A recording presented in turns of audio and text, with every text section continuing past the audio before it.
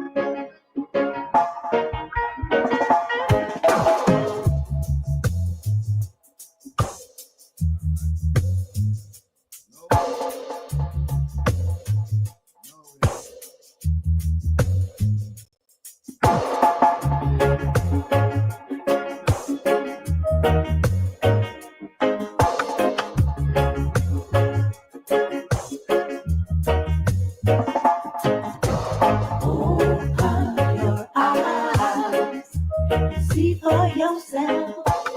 Open your eyes. Know for yourself.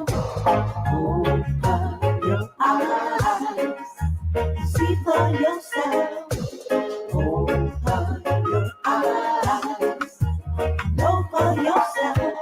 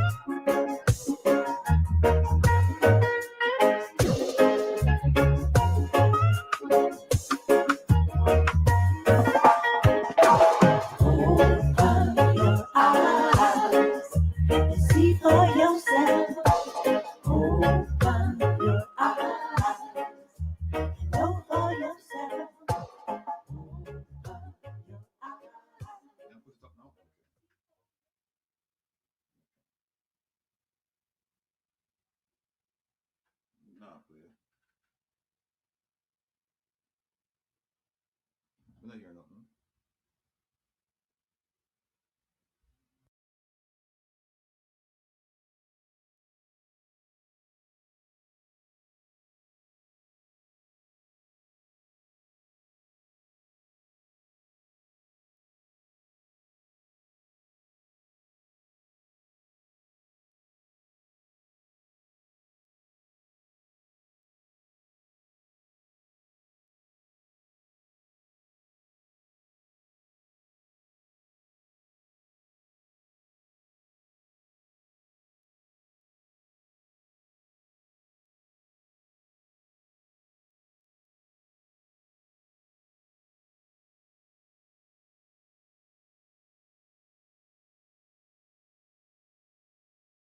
Mic check, mic check. 1, 2, 3. Mic check, mic check. Mic check, my people. Listen. Can you hear me? Can you hear me? Can you hear me? Mic check. 1, 2, 3. 1, 2, 3. 1, 2, 3. Anybody out there? Jeffrey. OT, big up on yourself.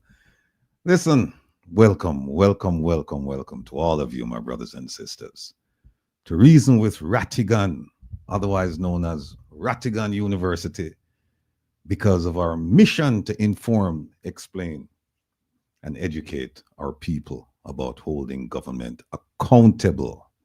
That's what we're known for. Thanks to all of you. Patel, Senior, Sex, CRTN, Merlin, Doreen, Full Swing, all of you. Lord, hey, we're all here. Remember, folks, what Malcolm X said. Without education, you are not going anywhere in this world. Without education, you're not going anywhere in this world. And we know we are on the move. We are going places. So we are going, or we have been educated. We're going to be, or we have been educated. We're on our way. No turning back. Let me apologize for the tardy start.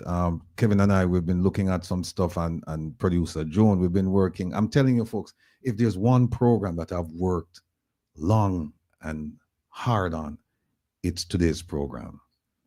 I can't begin to tell you how much time I've spent on this program. One night I went to bed like around midnight, and I got up at 2 in the morning and worked. Lance said, no sound. You can't hear me, Lance? Mic check, mic check. Everybody can hear me? Lance says he cannot hear me. I don't know if that's just Lance or is it me. And Jack, big up. OT, you can't hear me, OT? Okay, Sandra says she can't hear me. Okay, good. All right, Georgia. Yeah. So this program, like I said, I've put my heart, my soul, my effort into this one. I do for all of the programs, But this one in big up yourself, Eddie. But this one in particular, because it is abundantly clear to me that if there's one politician who deserves to be charged, it's our prime minister. I held back saying this because I didn't have the evidence, or I didn't have clear and convincing evidence. But now I do. No, I do. And today is going to be a learning experience. If no other program. Kevin, me see you have something up yourself at the top here.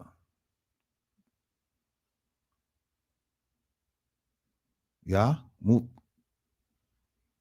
Hold on 1 second, folks. Kevin, I see something right up here. This. Try leave or cancel. Nah, here, Kevin. Oh, Kevin gone. Hold on a second, folks. Hold on. Stay with me.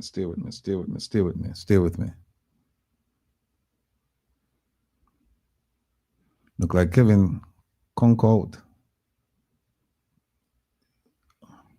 Okay, yeah, that's what I was asking. Okay, all right, folks. Yeah, all right. Talk to you, Kev. If like I said, I heard the arguments, I saw some evidence, but no, I am convinced, beyond a shadow of a doubt, that our prime minister should be charged. Now, whether he's found guilty or not, that's a separate matter. But there is enough evidence to charge him. And I'm going to show you some things today. I'm going to connect the dots, and I'm going to make the argument. And then it's up to you, folks. It's up to you, particularly the voters of Jamaica. If you believe that in the face of the evidence I'm going to provide you with today, that our prime minister should remain our prime minister. It's up to you. It's up to you. So we're going to be doing that. We're also going to be looking at, well, you know what? Let me get to producer Joan. I don't want step in her lane because she did a lot and with the slide presentation, and I want to go from that because otherwise, and I know she's watching and she's gonna be holding my feet to the fire because she knows that I can stray. Some of them dogs that would just stray.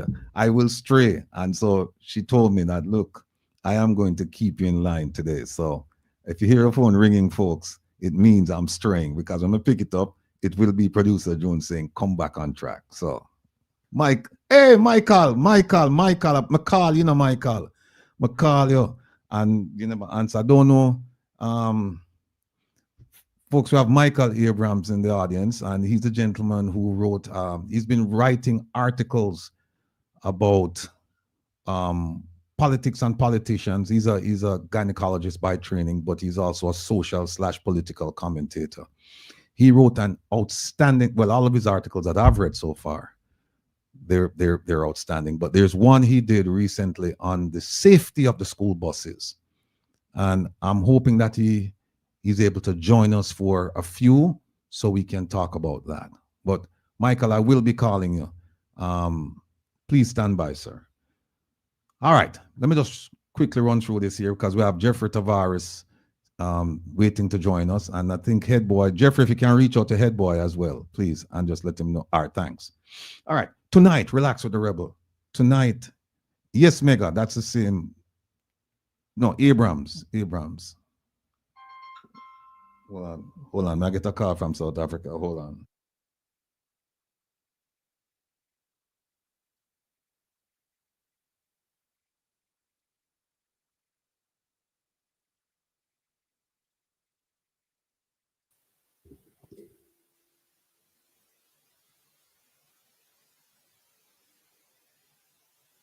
Why, folks, I get calls from all over the place, and it's a good thing. Just get a call from South Africa about some significant things. Got a call yesterday from Burkina Faso. We'll talk about that. But tonight, relax with the rebel. We'll be playing what I I think I have the right to call it this foundation reggae, and the theme is Rastaman vibration. And you'll be hearing music from Bob, Peter, Bonnie, Freddie, Dennis, etc. Aswad, we have some people from England as well. Aswad and Steel Pulse. Uh, I also have a few very special songs to start and end the show. You have to listen tonight because there are a couple songs that I really want to share with you. Most of you, I'm willing to hazard a guess, you've never heard these. There are three songs, one at the beginning of the program, two at the end. I am almost sure, I'm sure, I'm sure, Kevin, I'm going to hazard a guess, that 90% of you have never heard these three songs. Wicked, wicked, wicked, wicked, wicked, wicked, wicked songs. And one of them is a collab that I think you guys are going to find very, very interesting. So make plans to join me tonight at 10, right after Kevin Stew, at 10 p.m. on Reggae Global Radio. Easy like Sunday with the Rebel. Last week we planned to focus on the ATI Act and the Magnitsky Act, and unfortunately we had to cancel the show. Now, due to unforeseen events, we won't be able to bring that show to you tomorrow. We'll be able to bring it to you a week from tomorrow. So I want to apologize for the inconvenience caused last week and apologize for the inconvenience that will be caused tomorrow. Hopefully, if you made plans to join us tomorrow, it's not too late for you to readjust. Come Reason with Fratigan, our Wednesday program. Big up to Jamaics and his colleague from the union, Jeffrey Tavares, and of course Dr. Ben. And thanks to all of you for tuning in. I trust that the early start was convenient for you, and we'd like to keep it that way. We started at 7 as opposed to 8:30, and I suspect that most of you would like the early start, but we'll see how it goes. We can always shift. Special shout out to producer OT for her patience, dedication, and professionalism. Kevin, last Wednesday night, I told her, I said to her, we're starting early, so we're finishing early. And she said, yes. But then she said, yes, as if like, no, it's not going to happen. She's like, yes. And Kevin, the show started at 7, and I think we ended like, I don't know, midnight or somewhere around there. Because typical. Folks, you know me, when I am on a roll, I'm on a roll. When I'm on a roll, I'm on a roll, because there's so much up here I want to download for you guys. There's so much up here. Believe me, there's so much up here. And I don't believe in keeping this to myself. It doesn't do me any good. I need to share it with you guys so that we can have a discussion, because not everything up here is going to work. Not everything up here is accurate. But at least I'm willing to share it with you. And so, Merlin said we ended at 1 a.m. OT. I think we did it. We went for the program so long that I think her eyes started bothering her, because she sent me an email saying, I can't see the screen. I can't see the screen. Because Kevin, I kept saying to her, move this, move that.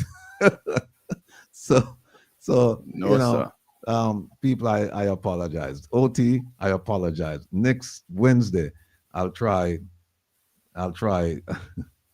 Next Wednesday, I'll try to keep it short. Because Kevin laughs at me all the time, because he says, look, I start after you and I finish before you. And it shouldn't be that way. And he's right. He's absolutely correct. So, bless up OT. Now, listen, prayers, people. Prayers up for Papa Trevor. I don't like the reports I'm getting about him. Ma P, big up yourself, Ma P. Big up yourself, big up yourself, big up yourself. Check your front door today, Ma P. Check your front door. Ma Jean, big up yourself as well. Desmond, Paul, Bonnie Jump, my brethren from Fire, up on the live. Jonah Marie, the small boss, the big boss, the real boss. Fireball, co-pilot. Jaranjit, who asleep now. Fit is the hardest dread. Mrs. Nelson, Bobby D'Souza, Mr. Baxter, Sassy Diva, Raleigh. Prayers, prayers, prayers, prayers, my brethren. You've gone through a lot and you have struggled, but you will make it with, the presence of the Almighty. Danny Gopes and Roland, the valiant one. Roland down in Jamaica, they still enjoy the nice, nice food, the sunshine, the beaches, Mandebia. Big up on yourself, big up on yourself, big up on yourself. And Juna Nakasaki, even at the chat, people, I want to tell you something, Kevin. I wasn't planning on doing this, but Junior, some slight health issues. Prayers again, my brethren. You're gonna be fine. You know that. Me know that. But yesterday, Kevin, I was on the road and I got a phone call. And I have to share this with you folks. A few years ago, Junior Nakasaki, and those of you who lived in New York for any period of time during the, let's say, 80s, 90s, I don't remember when the restaurant was shut down, but they had the #1 Chinese fusion restaurant, Jamaican Chinese restaurant in New York called Nakasaki. And they had 2 locations, one in Queens and one in Long Island. And his father owned it. Junior used to run the club part and things. Junior and father and mother and sister and his brother. Well, a few years ago, we were doing some stuff with Africa. We were putting together some deals. A railway system, I believe, in East Africa. We're working on that. With a whole bunch of African, I think there were 4 or 5 African countries involved. It was a huge deal. COVID came and mashed up the deal. But Nakasaki introduced me to some folks from Burkina Faso. This is before Ibrahim Traore. And we had a conversation going on. And then we lost track. Yesterday out of the blue, he called me and said, Brethren, and him said, I want you to listen to this. Him said, I'm not even going to tell you. And there's a gentleman there who had introduced me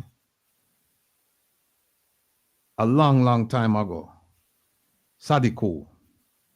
And I was just going to make Junior tell him, say I'm going to call him and just make him tell him exactly what.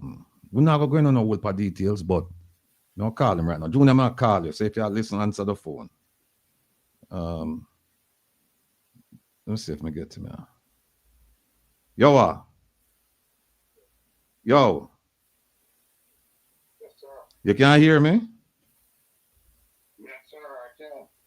All right, because me get sound low up on my thing. Yeah. But anyway, people, I'm going to introduce you now to Junior Nakasaki. Oh, you got me live? Me have you live, man. Wow. All right. Say hello to the people, brother.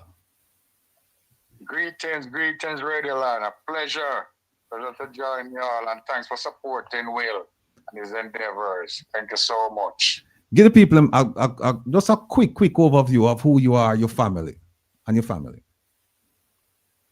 Well, I'm sure a lot of y'all heard of Nakasaki Restaurant and Nightclub, John Rock Nightclub in New York. That was the entities run by my family that we started and run for over 27 years. So, we're not in the business anymore, but we still do a lot of event production all over and, different interests. So we're just kind of taking it easy now. All right. I got a phone call. I kind of prepped the audience by telling them that back in, I think it was just before COVID. Remember, we had that deal we were working on with the railway line linking 3 or 4 African countries. And the US government was involved as well as a partner. And then COVID came and the project just, right. And you had introduced me to some folks from Burkina Faso, as well as some people from Senegal. So what I want you to do is just tell the people what happened yesterday when you called. Oh, wow. So we have a mutual friend in Burkina Faso. He's the king of a region outside of Ouagadougou, the capital of Burkina Faso. And he died, but his son and the family were still very close with them. as we do a lot of humanitarian work along with them for the people there and give a lot of support to the village. So they have a group of elders that are, they always pray. They are priests for the family. So they always pray for Will and I and, our family and, our friends. And we give them a lot of support, water, electricity, food, that we support them throughout the years and for the kids. For a lot of you who don't know, that region, they have a lot of orphans because of the war. So they are always in desperate need for food. Anyway, yesterday, the king's son, his name is Sadiko, called me and said he took some food to the village for the elders and the children. And one of the priests said to him that I must reach out to Will, that he must be careful. They have some people or a person that they're trying to do him some harm. But, the family, they pray for him and, they look out for him. And, all of us, they pray for, safety and good health. But we were surprised. And right away, I called Will and got my godson, Sadiko, on the phone. And he explained to him what's going on. I was very, very surprised and shocked. Yeah, I mean, it was a surprising call because I hadn't spoken to him in years. Not Nakasaki. Sadiko. Yeah, I haven't spoken to him in years.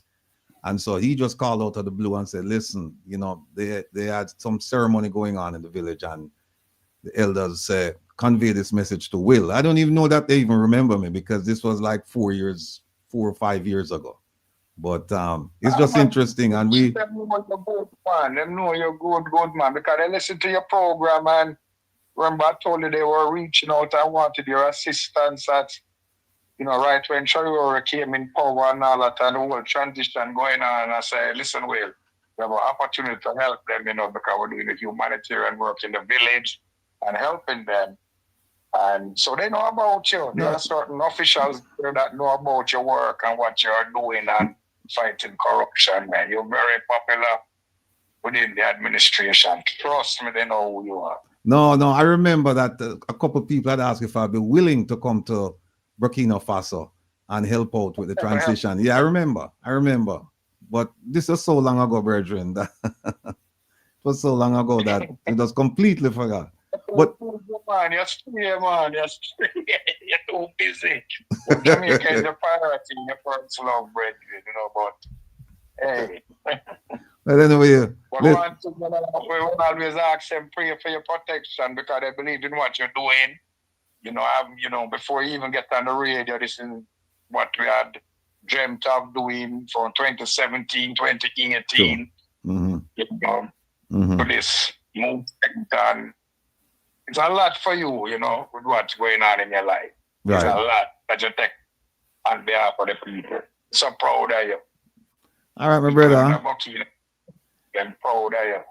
Well, you are. It's always a pleasure talking to you, and glad for the phone call yesterday, and we'll keep the thing going. So, any parting words? Well, to the people, it's a struggle, life is a struggle. We have to stay strong, stay positive, and do the right thing. We know good over evil will always prevail, and it's easy to slide on the bad road. But stay positive, ask God giving us strength, because He will protect you if you know your heart right. So that's it, brethren. Praise God and live, that's it. Let him and die. So loyalty first, See there. Well, my brother, look, thank you so much. I know you're in the chat and you're listening and things like that. So, we're going to keep it going. We'll keep it going. So big up the family for me, yeah? Come on, prayers up, brethren, all the way from Africa, all over the world for you. All right, my brother. Take care of yourself. You also, brother. All right. Yeah, folks. Go ahead, Kevin. You see you want to say something. Yeah, itch for say something. I just want to say, no weapon formed against You're not hearing me? Everybody else hearing me. You're not hearing me? Can't hear you. Check your side. Everybody hearing me outside. Hold on. Yeah, him not have on a monitor, people. Him not have on a monitor. Yeah, is Hello? your monitor? Is your monitor? All right. But Don't now I worry hear about- you, no, Kevin. All right. Go on. Hey, Will. Let me see something. See, him not hear me, you know, people. Him not hear me, you know. Yeah, hear me in the Mic headphone? check. Mic check. 1, 2, 3. Mic check. Mic check. Him not hear me at all, people. All right. But now I hear you, Kevin. Hold on. Okay, y'all fix it. Let me kind of solve Will problem here, because it's going to be a problem. Yeah, folks, like I say, you can't hear me? You can't hear me? Yep. You can't hear me. Kevin, I try to fix. Go on, man. Kevin, Go I on. fix Go on. something out where I tell you, I tell him for go on. Go we're ahead. down. Audio. I'm gonna call him, people. Let me call him and tell him to just go ahead. Mega can't hear me. Okay. Yeah. No, hold on. Kevin, I call my people. Hold on. Yeah, man. I was telling you to just.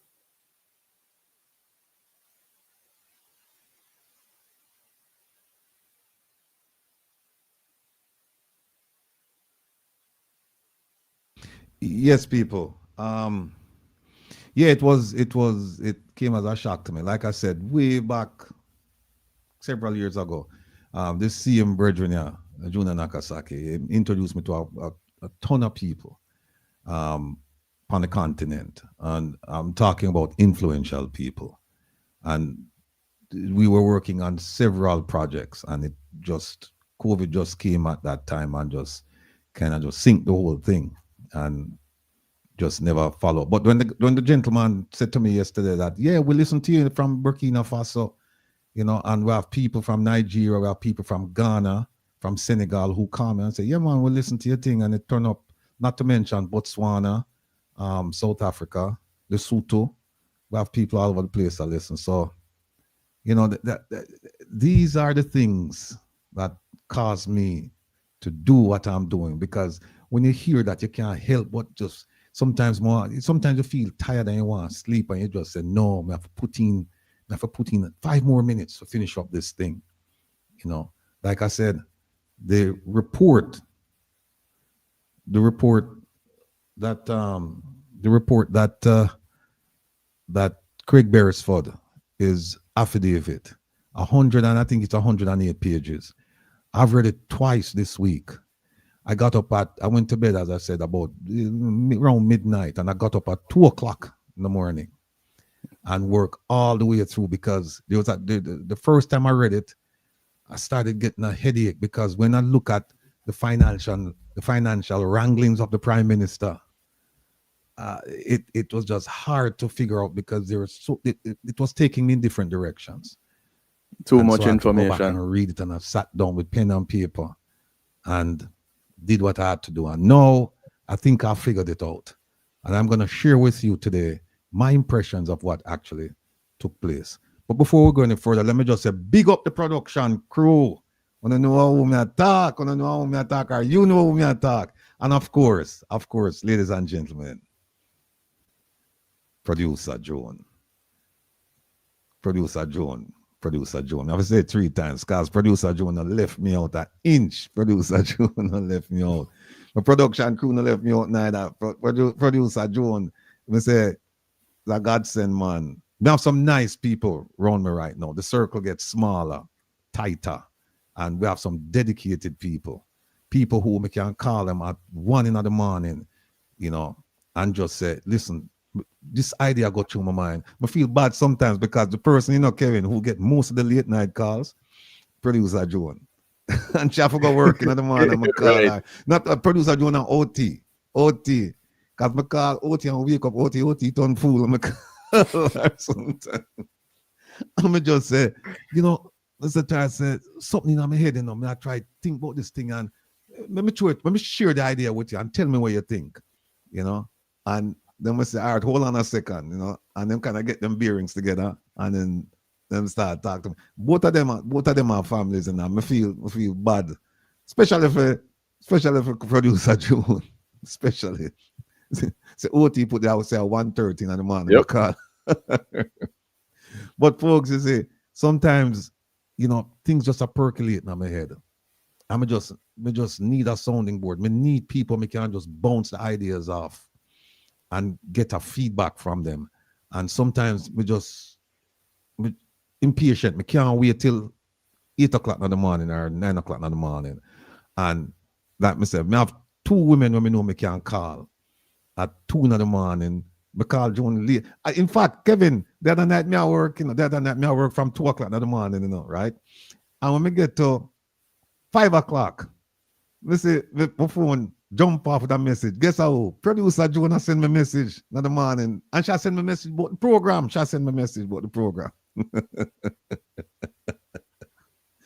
Well, I thank God for them too, man. And of course, well, the production crew have won, but it go. So here we are, Kevin. Again, can't say enough about the people who really rally around and help me. Cannot say enough about them. We have, like I said, the production crew, I mentioned the name, but them work hard. I'm gonna say work hard, brethren. Work hard. All of me I said, no, take a break. Them say, no. And then next thing you know, boom, across my screen is a report, an analysis. Look what with Joan last night. I had Joan on the phone last night for hours. And we went through so many documents. Joan said our phone sounded like she licked the lottery. It'll go bing, bing, bing, bing, bing, bing, bing, bing, bing, bing, bing, bing, bing, bing. We just send her message after message after message after message after message. And then I said to her, Joan, what do you think about this one? How we should have handled this one? Which video should I go first? Which argument we should have put first? So, and truth be told, any one of them two, any one of the 3 people who are rally with me, any one of them could have actually come on the program and do the program because them know the material inside out. Them know it, but it's just for anonymity reasons and security reasons. Them just said, no, you go on, we will help you, we will do this, and then you go on and do your thing. And then of course you have to big up Jeffrey Tavares because him out there do him thing too, and him there with me, my part of the crew. And as a result of that, well, them never like Jeffrey from a long time, and them not like him now. It was a run now. Them not like him. But Jeffrey not care, right? Oh, sorry, there. Of course, we have Ed Boy too. He's in there saying, Ed Boy come to talk up the things. No, people, let me just tell you right now, say, this program, Kevin, you have something?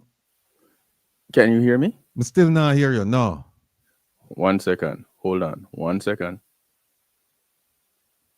You hearing me though? No. He's not hearing you. You don't hear nobody else already? No. Me not hear you. Jeffrey, say something. Let me say me can't hear you. We're listening, watching from around the world, Eastern Caribbean. Everybody else can hear you, Jeffrey. Mic check. But he's not. There's a signal over here, but Kevin, the signal is in the wrong box. The signal used to be far left. Yeah, I know. No, it's where the Maona used to be. Yeah, I know.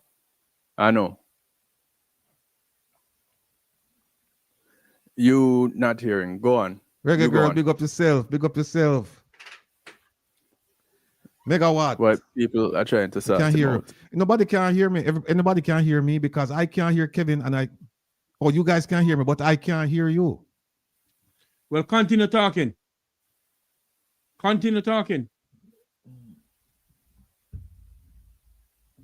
Mic check. Go ahead, Kevin. Kevin, go ahead. Testing? Yeah. Are you hearing me now? No, you move something, Kevin. No, it's you don't have something on. He doesn't have something on. So please stand by, ladies and gentlemen. People, the challenge is for us to hear each other. Jeffrey, you hearing me? Yes. I know you are, because we're connected by way of the studio. And I know Head Boy is hearing Nah, us. And hear. everybody out there is hearing us, but Will is not hearing us, which is important. Them some for continue talking. Yes, you go ahead. I am hearing. Okay. I'm hearing. All right. Yeah, Well, we're hearing each other, Head Boy, but he's not hearing us. like I was saying, today's program is gonna be a humdinger program. It cannot take away from it though, from the vibe that I can't hear them, you know. I'm gonna touch nothing upon this, Kevin, because me use the system now. Me use it Tuesday, Wednesday. Yeah, Wednesday with my program, Tuesday with Mystic. I'm never have an issue. So I don't know what's going on right now. Where's the Kevin? Keep talking. Yeah, but I can't hear you now. Just wait, just continue talking.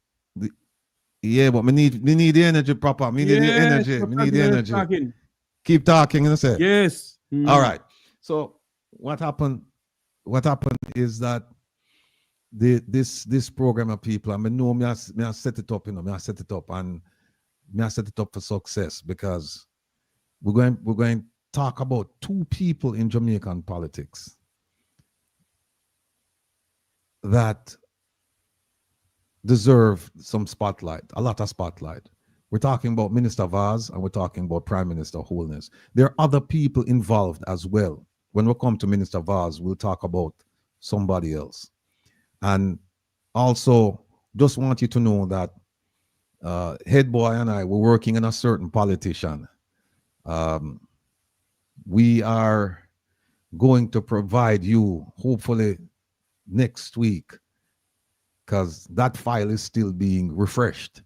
And we are going to provide you next week with some information. Some of it has been out in the public domain, and some of it we're still working on getting the information.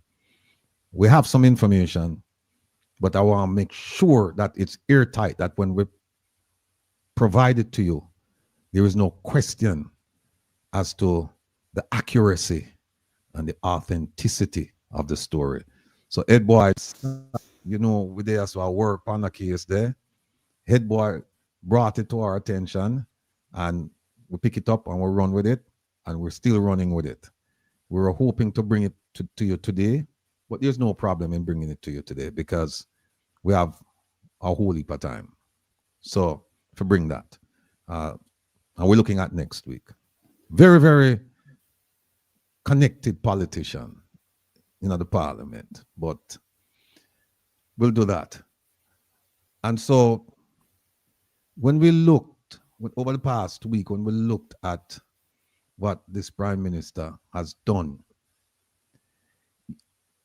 you are going to be so shocked.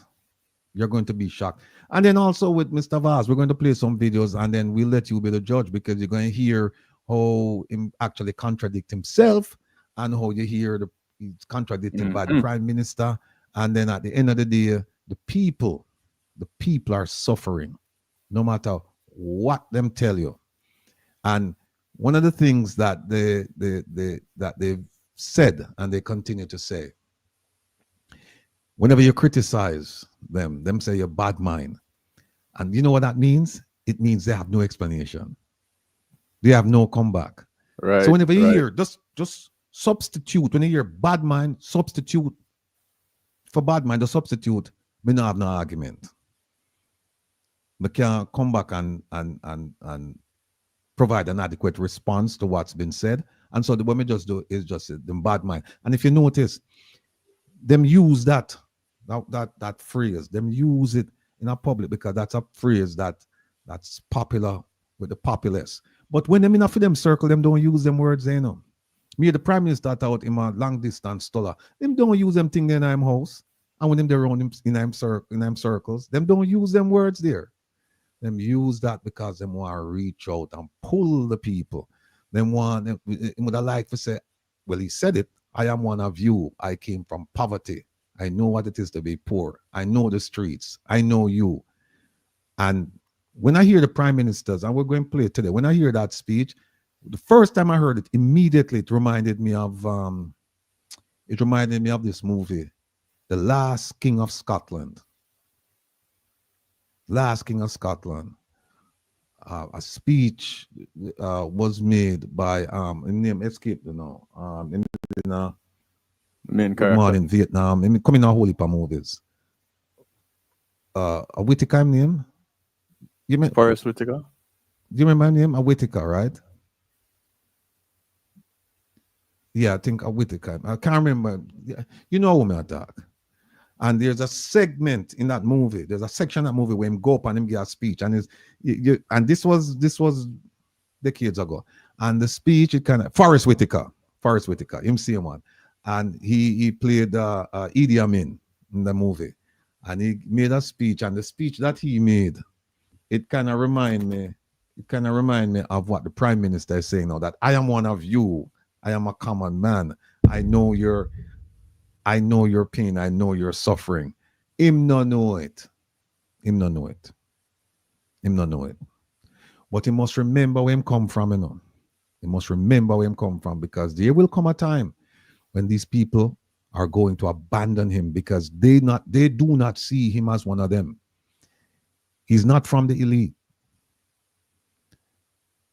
And money can't buy your membership in another crowd there.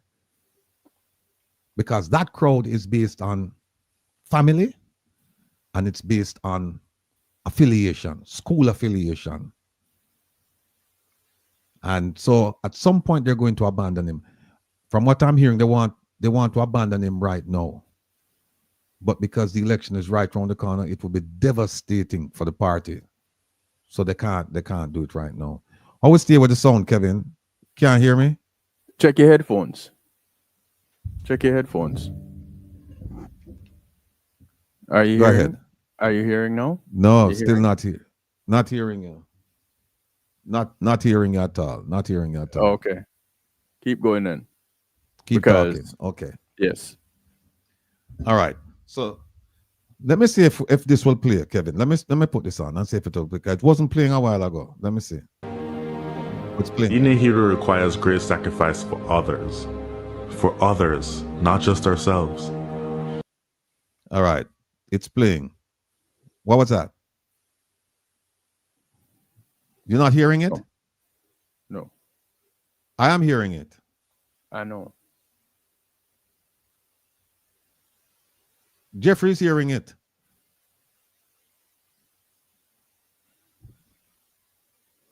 Yeah, go on. Go on. Yeah. You can't hear. I still can't. Yeah, Otis, they can't hear it. It's just you, Kevin. But it's also you and It's good. it's you and Jeffrey, because I still can't hear you guys.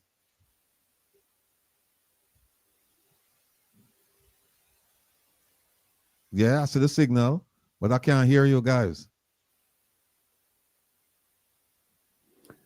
Okay. Wherever listening, watching from Yeah, I can around hear the you now. world I and can the hear you now. Eastern Good. Caribbean, this is the Make Talk program, just to let you know that Okay. there is an accident in the Bagwalk Gorge. A train has derailed.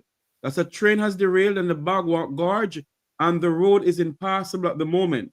That's news just coming into the Reason Radical News Center that a train has derailed along the Bagwalk Gorge in St. Catherine, and that road is impassable at the moment. That's news just coming in. Over to our moderator, Mr. Rattigan. You hearing us, Mr. Rattigan? Yeah, I can hear you. I can Good. hear you. Yes, I can hear all of you now. Yes, Okay, people. good. Now the vibes start flow through me. I know, the intellectual juices now start again. So so the spirit and the energy there now. So You're good, bro. yes. Thankful, grateful. So, folks, here's what we're gonna do. We're gonna start our program with this video, and I promised all of you that. I promised you early this week. No, it was last week Saturday, I think. Yeah, last week Saturday we played it first, and I promised all of you that every program that we do, we're going to play this video, sometime in the beginning and sometime at the end. So here we go. Play this, and I just want you to think about nationalism. Think about your country. Think about the people. Think. Here we go. True meaning of being a hero. Being a hero requires great sacrifice for others. For others, not just ourselves.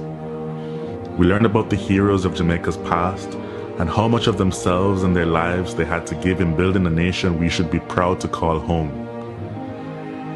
They believed in a Jamaica that was more than just a country, more than just an island, more than land surrounded by water.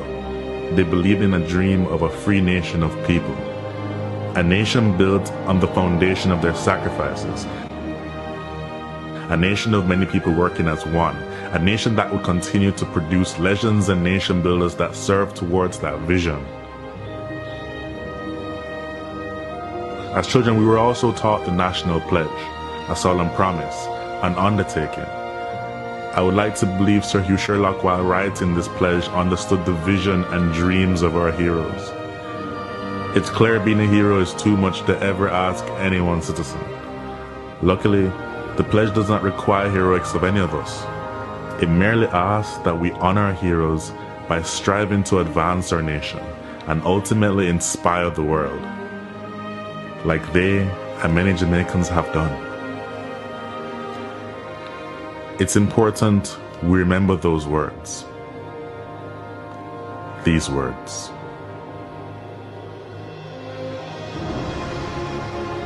Before God and all mankind, I pledge the love and loyalty of my heart, the wisdom and courage of my mind, the strength and vigor of my body in service of my fellow citizens. I promise to stand up for justice, brotherhood, and peace, to work diligently and creatively, to think generously and honestly, so that Jamaica may, under God, increase in beauty, fellowship, and prosperity, and play her part in advancing the welfare of the whole human race.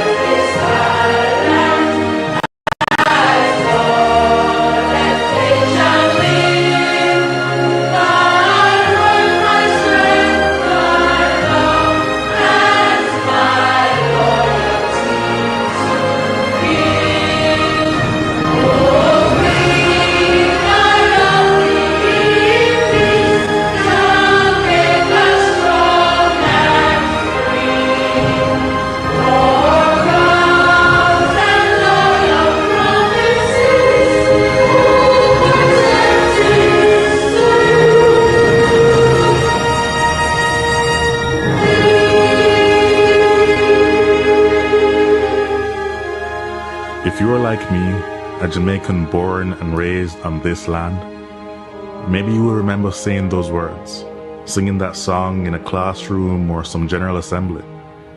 If so, like me, you made a pledge. Somehow it seems like many of us have forgotten that. The crime and violence, the indiscipline and short-sightedness, the corruption, the lack of respect for our beautiful lands we are blessed with, and the waters that surround and nurtures us. We have to do better. Let us honor our heroes so that they would not have sacrificed so much in vain. I hope this video can make a difference to even one soul.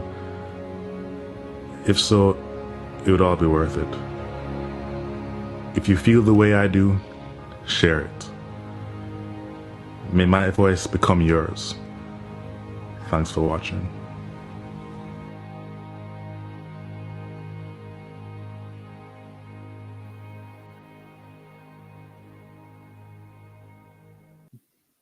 Completely magical. Jeffrey. You know, I don't know about anybody else, but when I listen to my anthem, it bring a chill. My body just start run cold, and I want to go home. Because you know why? The work that everybody has done in our country, or for fathers or for parents, and now look at us. We're 63 years old, and our people have no water in their pipes. We're 63 years old, and majority of Jamaicans don't have light. We're 63 years old, and Jamaicans have to be still standing in lines at the passport office.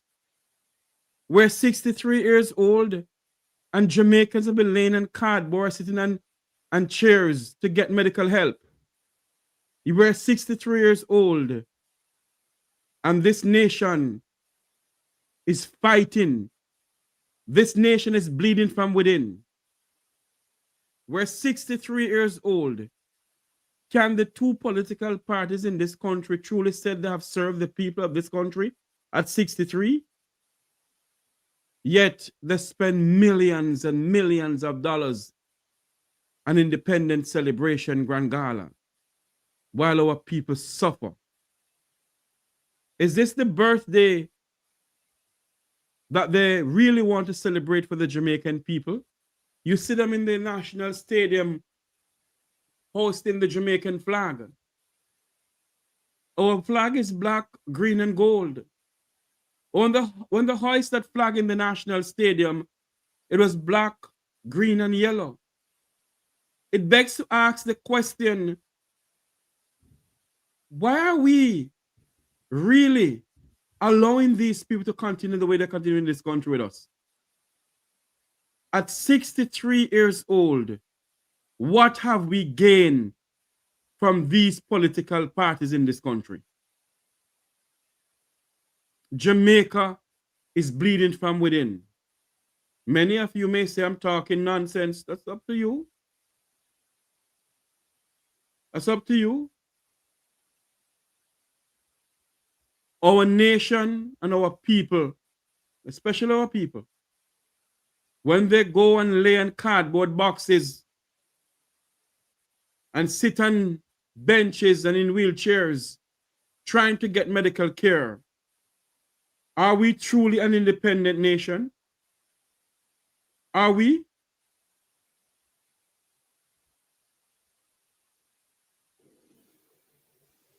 The flag should not have yellow in it. It is black, green, and gold, not yellow.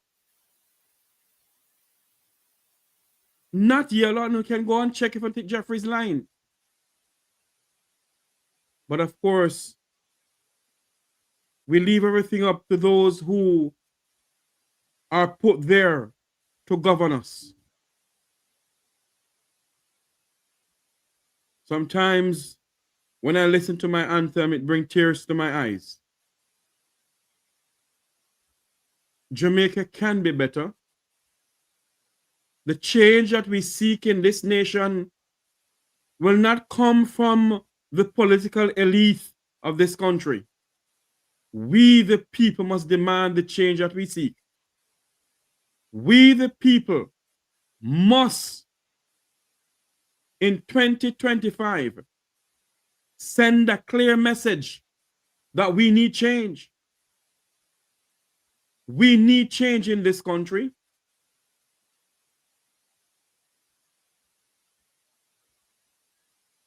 And the change must begin with us.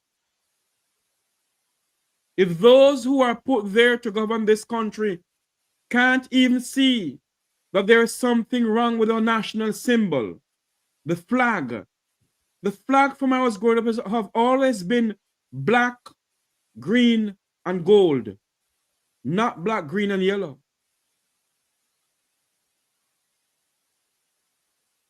And for those who are in the elite of the elites, can't correct it, and there is something fundamentally wrong somewhere.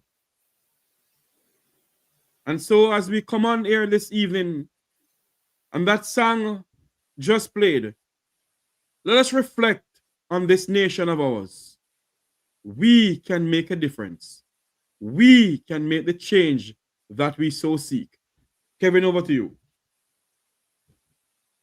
Thank you, Jeffrey. Head boy, welcome.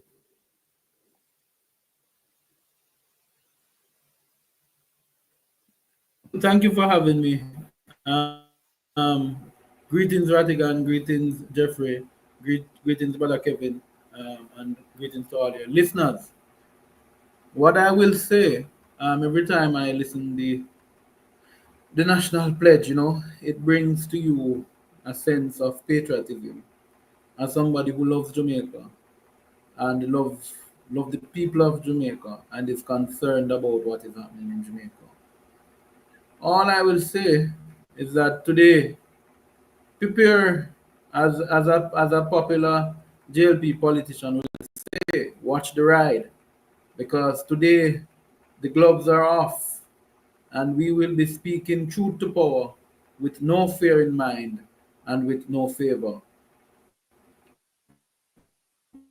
We will highlight issues affecting the country, and we look for. And of course, during the discourse, if there are any questions we can answer, I'll definitely avail myself for that. So once again, thank you for having me, and we're going to burn some fire as a St. Mary man. Thank you. All right. Thank you. All right, folks, we're getting it now. We could jump onto producer Joan after. That's me. Turn a blind eye to corruption, and shortly you're gonna lose sight on the other eye. Here are the subjects. If you didn't get the promo, Prime Minister Andrew Holness, the Integrity Commission, and the court. How did we get here? And I'm going to explain to you legally, how we get or how we got to where we are right now. I'm going to explain that, and I'm going to break it down so that you can go out and you can speak like an attorney to people about certain things. Then we have, what's the possibility of the Prime Minister becoming a guest of the U.S. Bureau of Prisons or serving time at the General Penitentiary? The possibility, based on what I've seen, it's a strong possibility. And then who's responsible for the chicanery affecting the rural bus program? Hold on, let me turn this off. I'm going to forget some else, Kevin. Hold on. All right. Yeah. Let's keep going. Here we are, our distinguished panel. Yours truly, Kevin Wadestu, head boy, and of course, Mr. Jeffrey Tavares. And our guest today, you, the people of Jamaica, you are our guests today. We want you to sit back, listen, digest, analyze. We want you to become critical thinkers today. If you are not a critical thinker yet, and I hope you have your pen and your paper with you, because we're going to do this, especially when we start to talk about the Prime Minister. We're going to talk about the Prime Minister in a kind of like a lecture. We're going to start out from way back when. But what we're going to do, we're going to give you the Reader's Digest version, the abbreviated version of some parts of his life. We're not going to focus on the personal part of his life. I don't care who the Prime Minister is sleeping with or who's not sleeping with. That's not my business. I'm going to talk about what he's doing to the people of Jamaica. That's what I'm going to talk about. And we're going to do that through the eyes of the Prime Minister. That's how we're going to do it. We're going to do it through his eyes, the things that he's doing. That's how we're going to focus on that. So, people, remember, you are our guest today. You're not listeners, or you're not viewers. You're not bystanders. You're not observers. You are our guests. Not to mention you're a family. So, just listen. Engagement norms. Y'all know them. Let's skip them. Here's one that I want you to focus on. Write this down if you haven't written it down yet. The truth will set you free, but first it is going to make you miserable. And that's what we plan to do today. We have been doing it. We've been making you miserable, some of you, through a presentation of the truth. And if you notice, I have yet to have one person come out and say, that which you have said is not true. That which you have said is not, that which you have said and you have provided documentation is not true. Talk the truth where God love my people. No, so you go. We have not one person. You hear them say me bad mind, you hear them say all kind of things about me. But you will never hear them say, what you have said is not true. I'm waiting for them to come and tell me what I've said is not true. So the truth will set you free, but we're going to make you miserable. Here's the next one. If the truth shall kill them, let them die. So we've gone from making them miserable now, you know, people. When this is the transition, we've gone from making people miserable to now, if the truth shall kill them. And you see what we are talking about, because you have some people, you know, they're not on this platform here, but you have some people, they're simple-minded. And when they say the word, the truth shall kill, and they say kill them, say, oh, they want to kill we have. But you, our educated family, you know what we are talking about when they say the truth shall kill them, let them die. We'll kill them with the truth. And here's another one. The truth is not what you want it to be. It is what it is. And you must bend to its power or live a lie. A lot of us want the truth to be what we want it to be. But no, say it work. Your opinion can be what you want it to be. But the truth is what it is.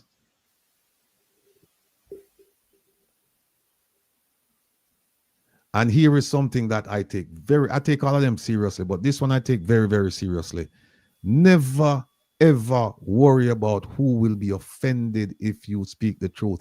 Never, ever worry about the people that will die philosophically. And as far as the discussion is concerned, we're not talking about any physical death. We're not talking about that. Let's be clear. We're talking about policy, philosophy, about governance and government. If they will die because of the truth, then that's fine, because I'm not worried about them. I'm worried about who will be misled, who will be deceived, and who will be destroyed if we don't.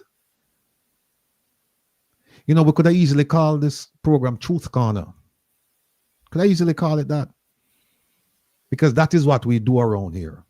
We speak the truth and we produce the truth. Because if you notice, people, and you should by now, whenever we talk, we have a document to back up what we say. So it's not hearsay, it's not conjecture, it's not a dream, it's not a feeling, it is a fact. Truthful fact, because you can have false facts too. And remember this, people, remember this. The truth must not only be the truth, but the truth must be told. If you know the truth and nobody else knows it and you don't share it, what good is that? So that's our purpose, that's our mandate. There's another one. If you tell the truth, you don't have to remember anything. Anything. They can ask you the same questions 15 different ways and ask you 15 years from now, and your answer will be the same. Not like our prime minister. You know, you don't have to remember what you say when you speak the truth. There is no more dangerous menace to civilization than a government of incompetent, corrupt, or vile men.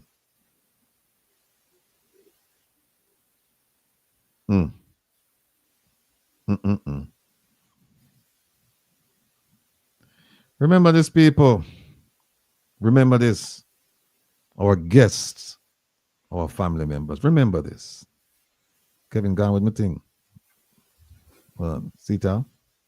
I've always said to people, do not trust the words of politicians. Do not trust the words of politicians. So that's where we start today, people. We start with truth, and we start with an admission by a politician saying, do not trust the words of me, do not trust my words, do not trust my colleagues' words, do not trust the words of politicians. That's where we're going to start the program. We're going to be very serious today, very serious. We're going to start out with something that is satirical. There's a message behind the seemingly the comic relief. There's something behind this. I want you to pay close attention. You will laugh, but I want you to pay close attention to what's going on here. Here we go. People, we just want to applaud government right now. The government them get the brand new bus them, school bus them for the kids right now. And me tell you right now, we just want to give the government a round of applause. Brand new school bus for the kids them of Jamaica right now. I'm not talking about Ujo. Put on that man. Don't start up on that bus them and them see what. We're going to start up on that bus them. Start up on that bus them. People, me tell you right now, we just want to big up Andrew and big up the Labour Party and big up the government of Jamaica right now. Hey. Something all right? Something all right, yeah?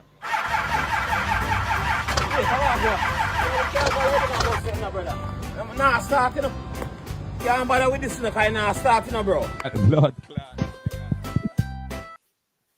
Sorry for the indecent language, people. Sorry for it. But you know how we are a people of expression, and sometimes a curse word is appropriate depending on the context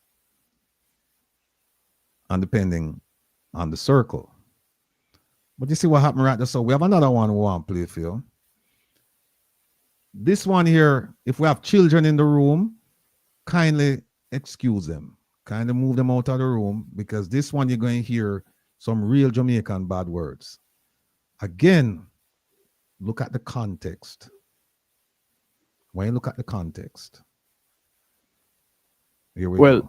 Rebel. Say people have the right to their own outcome. That hold on. Go ahead. With this one, I'll cue you as to when to stop it. You'll just hear me tell you, all right, stop it there. So.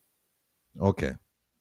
All right, here we go, folks. they determine. The people have the right to self-determination, and if you want a negative outcome, then you have the right to that too. I don't have the right to try to force a better outcome on you.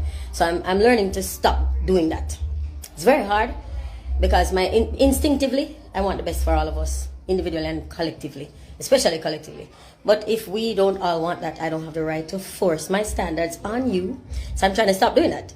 However, when I posted the video of the bus, the school bus, and Minister Vaz came and responded in a civil manner, and I give him props, because I did not think that was possible. I didn't think they're capable of it anymore, because they're so toxic and they're so combative and they're so divisive. They're so warboat and warmonger and so crass and so decrepit that I did not think this was possible. So big up yourself, Daryl Vaz. If make a post the thing, the picture of me see circulating of the bus, and I post it because the back of the bus long hang off back of the wheel, the back tires, and the back of the bus going up an incline touched the road. Minister Vaz responded by saying they're testing the buses. Now, let me tell you this. I failed maths. I failed high school maths in CXC. I get a 4 in a maths. But my basic geometry skills would have figured that out while the buses were in America. If you just give me the measurement of the buses and the position of the wheels, I, in my state of abject ignorance, where maths concerned, me only know if I count my money, I could have told them that that bus would not work on the roads that they would not work on. Why do we need to bring them here and test them to find out that they don't work? Somebody failed them, because by whatever magic we managed to carry the magic school bus here from Jamaica, that should have been figured before it touched the road. Say it can't friggin' fit. I, in my crackheadness and dunceness, can't say it not fit. Now you have a whole heap of idiot to come on and need that say. Right here, Will. All right. gonna get the point, people. Right? Just say that the buses, all of this testing with them I talk about, should have happened a while back. Should have happened maybe in America. All of that stuff. Them bring one bus and test it, but them plan to bring 110. And by the way, the minister said that he might bring 110 by the end of July. I've been told that we don't have 110 buses in Jamaica, but be that as it may, here is why the minister can't tell all of them things. Here's why he can't tell with them things. Here is why. Oh my God. And they're stupid. Here we go. Hold on. They're dunce. Oh my God. And they're stupid. One more time. They're dunce. Oh my God. And they're stupid. Hold on. They're dunce. Oh my God. And they're stupid. Hear that, people? They're dunce, they're dark, and they're stupid. That's why I can't tell them. That's why I can't pull all of them tricks. I know. That's why I can't do all of these things, because he's betting that the constant will remain constant. The way they've always thought about us, and that constant is that we're dark, we're dumb, and we're stupid. So they can do anything they want to, and we will never figure it out. Make that sink in. Make that sink in. And then also, look who I say it. Look who I say it. The scholar, the road scholar. We have a piece, on him. I write us out. It's who is Darrell Vaz? We have a piece on him. And let me just say that Darrell Vaz, his father is a former president of the Jamaica Manufacturers Association. So him not come from the place like we see behind me. His father was also Minister of Industry and Commerce. Vaz attended, he never go Balmaji down the road from this place, or Seaward, all age, or Penwood High School. He not go none of them school there. He went to Mona Prep. He went to Campion. And he went to Miami-Dade Community College. You hear him say that? He say him not have no degree. Now you understand why I must say something like that. In 1986, he was elected as a councillor for the Waterloo Division of KSAC in local government. And in 2007, he was elected Member of Parliament for Western Portland. 2006 to 2010, he served as Deputy Treasurer of the Jamaica Labour Party. Now, let me tell you something. There's a term that they use in legal circles, rainmaker. I don't know if they use it in business circles, but I know they use it in legal circles. And a rainmaker is somebody who goes out and brings back business for the firm. Person doesn't necessarily go to court, but the person has outstanding interpersonal skills. And the person is able to listen, understand, convey, and sell. The person sell the firm. And so the rainmaker is just somebody who go out and them can bring business to the firm. Well, Darrell Vaz was and is the rainmaker for the Jamaica Labour Party. Without Darrell Vaz, the Jamaica Labour Party will collapse. He is the person who goes out and ensures that there's a treasure chest so that they can use to advance their political agenda. There's nothing wrong with that, but I'm just giving you a sense of who the man is. He is also the godson of Butch Stewart. So you see what happened. And when Darrell Vaz, when he does a fundraiser, he doesn't do a fundraiser like a lot of politicians. You know, you have a roast cow, you have a fish fry, or you go at some community center. No. Darrell Vaz does his fundraisers at places like the Terra Nova, where well-heeled citizens, titans of industry, people of influence, they show up. And so when Darrell says, listen, I need money for this. We're talking about people from PSOJ, you know, the PSOJ types. And when Daryl says, I need money for this, them fall over themselves for giving money. Follow themselves for giving money. There are some conversations I'm privy to regarding Daryl Vaz's, the way Daryl Vaz thinks about himself as a rainmaker. I have personal conversation. I won't talk about them for some obvious reasons. I won't talk about them. But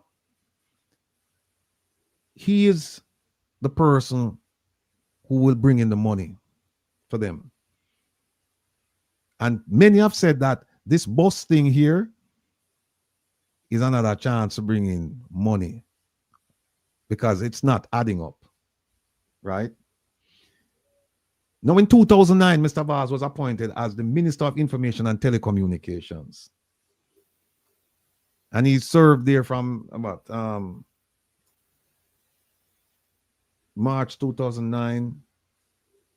And I think he was there again. I don't remember if he was there before 2016. No, it couldn't have been because the PNP won the election in 2011 and then they lost the election in 2016. But since 2016, he has served as member of parliament for the constituent of Portland. And since 2016, he was appointed minister without portfolio, the Minister of Economic Growth and Job Creation, with responsibility for land, environment, climate change, and investments. That's how we became involved in Rooms on the Beach. When you remember that, where the property was valued at $13-point-something million, and somehow it was sold for $7-point-something million. In 2020, he was appointed as Minister for Energy, Science, Telecommunications, and Transport.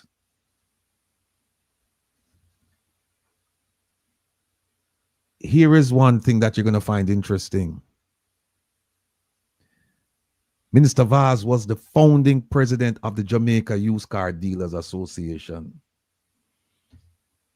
I won't go any further. There's much more to him, but I won't go any further than that. Mr. Vaz was a pioneer in the arena of bringing deportees, and I'm talking about the cars, not people, deportees from Japan to Jamaica. He was very influential in that arena, the used car arena. So when you hear him talk a lot of gobbledygook, but it's the way it's said with so much passion, and it's said in such a way that people don't question it. Well, around here, we question things. And we question things a lot. Let me just pull up a video for you here. Let's pull up a video for you. Where is it, Kevin? Which part is there? Which one of them? The one about the election. I don't see it here. That might be one that I have. Oh no, it's here. It's here. All right, folks. There's an election coming up. You know, big election coming up. I want you to take a look at this. And head boy, I can't see head boy, but I know you're watching. You can't hear me? You can't hear me, Jeffrey? No, I'm saying to your head boy is in the studio waiting to let him in. No, I know. Oh. But I don't know if he's watching or listening. Yeah, so that's what I'm saying. Yeah, I'm saying, head boy, I want you to watch this because head boy, I know you have a take on this. I want to get your take on this. I want to get Jeffrey's take and Kevin's take, and I know the audience, guests, our family members, they will have a take on this. But please, look at this and tell me if you see the message. If you get the message. Here we go. Story about a big man who died and went to the other side. On that day, God had decreed that whoever arrives must choose where to go, whether heaven or hell. So this man was excited. He demanded to visit hell first. And he got into something which looked like a lift, and he went down to hell. When the doors opened, things were glorious. The devil had no tail. The devil had no horns. He even met his friends. They were healthy, eating well, drinking well, making merry. Then it was time up, and he then demanded to be taken to heaven. In heaven, the picture was nice. Angels floating around, good music, the Lord Almighty presiding and reigning supreme. Finally, he was asked, what's your choice? Because you are not going to be judged. There's no judgment today. Judge for yourself.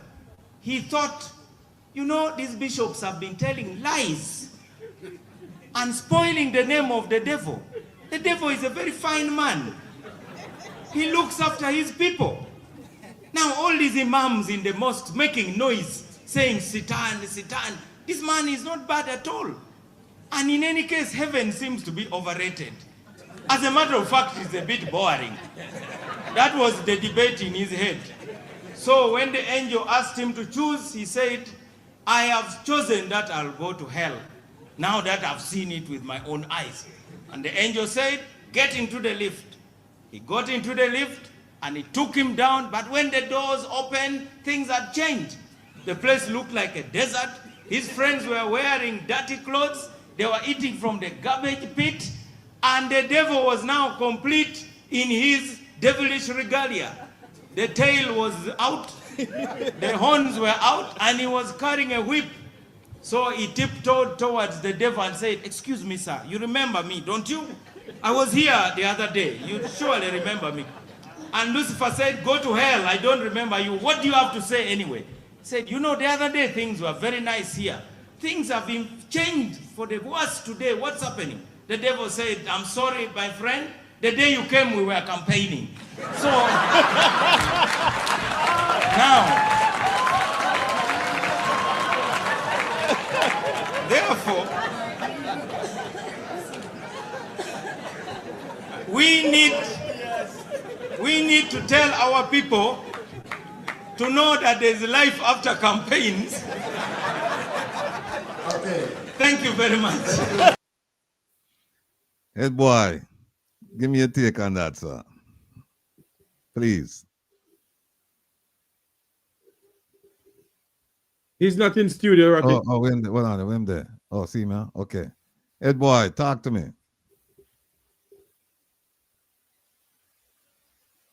Is Head he boy? on? Not hearing at all. All right. Well, you're up, Jeffrey. Boy,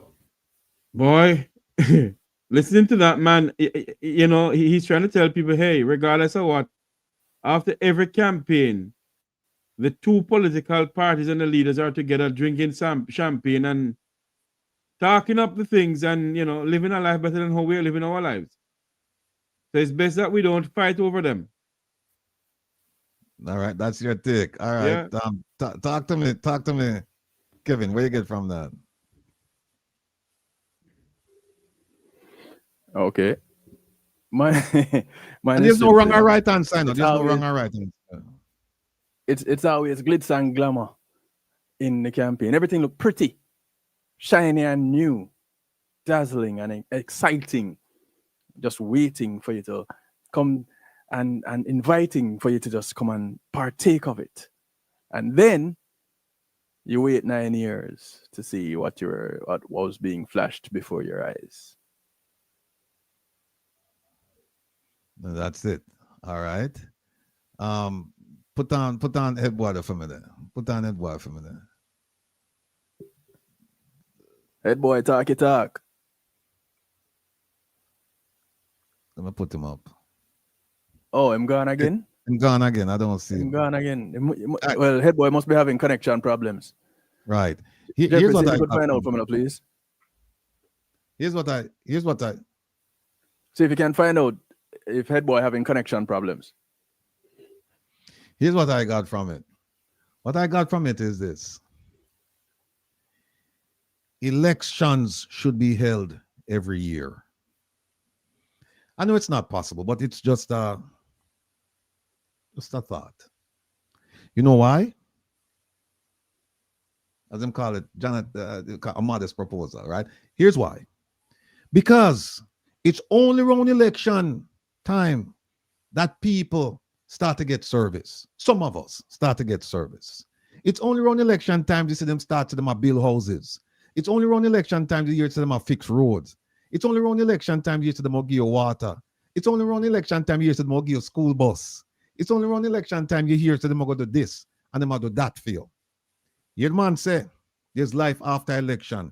You see, the man go hell, you know, and him go hell nice. And when him go back, you hear the devil said to him, the day you came here, we were campaigning.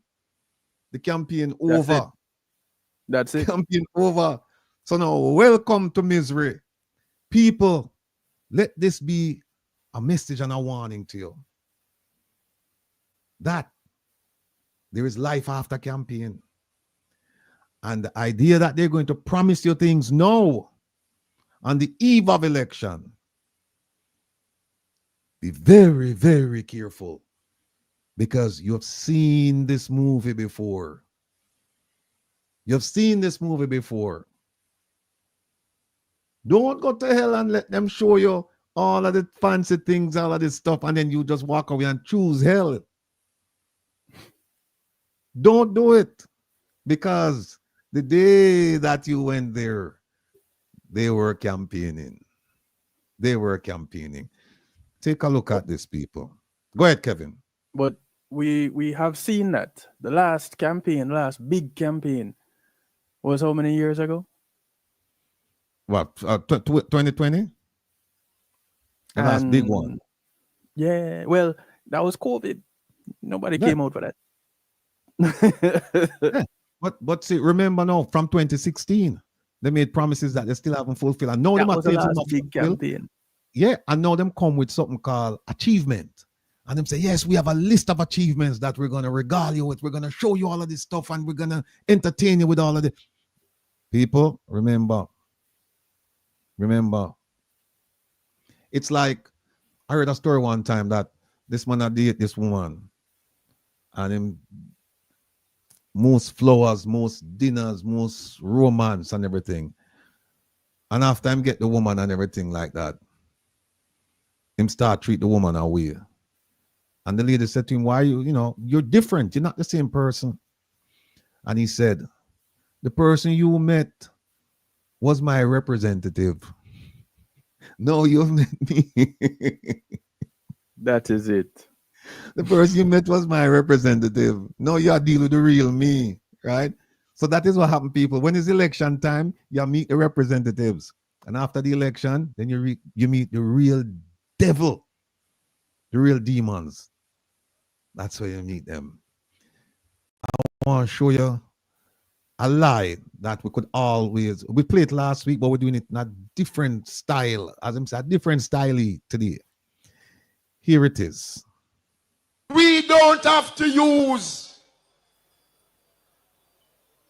taxpayers' resources as a party to campaign. You hear that? We don't have to use taxpayers' money as a party to campaign. Then what is this? I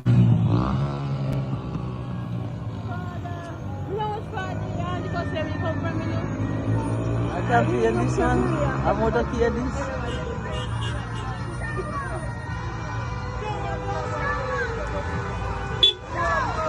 Shawak.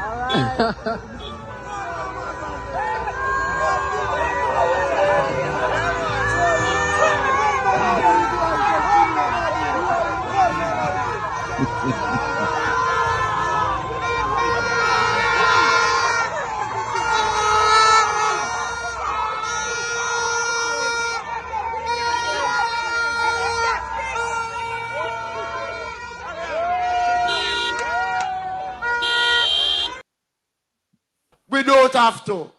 Listen to this. Listen to this. Remember what you just done say. We don't have to use taxpayers' resources as a party to campaign. Now, I just want to ask the school buses, aren't those taxpayers' resources? Oh, sorry. Thank you, Kevin.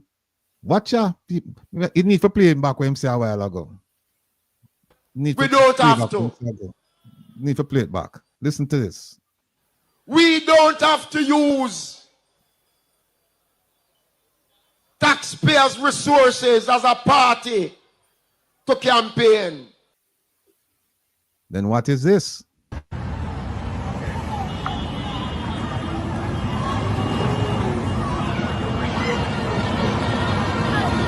Active.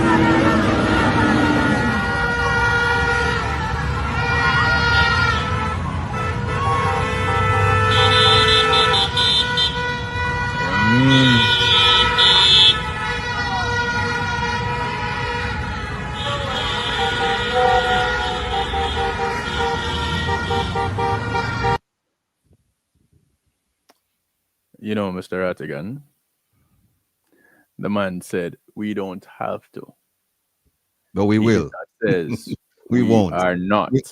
Yes. He said, we don't have to. You know something, Kevin and Mr. Rattigan? I sit here in this studio here and I listen to Deadman Mackenzie because, with all due respect, the Honorable Desmond Mackenzie, they are not honorable anymore. Desmond Mackenzie. I listen to this man talk, and the more he talk is the more rubbish come out of his mouth.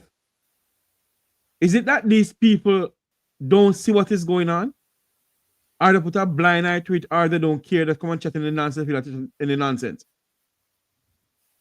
We all know that Daryl Vaz went out to get these buses, and for them to show off the buses for the campaign, they load the buses, deliver right people, and drive around. And they are using taxpayers' money to campaign. They have done it in the past. So their conscience is killing them. So they come out and speak out now. So what are we seeing? Is that those are not taxpayers' money. The buses belong to Daryl Vaz. Oh, God help us in this country.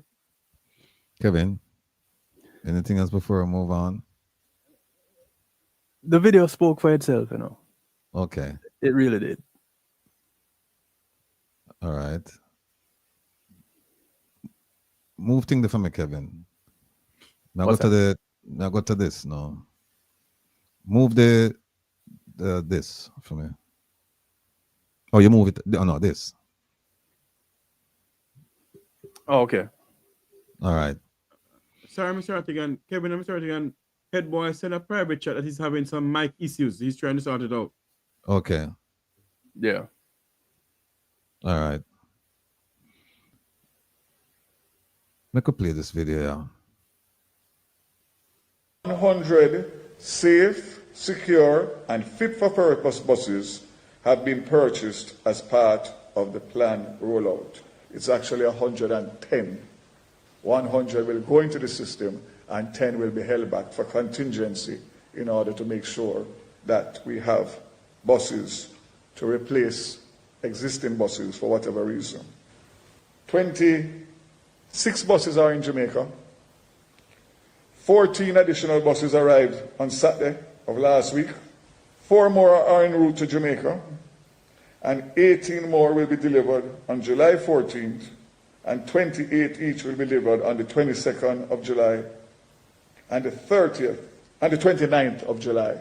So, in essence, all 110 school buses will be here by the end of July.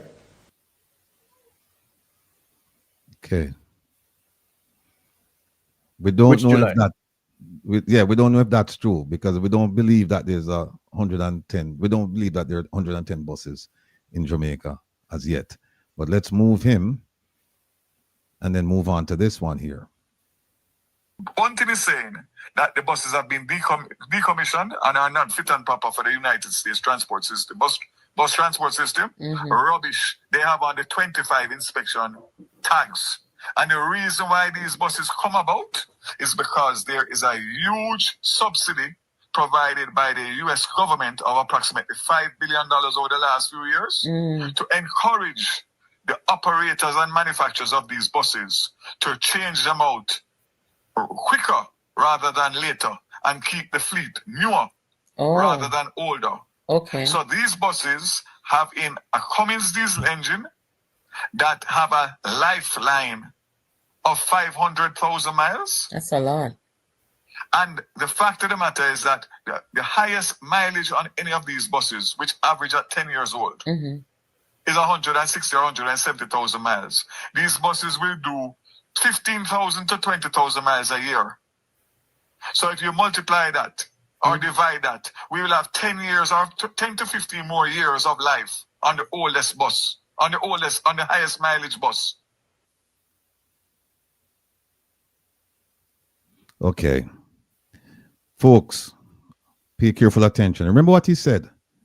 He said, these buses are good buses. And the reason why we have them, and we're essentially saying we should be grateful that we get them. You know why? Because the U.S. government has a $5 billion program. You know what? I don't want to explain to him. Just listen, because I'm going to show you something right now that is going to completely debunk what he's saying. Completely. And no matter what political stripe you are, because remember, I'm always a point to the American buses and say these are the gold standard. Listen to this again, people. I'm begging. I'm just going to play the portion that I wanna deal with for you.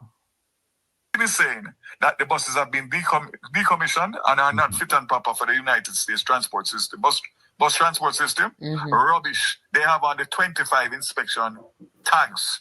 And the reason why these buses come about is because there is a huge subsidy provided by the U.S. government of approximately $5 billion over the last few years to encourage the operators and manufacturers of these buses to change them out quicker rather than later and keep the fleet newer rather than older. Listen So to this these piece subsidy again. provided by the U.S. These buses come about is because there is a huge subsidy provided by the U.S. government of approximately $5 billion over the last few years to encourage the operators and manufacturers of these buses to change them out quicker rather than later and keep the fleet newer. All right. Now hear what him say. Him say the U.S. government has a $5 billion subsidy that them give out. And the reason that Trump said the reason why we get these buses is because the U.S. government give $5 billion to the states so that them can get some buses, new buses, and to keep the fleet going. Right? Now, I want to show you something to show you that this man is them tell you half truth and have you believe that is the complete truth. But if it's half true, then you know say it's a half lie. And if it's a half lie, then the whole thing don't make any sense. It's either you tell the truth or you don't tell the truth. As soon as Kevin give me back the steering wheel, I'm going to show you something.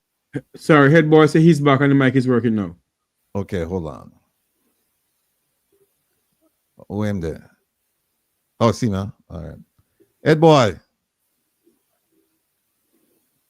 Make we hear you. Unmute your mic, head boy. Unmute your mic. While head boy is watch. While head boy are watch. Right? No, remember, I know. Unmuted.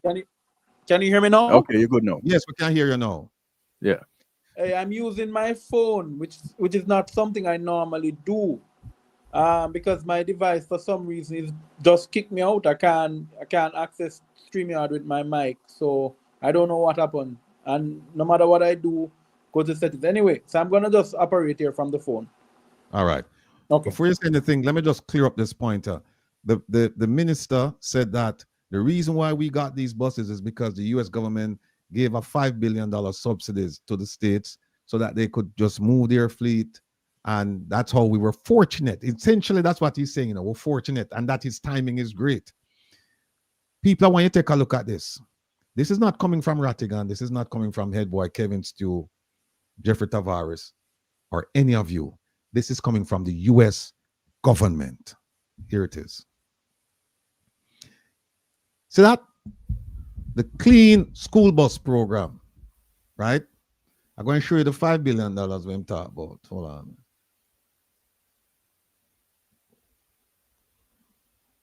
Let me go back up. You can see right there, sir? Kevin, big up right. Big it up. Big up right also for them, Kevin. Big it up, my brother. Go ahead. All right. Good. Good, Kevin. Thank you, sir. Yeah, man. If you go up here, people, and you look at the top, you see it says closed 2024 clean school bus rebate program, meaning that the program has ended. The $5 billion that Mr. Vaz spoke about, it has been disbursed. Now take a look at this. Want to see that? Look at the sentence, right? It says EPA Clean School Bus Program is providing $5 billion over 5 years. Why? To replace existing school buses with what? Zero emission and clean school buses. Keep going down, Kevin. Let me show them what clean school buses mean. So he's right that there was a $5 billion subsidy, but what this $5 billion subsidy was to provide clean and zero emissions buses. Let me go down there. All right. See what it means here now. This clean school bus benefit. You see that? Cleaner air. Clean school buses eliminate or reduce school bus exhaust. Look on the far left, people. Clean school buses, clean school bus benefits. It says clean school buses eliminate or reduce school bus exhaust, which is linked to asthma. Reduce health risk, especially for children whose lungs are still developing. And it reduces greenhouse gas emissions, which contribute to climate change. Cost savings from reduced maintenance and fuel costs. So you see why them send it. You see why them. Let me move this, Kevin. There's another one up here. Wait there. Clean school bus. One of them. Like this. Here it is. Here it is on the screen on our phone. And if you look up here now, EPA, for those of you who don't know, is the Environmental Protection Agency. It's an agency within the US government, right? Just like NEPA. Just like NEPA. And it says, look here, right here now. Look at the second paragraph. Oh, wait a minute. Hold on. Look at the first paragraph. Look on that. It says, school buses travel over 4 billion miles each year, providing the safest transportation to and from school for more than 25 million children every day. Good. Here's the bad news. However, diesel exhaust from these buses can contribute to air quality problems and has a negative impact on human health, especially for children who have a faster breathing rate than adults and whose lungs are not yet fully developed. Want to see the safety issue? Want to see the health issue? We could go on some more. It says, with funding from the Infrastructure Investment and Jobs Act, the EPA Clean School Bus Program provides $5 billion over 5 years to clean a substantial portion of the nation's fleet of nearly 500,000 school buses. These new cleaner school bus replacements will produce either zero or low emissions compared to their older diesel predecessors, resulting in cleaner air on the bus, in bus loading areas, and in the communities in which they operate. So what I'm going to tell you is that these buses are a health risk. And we go buy them buses, yeah. We go buy them buses, yeah. We go buy them buses, yeah. So I'm not telling us, you hear him say, oh, we got the fleet because the US government spent $5 billion and they wanted to put in newer buses. Him don't tell you, say them I get rid of them because the buses are considered a health risks. They are considered health risk. And so what we purchased what the American government said we don't want. And yet, Minister Vaz has the unlimited gall to come to the public and said, we purchase American buses and they're the gold standard. Gold standard, my foot. They got rid of the buses because they said the buses cause problems, the emissions.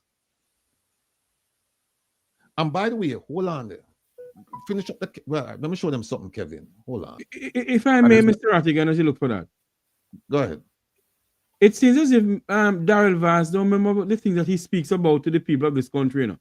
Because every time he speaks, he put his foot in his mouth. And the more he speaks, the more we dig more evidence and realize that this man is telling people lies.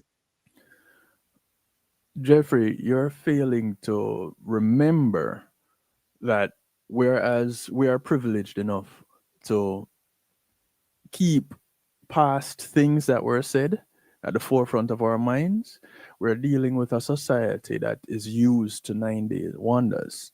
Well, so this statement being said in recent times is brand new information to a whole lot of people that have already forgotten what was said 2 weeks ago. Yeah. And that's why it's our job to keep this information front and center for the Jamaican people. Remember now, we know that the invoice with the 26 buses, we know that some of those buses are 2010 buses, 2011 buses. We know that. And 2 of them is flatbed truck. That's Don't another, forget that that's one. another, yeah. That's another 2 one. of them is flatbed truck they want to use for water truck. I want to show you something now. We don't get to the purchase of the buses yet, you know. Right? Procurement. We don't get to procurement yet. And the role that Mr. Vaz play. I want you to take a look at this. Kevin, big this up for me now, please.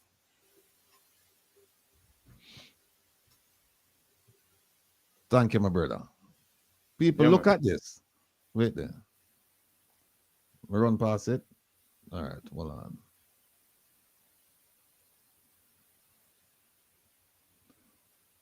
Remember now, some of the buses were by the 2010 and 2011. People, look at this one on the right. That's a 2013 Bluebird. Look at the price at auction. They're not going to get more than $5,000 for that bus. You see that? 4,500. Keep in mind that each bus that Mr. Vaz purchased, the average amount of money allocated to each bus, approximately 80,000 US dollars. And remember now, he's purchasing 2010, 2011. Here is a 2013 right now for 4,500. Here's another 2013 again for 4,500. Make her drag this and go down somewhere and see if we can see no more yellow buses.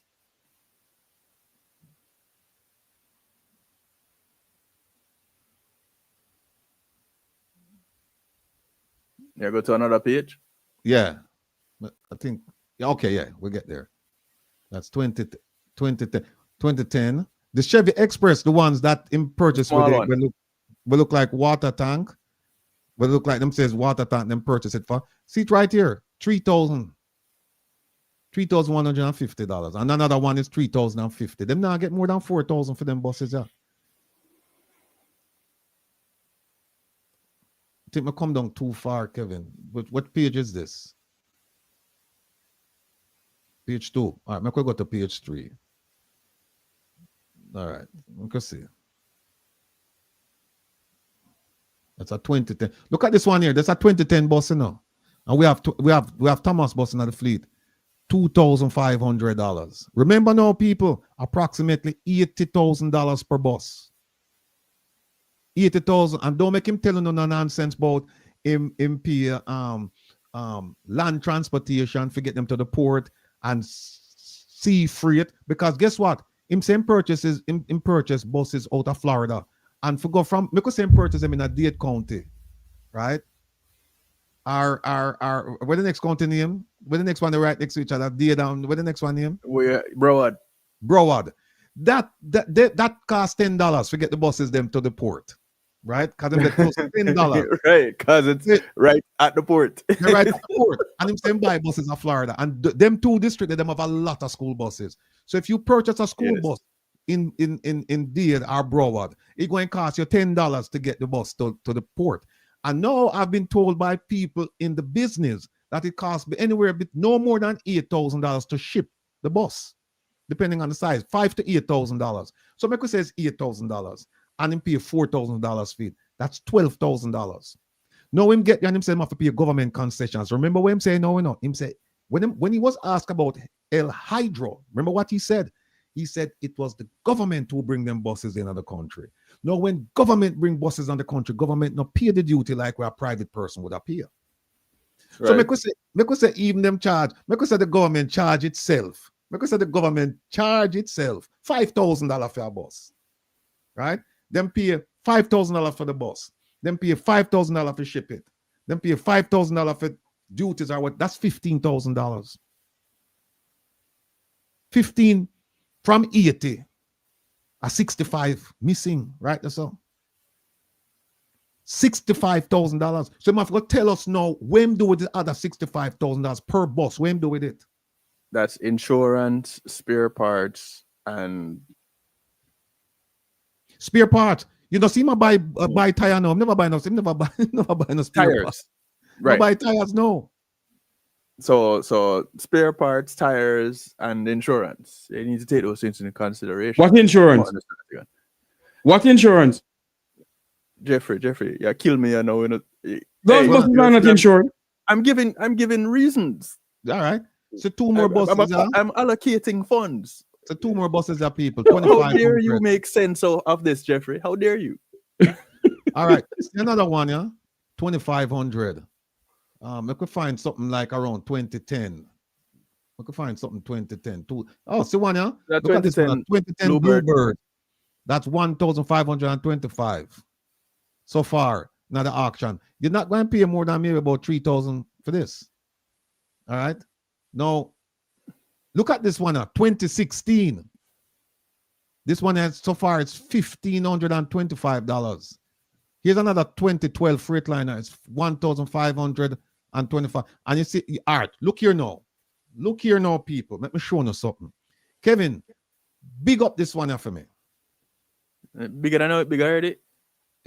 This hold on, no, go back. No, it's there? Not that one. I think it's the one above it. No, I just want to show the people them something. Let's wait, gone. No, it's below. Yeah, go down. We'll pass this one. Keep going. Can somebody tell the Minister of Transportation to come to the front of the class?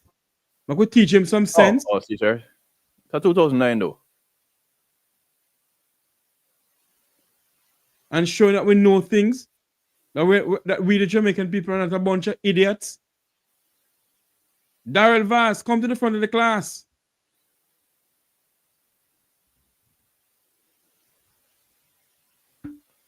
Oh, that's a 2007. Wait, what was that? We're not hearing you, Sarah. I'm sorry, you're muted. One more 2010. Oh, keep going. All right, stop. People don't say that. Want to say that? 2012, $1,525. I see what say? Reserve met. Yes. That means that's you can get it for that. Yes. Reserve met. That means whatever them sell the bus for, them get their money. And look what the price there, 1,525.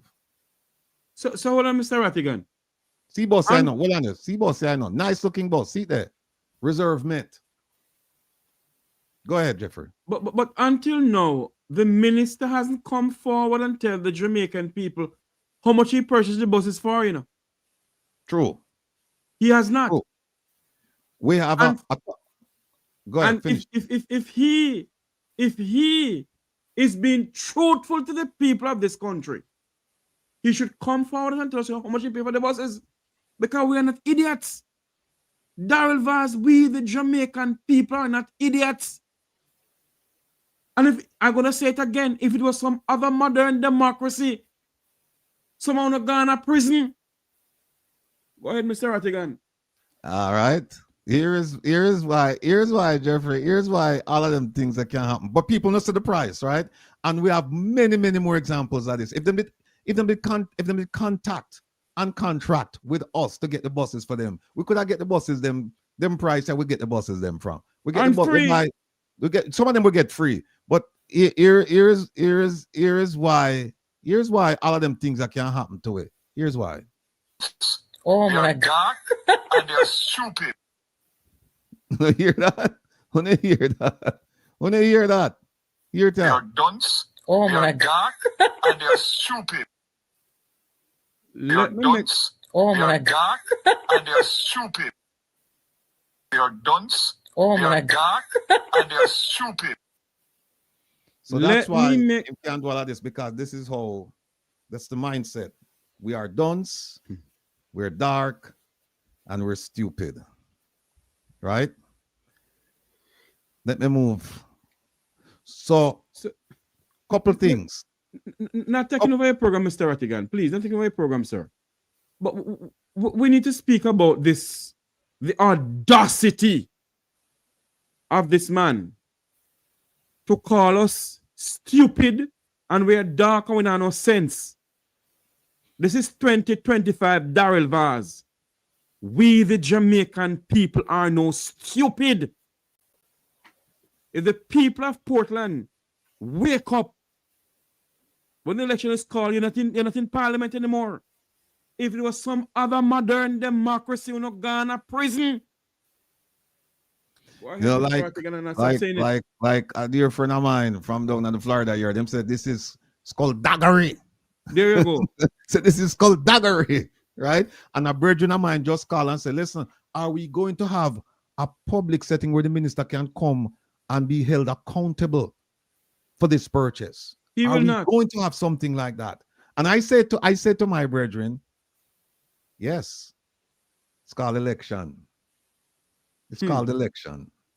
We must not forget when we go inside the polling booth. We must not forget that this, wait there, me take it off already. Oh, me take it. Oh, we must not forget that this is what's going on. When I say that, people, reserve met $1,525 for a 2012 bus. So let's look at this for a quick second.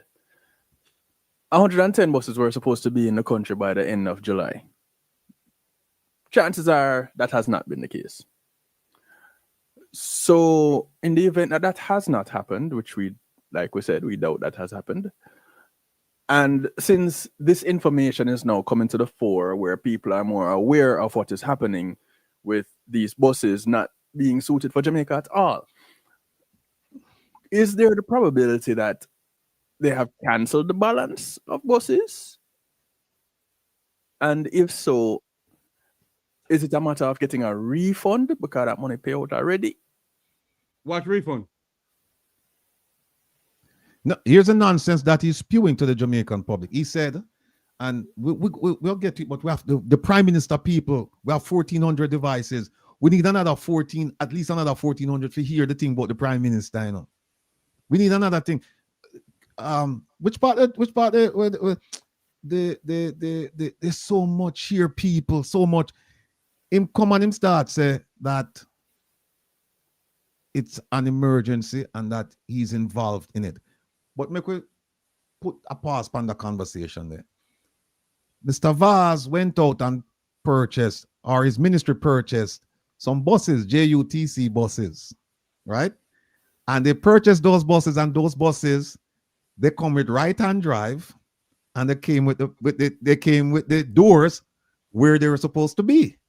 So why is it him couldn't do this for the school kids? Why? Why? You know, there is absolutely no sense in what he did. No, it's nonsense. What he did is complete nonsense, because you went out, him can't say him never know where him could have get buses with right-hand drive and the buses where they're supposed to be. Him can't say that because he did that with the JUTC buses. He did that with the JUTC buses. So why him go buy them all broke? Why him go buy them all broke and bring them come to Jamaica? And now, When you hear him talking to people, he mentioned 2 hours. 2 hours. One of them is retrofitting. The other one is refurbishing. People don't know what that means. Retrofitting and refurbishing. It means I won't work them off I go do, you know. It means that the bus, them inside of the bus, them something wrong with them, you know. You must go refurbish. Retrofitting means you must go move the door from where it is to the other side. You can't move the steering wheel. So that, and therein lies the problem as well, safety, because we have the study, we have the article done by Michael, where Michael showed that in Sweden, in the UK, in I think it's Kyrgyzstan and other places where the incidents of accidents went up when you have a wrong, what do you call it, wrong side bus or wrong side in a place where you drive on the our left side. Yeah, on the left hand side, right? And that it also shows that there's a decrease when you have a right hand vehicle in a country where you drive on the left hand side. So we have the stats. We have the stats. What is this show me, Kevin? Or another bus this year show me too? No. It was the same one. I was looking for Michael's But Mr. Rattigan. Yes, commentary. I was reliably informed that the exhaust is on the side where the driver is. So if they're gonna put the door, they're gonna go right where the exhaust is. And that is, and remember now, the American government said that's one of the reasons why we're getting rid of these buses. Yes. Tailpipe can move. We can reroute tailpipe. But then Kevin is like you build a new bus. It's like you build a new bus. So you're saying that I am not supposed to go about making deals that will benefit me on the back end to suit you? Right. That's the only way you do that, Kevin. The only way you do that if you're dark and they're stupid. That's when you do it. Dunce. They're dark and they're stupid. When you think about me like that, people don't sound stupid. When you think about me like that, Kevin, you can't do what you just done say. But if you don't think about me like that, you will never do it because you know there's no getting away. Look at him that call people don't sound stupid. Who is Darrell Vance? He's a disgrace to the people of this country. But calling people don't sound stupid. Look at you. Yeah, Kevin. I'm out of order. Kevin just found the article. But listen, I'm gonna put it back up on this side. Yeah, we have so much things to talk about the Prime Minister people. We are gonna skip. We are gonna bounce from this from because the vast story is far from over. We still not get to procurement, and we have a whole bunch of things where the production crew provide that we have to get to. But I just want to show you one thing, and we're gonna come back to it. We'll come back to it. Oh, this is the article. Yes. Oh, you have it up. All right. Good. Here it is. Me can big up this. See that? Why left-hand drive school buses place our children at risk? All right. Let me go to the pertinent part of this. Oh, you see that one here? It says, for example, with wrong-hand drive vehicles, such as left-hand drive vehicles. Oh, hold on a second, people.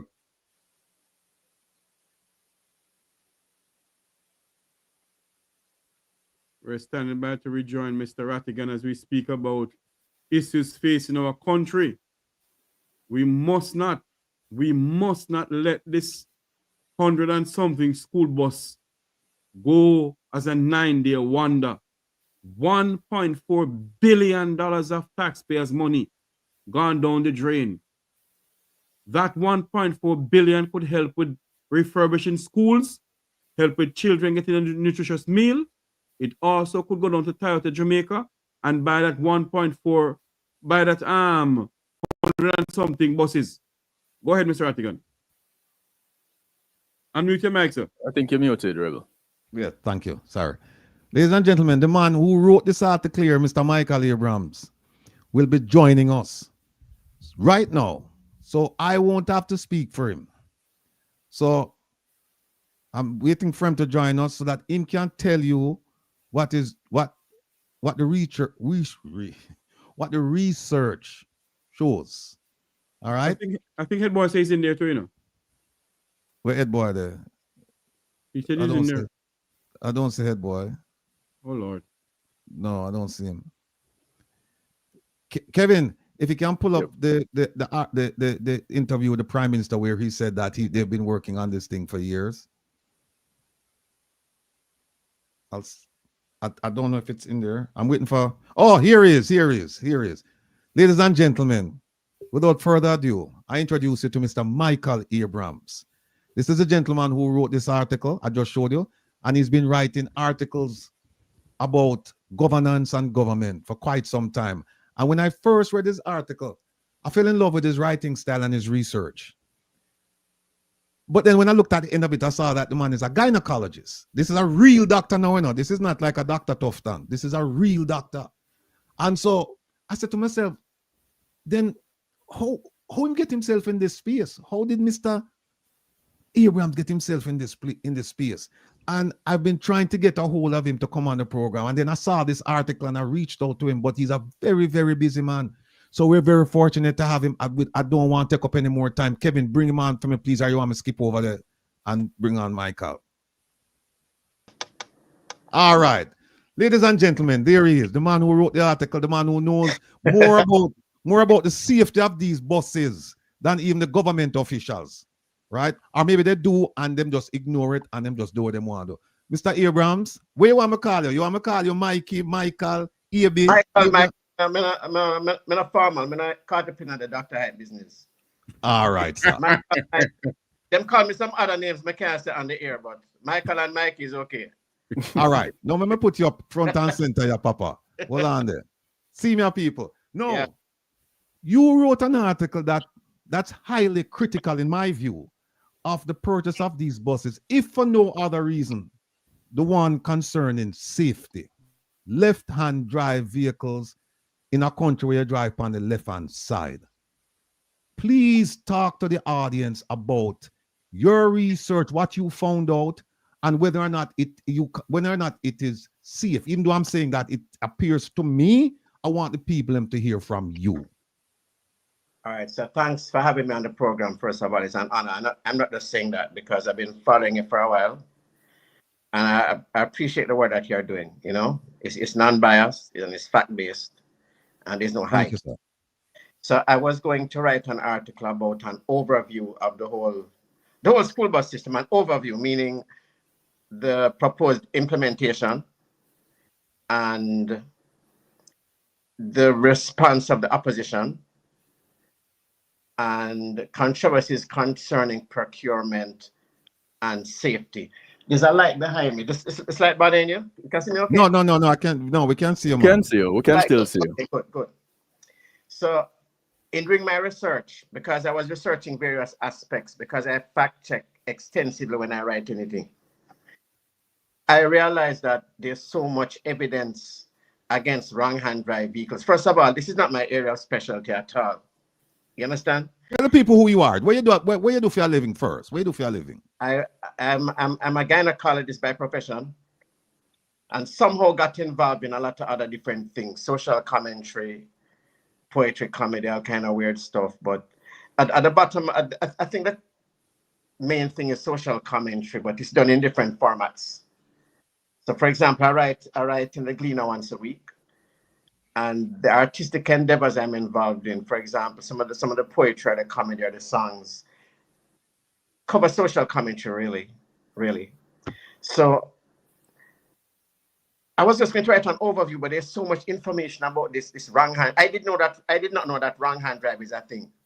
Okay, when the buses came and I heard they were left hand drive, I was a bit uncomfortable because left hand drive vehicles are more appropriate for countries where you drive on the right. But there's something about me. You see, being a physician, being in the sciences, we have a lot of respect for research, evidence, facts, and data. So anecdotal things are not really that important to me. You understand what I'm saying to you? Yeah, I do. So, for example, the biggest accident I was ever in, a few years ago, I got a new car. It was a Honda Accord. Less than a week after I got it, I got rammed in halfway tree by a large left-hand drive GPS truck. I was in a man's blind spot, he never see me. So I will come to that afterwards. Then you have people comment on my social media pages saying, well, I drive left-hand drive for years and nothing ever happened to me, whatever. But that's really anecdotal. What is important is, what does the data show? So I just started looking at it, just glancing, and I realized that there's a lot of evidence that wrong-hand drive vehicles are more likely to end up in accidents. So wrong-hand drive means driving left-hand drive vehicles on the left or right-hand drive vehicles on the right. So for example, there was a study in the UK showing that left-hand, in the UK, they drive on the left. Left-hand drive trucks, heavy vehicles, are represented disproportionately in road traffic accident data. So they're more likely to be involved in accidents. Another study from the UK showed that left-hand drive vehicles, when they looked at the data, they were 30% more likely to end up in accidents. Then there's more data. There's another country, Kyrgyzstan, I think, in 2015, 13% of the vehicles in that country were right-hand drive. They drive on the right. But 24% of accidents involve right-hand drive vehicles. So you can see the data keeps showing over and over and over again. When you drive these vehicles, the likelihood of being in an accident is higher. And the risk is not the same as certainty. People need to understand that. So when somebody says to me, well, I drive left-hand drive vehicles and I'm good, that doesn't mean anything. You get where I'm coming from? Yes. Mm-hmm. So I'm going to give an example in my profession. You know what a breech delivery is? Is when the baby is pulled out bottom first. The baby's bottom is down. You have a whole heap of people delivered as breeches where they pull them out vaginally, bottom first, pull them out by the feet first, and them alive and them good. But you have some people who are babies like that where the head gets stuck and them dead. So the research has shown that when a woman has a breech, it is safer to deliver them by cesarean section, and that has influenced policy. And I think policy should be influenced by data, research, and facts. So one of the biggest examples of how this wrong-hand drive thing can impact safety was in Sweden. And I learned this while I was researching this. I did not know this. In Sweden, for over 200 years, they used to drive on the left. Now in Europe, nearly all the other European countries, if not all, they drive on the right. So Italy, France, Germany, they drive on the right. So most of the vehicles in Sweden were left-hand drive vehicles because there are these European countries with left-hand drive vehicles. So for many years, they were driving left-hand drive vehicles on the left, and they realized one of the things they noticed was that the accident rates were a bit higher than they would have liked, especially on narrow roads. So on the 3rd of September, 1967, Sweden made a decision that rather than banning the vehicles, they switched their road traffic laws to match the existing vehicles in the country. So in 1967, they started to drive on the right in Sweden. They realized there was a 30% drop in accident rates. And they calculated that had they done this from 1953, over 4,000 lives would have been saved between 1953 and 1966 if they had switched. So what I'm trying to tell you, if you're in transport and you're going to institute some type of policy, due diligence must be done and you must come across this data. How can you not come across this data? So the bottom line for me, boss, is that if wrong-hand drive vehicles are more likely to end up in accidents, why would you buy over 100 for our kids? Our children are the most vulnerable among us. So why would you choose the less safe option? Why would you choose the less safe? That's what it comes down to, And it's frustrating for me because the data and evidence are there. But in social media, when you post some of these things, people come with the rubbish arguments. The rubbish, well, I drive left-hand drive and I don't know the truck left-hand drive, but the fact is that the data speaks for itself. Mm-hmm. People are asking, what's the data in Jamaica for left-hand drive vehicles? We don't have that now, but in the meantime, since the data from overseas is so overwhelming, why not not err on the side of caution? Mm-hmm. Because the data is so overwhelming that in some countries they have banned wrong-hand drive vehicles. So, right. For example, in New Zealand, Australia, Singapore, Poland, Croatia, Brazil, they ban wrong-hand drive vehicles. That's how serious these countries take this. And what concerns me is, number one, the vehicles are wrong-hand drive. Number two, they are large vehicles, especially the ones that what they call a long overhang. The overhang is the distance between the rear axle and the back of the bus. And research has shown that when you drive wrong-hand drive vehicles, the accident rates are higher, but they're even higher than that. It's more dramatic when the vehicles are bigger. With school buses, I read that the the ones with the long overhang, the blind spot is even bigger, because the main thing, with these buses, when you're driving on the left and you're the driver and a left-hand drive vehicle, you basically safe in terms of, you're more safe if you collide with oncoming traffic than a passenger is, because you're on the left, you're in the sidewalk. So as a driver, you're good enough. But what happens is that the blind spot on the right side, when you drive like that, is going to affect you more. It's going to affect you more on the right. And with long buses, and I read this, like when you have a long overhang, the blind spot is even greater. So for example, I saw videos of, I wrote this article came out on the 29th of July. Within the next 8 days, I saw videos of 5 accidents with school buses in Jamaica. 5. 4 of them involve other vehicles. And the 4 involving other vehicles, in those accidents, the vehicles came in contact with the right side of the bus, which is where the blind spot is. That's where the blind spot is. Yes. You understand? And my thing is this, data. I deal with data, boss. So the data shows that the risk is higher with wrong-hand drive vehicles. Okay, that's the first thing. Another set of data. Our road traffic fatality rate is in about the top 25% globally. You understand?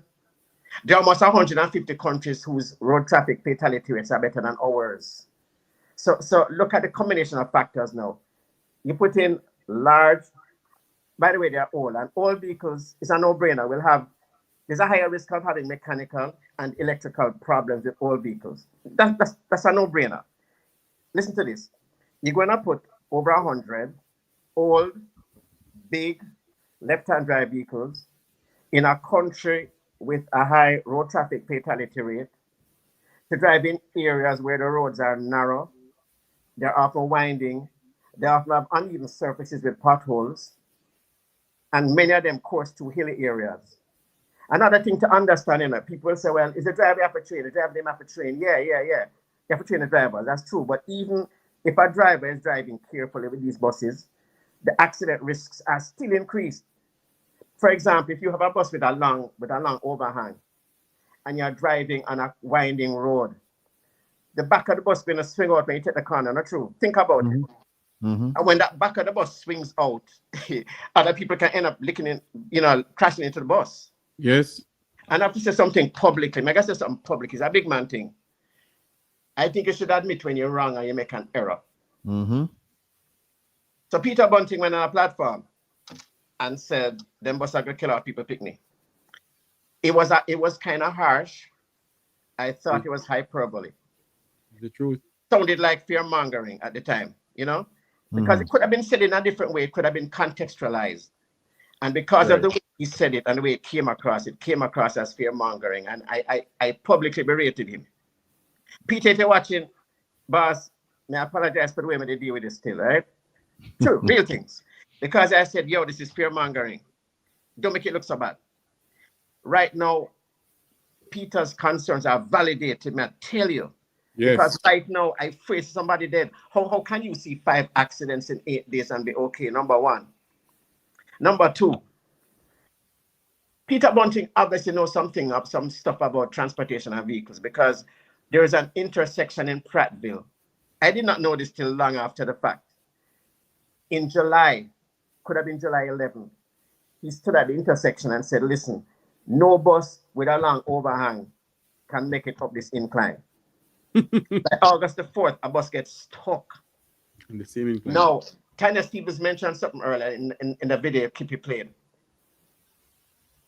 John O'Star, I have major trust issues with Daryl Vaz. I'm not telling no lie. The gaslighting is intense. And the disingenuity is intense. So when these things come out, Daryl Vaz will take the social media to make excuses.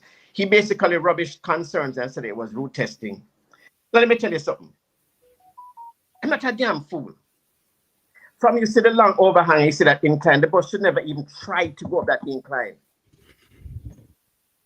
There are some country trips I have taken in the past, and my wife drives an SUV. And I'd say, boy, we're going to go to this part of the country. Me not drive my car because the way that place stay and the way my car stays, it's not a good idea. So why bother even try that? Why try that? You understand? So I have, it is irresponsible to bring these buses out here. And what bothers me right now in my country, I don't know where all of you gentlemen are now. The gaslighting is intense. This whole bad mind thing, we have to burn that. We have to burn the people, we ball out bad mind. Because I'm tired of it. It's a bullying tactic that is used to dismiss people who have genuine concerns about the arms race these people going on with. True. So Wilfred. Mr. Rattigan? Yes, go ahead. Yeah. But me never bore you to death. No, don't go away. Michael, don't go away. Hold on. I want to show the people them something. I just want to put everything in context. Take a look at this, people. So what you are looking at here is a bus with a Cummins diesel engine, Allison transmission, world renowned, that have a life of 300,000 to 500,000 miles, which means we have another 10 to 15 years based on the mileage of this bus, and most importantly, 300,000 to 500,000 miles. And remember now what I'm saying now? Him said the American bus are the gold standard. Now take a look at this now. One big up the research department. Take a look at this. Big this up for now. Now what we did here, we went and we look at average for states with school buses. And we look at the average, the lifespan of the bus, and we look at the mileage of the bus. That bus that we just don't show you, I guarantee is one of the best ones him having. Now bring the worst one, come show no. So bring that one, come show no. Campaigning, sir. Campaigning. Oh, campaigning. All right. Now look here now, people. Him said him get buses from New York and Florida. Right. Let's go to Florida and see where Florida. All right, look at New York. New York, so the average lifespan of a bus is 180,000 miles and 14 years, whichever comes first. 180,000. The one I'm sure was almost, I think was what? What him say, 175 or whatever it was, right? So if you get a bus from New York, that means the bus is almost at the end or at the end of its useful life. No, let's find Florida now. Here's Florida right here. Let me put it at the top of the screen. Look at Florida. The average lifespan of a bus in Florida, of a school bus in Florida, by mileage is 150,000 miles. Yes. And by year, it's 10 years. Now remember, in buy buses were 15 years old, 16 years old. In buy bus we're what 2010. Yep. And in buy buses were more than 150,000 miles.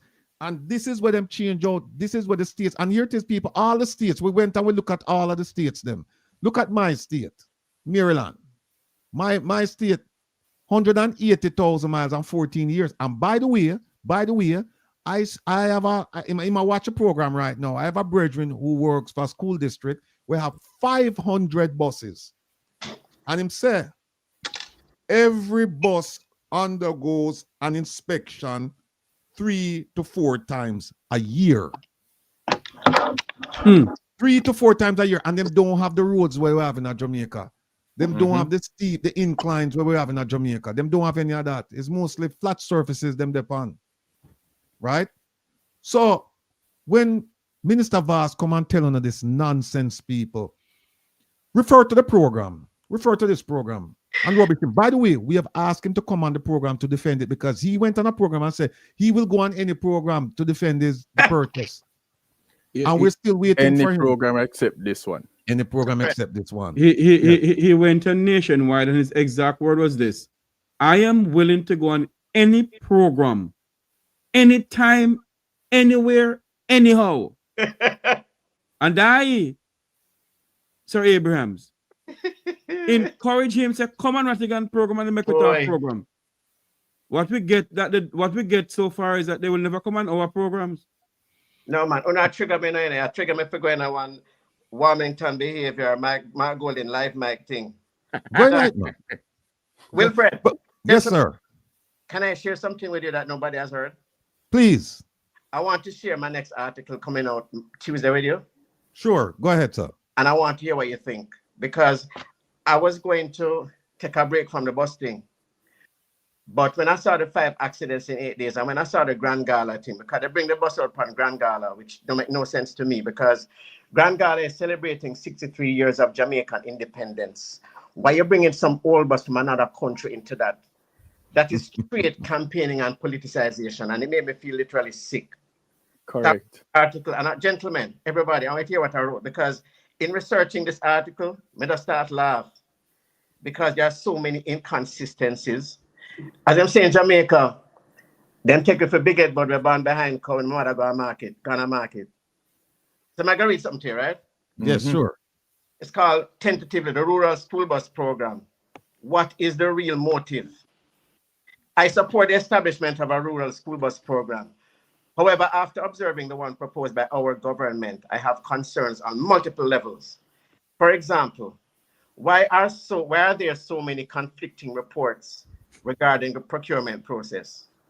The Jamaican government awarded El Hydro Limited a $1.4 billion contract to import, their words in a letter, to import 110 used school buses.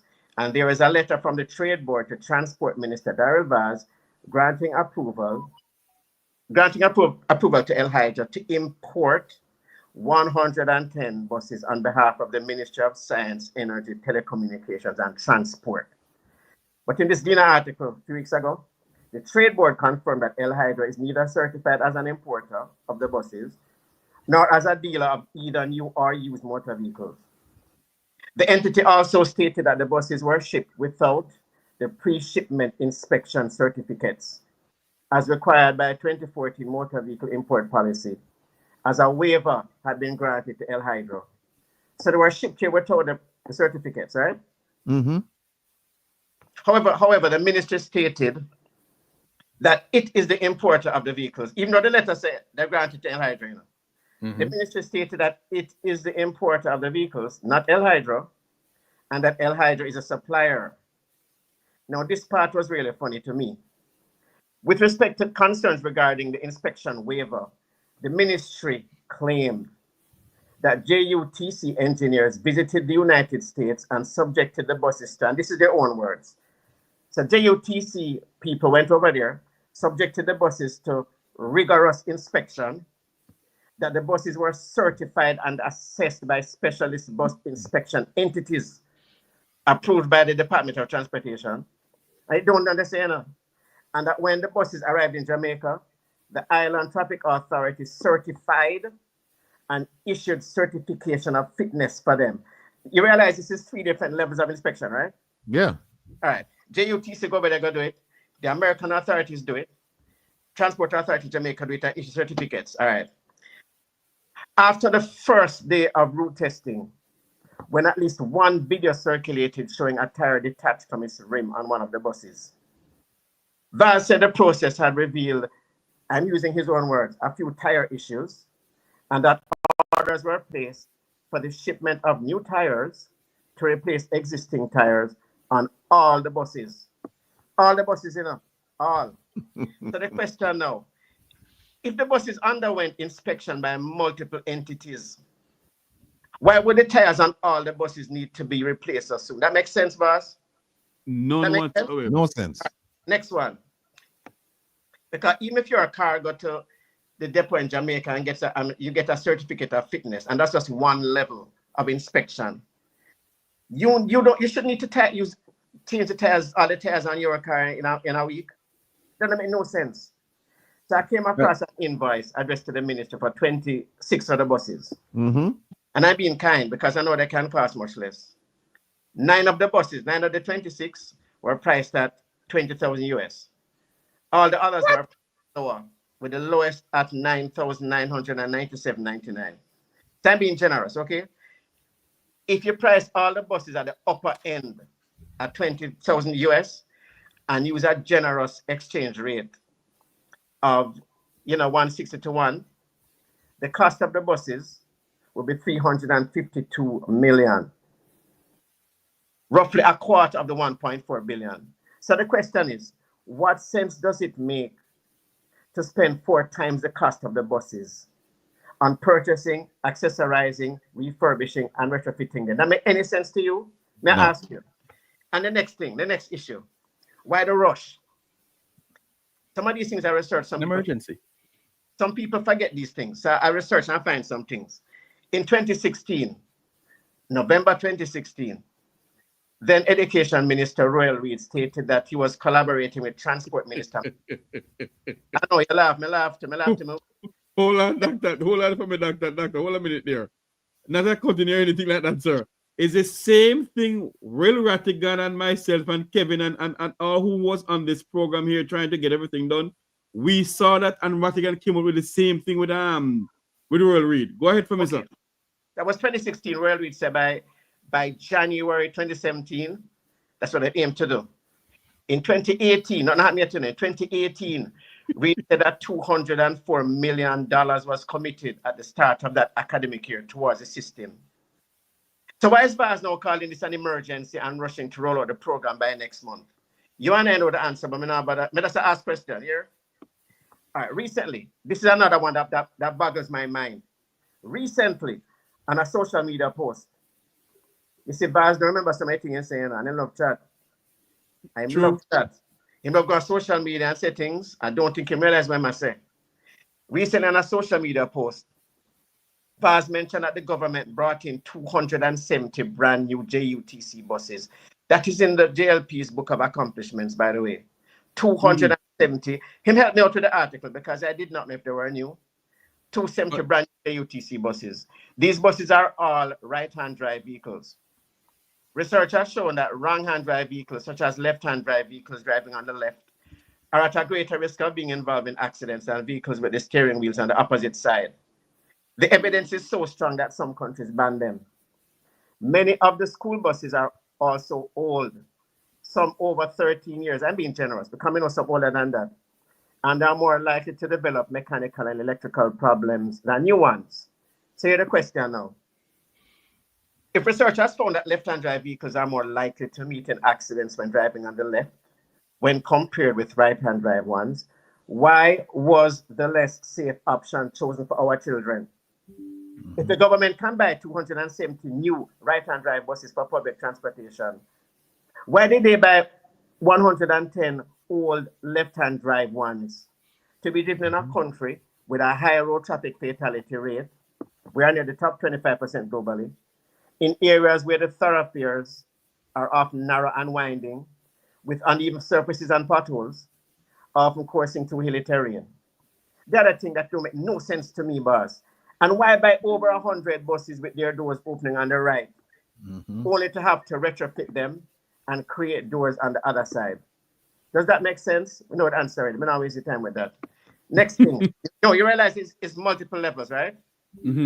Correct. VAS has issued a stern warning against politicizing the buses. However, he and his colleagues are doing just that. There are videos on social media of Jamaica Labour Party supporters traveling in the buses, clad in green, blowing their horns and waving their flags, with some in convoys where songs praising Prime Minister Andrew Holness and the JLP blast through loudspeakers in accompanying cars. And most inappropriate are videos of children on the buses chanting party slogans such as "We Say Shower" and "Vote for Labour" while making hands with their fingers. One video even shows children on one of the buses laughingly chanting, "No Peter Bunting," dismissing the People's National Party candidate, while being joined by a JLP candidate, clad in green, who chants and dances along with them. The concerns regarding safety and other issues are valid. My article, "Why Left-Hand Drive School Buses Place Our Children at Risk," was published in the Gleaner on July 29. Over the next 8 days, I saw videos of 5 accidents involving the school buses. However, when we express our concerns, we are gaslighted by being dismissed and called bad mind, not only by party supporters, but also by VAS himself. I wholeheartedly support the principle of a rural school bus program. But the procurement process apparent cost disparity, hasty implementation, age and types of vehicles, politicization, and attempts to silence critics make me seriously question the motives of those instituting this program. You realize there are multiple levels, boss? It's a whole heap of levels it's a whole heap of levels, you know? Yes. From the amount of money, the safety issue, the politicization of the bus them, it does make me sick. The bottom line for me is this, one thing. If research has shown that wrong-hand drive vehicles are more likely to end up in accidents, why you want to do that for our kids? Now when they're by 270 big bus, we're right-hand drive already. Exactly. Can you gentlemen explain that to me? Exactly. Hold on 1 second, brethren. Hold on there. There's a gentleman in the chat that said that a bus driver want to call in. Here's the number for the bus driver for calling. Hold on a second there. Wait there, Kevin. Help me out there, brother. Yeah, right there in the banner. Yeah, but you're there. All right, that's all. All right, see there. See number there. Bus driver. See the number at the back and then, my brother. 667-369-8569. Call me. No. Call me. No. Call me. No. Call me. No. I want to show you something, you know. Doc, I want to show you something. See the invoice we refer to you, right? You saw the invoice, yeah, man, that one there. Yeah, this invoice, I know. If you look up here, you see buyer. The buyer name Triari or something like that. Triari, right? Now, if you look to the far left right here, you say Illinois reseller tax ID. Zoom it, Mr. Artigan. Zoom it, Mr. Artigan. We can see it. Can you authenticate that? So that's a real invoice, right? Eh? Can you authenticate that? Well, here's the thing. Minister Vaz mentioned this and never say it is a bogus. He mentioned this, you know, and said there's an invoice with 26 buses. And him not say, well, then the invoice is bogus. So what do we take from that? But here's the thing. You see right here, where you say reseller, reseller tax ID. We check that out, you know. And what that means is that this company buys the buses and then them turn around and they are in the business of buying and selling. So you have a reseller tax ID. Then make we go over this side. You see right over it say notes. You see export Illinois and Florida tax exempt. So they not pay no tax. Then you go down at the bottom. And when you go at the bottom, you come over. Yes, so. And you see that. 1 shipment went from Port Everglades and 25 shipment went from Miami. You know what this means to me? So 1 from Broward County and 25 from Miami-Dade. Yes. There you go. So you know what that means? You see all of them buses, and by the way, Doc, we check out all of the invoice, all of the VIN numbers, them, you know, and the ones where we check is 2010, 2011, that. Now you see this price where you see over here, so we believe that these prices you see over here, so is shipment and the purchase, both. Look at this. 26 bus costs 424,000 American dollars. 26 buses. So we know that this amount here, it cannot be just for the buses only. It's buses and shipment. Buses and shipment. No, hold on a second, Doc. I want to show you something else. We're full of lyrics around here, I know. Doc, believe me, Doc, we're full of lyrics. No, Doc, you mentioned it, you know, you touch on it when you say that. When you said that the Minister Vaz said that there was an emergency and that's why they have to do the purchase. Well, one of the things what we don't highlight today, we have the Procurement Act. We are going to show the circumstances under which you can do emergency purchases. We won't get to it today, but I want to show you something, Doc, because you mentioned 2016. It actually went back to 2011.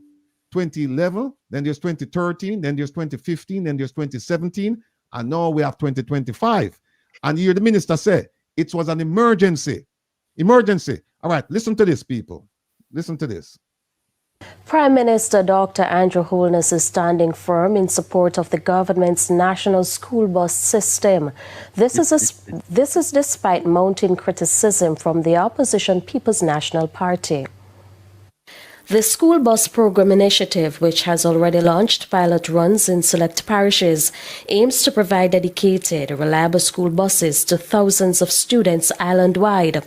But the opposition People's National Party PNP isn't buying it, labeling the program inefficient, poorly planned and likely to drain critical resources. Despite the criticism, Dr. Holness is pushing back, insisting that relying on public passenger vehicles to meet school strict schedules is unrealistic and unfair. But you see, people who have never had to take the public school bus, or rather the public transportation system to go to school, wouldn't understand. Wouldn't understand it. You know, I had to take the bus and taxi to school. And when I couldn't, I walked to school. Dr. Holness said it's unrealistic to expect public passenger vehicles to operate on school schedules. He says that Jamaica needs a dedicated system built for the safety and needs of its students. And every Jamaican should support this. Almost every modern country, every democracy, that's what they do. They understand the challenges that children would face if they have to compete in public transportation. So they have a parallel but separate transportation system that is more attuned to schools and the maintenance of discipline. Seeking to calm skeptics, the Prime Minister promised that the expansion will be done in what he called a democratic way. We're not going to force it on anyone. If people say they don't want it, it doesn't make sense, give it to somebody else who wants it. So it's a collaborative system. So we have spent the last 9 years working it out. Oh, no, hear that? I heard that. Oh, no, hear that? 9 years. We catch them. Limit. You hear him say? We 9 spent the years. last 9 years working out the school bus program. So why is it an emergency now? Why is it an emergency now? Them not listen to what them saying, boss. Them not listen to themselves, you know.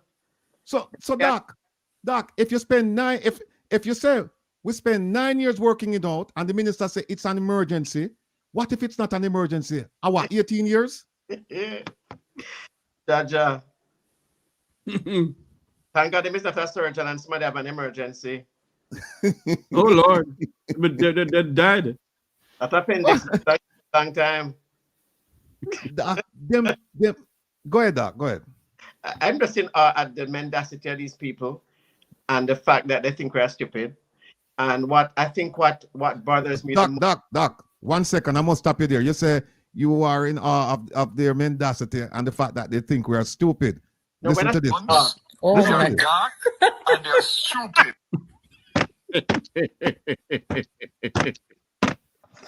Yeah, it's the They're dunce. Oh they're my dark and they're stupid.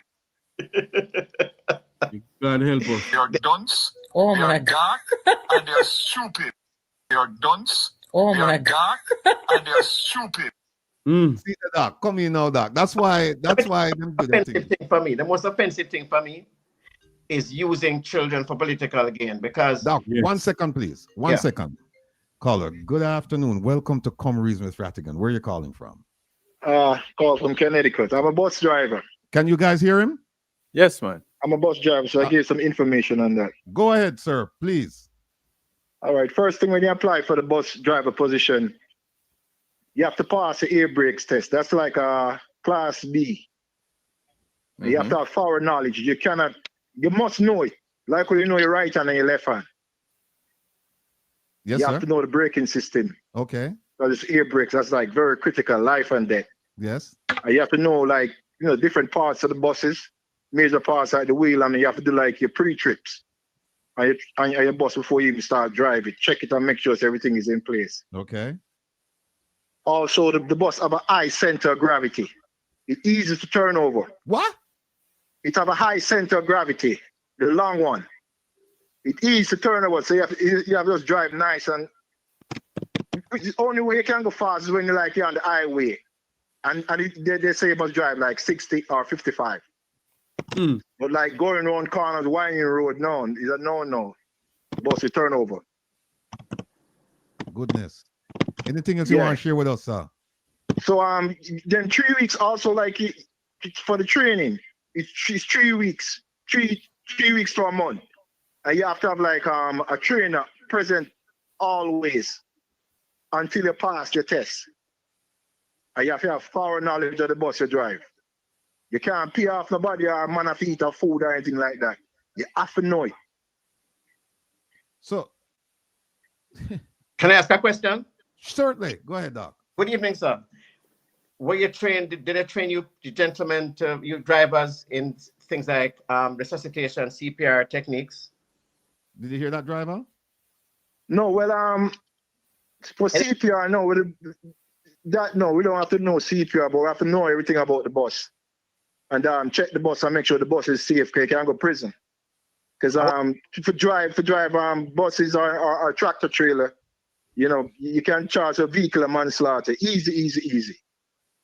And where you sit on the bus, because it's a left-hand drive bus, the kids enter at the front directly to your right.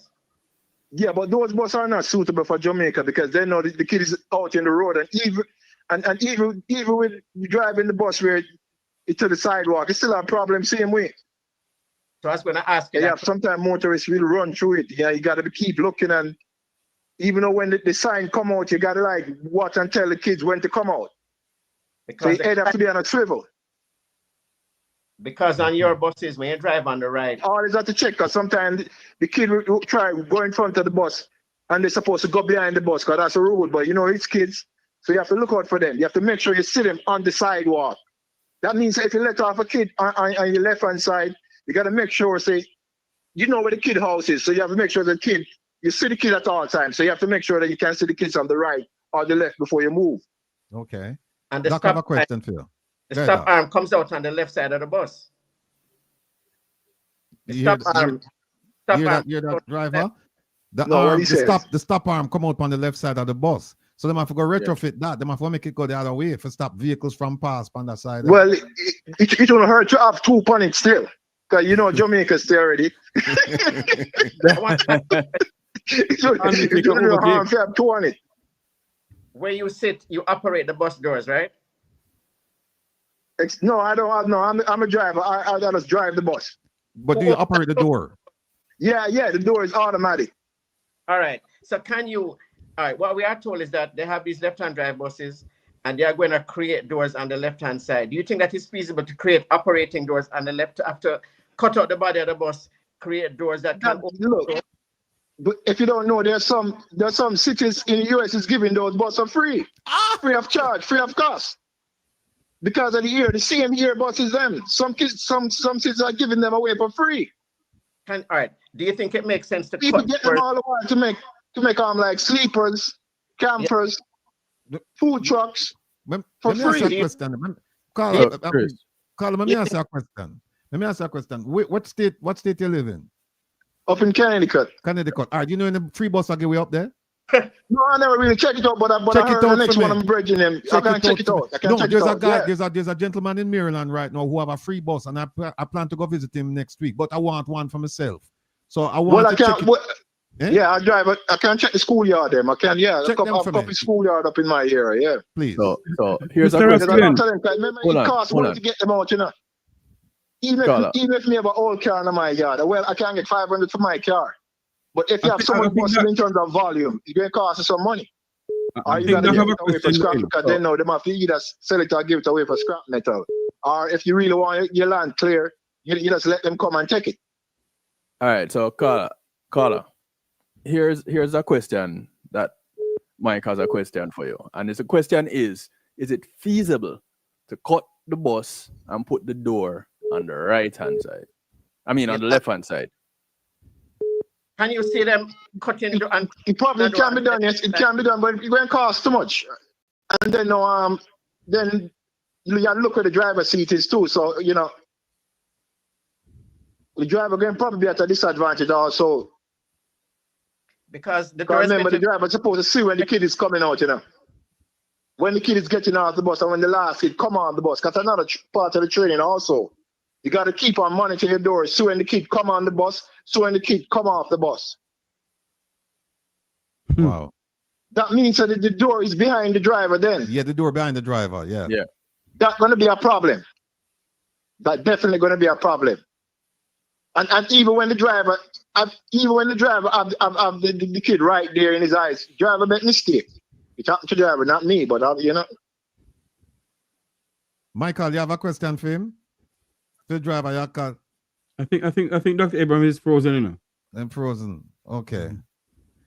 But driver, we want you keep calling the program or make the people them jump in, you know. But me have to run and left, you know, because we have Yeah, but the high blow. center of gravity, that's gonna be the danger. It can't whip like a coaster, you know. Yeah. When you could have drive a force a little bit preppy on Jamaica, you don't on a straight road, you can drive that bus fast. All right. Well, look, thanks for your comments. We'll keep in touch. Let me grab that call. Yeah, blessings, man. Blessings. Well, hold on, Rebel. You have to be careful with these calls now, you know, because we're on a tight timeline. All right. Carla, go ahead quickly with the point, please. Good afternoon. I want to make this concise because I called you before, letting you know of a serious issue with these buses with the engines. I get cussed out for stating it by a lot of my friends, but this is the naked fact. Okay. What the Honorable Minister is saying about the Cummins engines, it's a fact. You can read them for 500,000 miles. Right. Right? But there are other factors which he stated but never cleared. I said to you earlier on, what America has done, they have sidelined these buses because they are now moving to the clean energy systems. True. Right. They're running diesel buses now on low sulfur diesel, and the vehicles now carry an extra tank containing a solution called diesel exhaust fluid. Okay. Yes. What it does, and Dr. Abrams can attest to this, it eliminates the dangerous fumes called nitrogen oxide, which is all dirty diesel engines emit. Okay. You get my point? Yes, I do. That's the reason why America is getting rid of them. Thank you, And sir. the reason why, what I've been saying is, they should not have brought these buses to Jamaica, is because when you buy clean energy buses, natural gas buses for JUTC, right-hand drive, left-hand doors, why didn't you buy some of these buses for use for the school buses? Very good point. I'm going to give you another killer. I'm a mechanic. I worked for the Ryder Transportation Logistics Group for years, and I worked in places overseas. There's a thing called in-service inspection. These buses, the reason why an inspection is of utmost importance is because when these buses drive on those flat terrain in America and you bring them to Jamaica, they are susceptible to some serious damages because of the bones, the sway, the potholes, the inundated surfaces in Jamaican roads. There's a thing on the front axis called the kingpins. Yeah. Let me tell you how the system works with these vehicles. Okay. You have three kinds of services you do to these buses. One is periodic service, where you change the oil and the filter.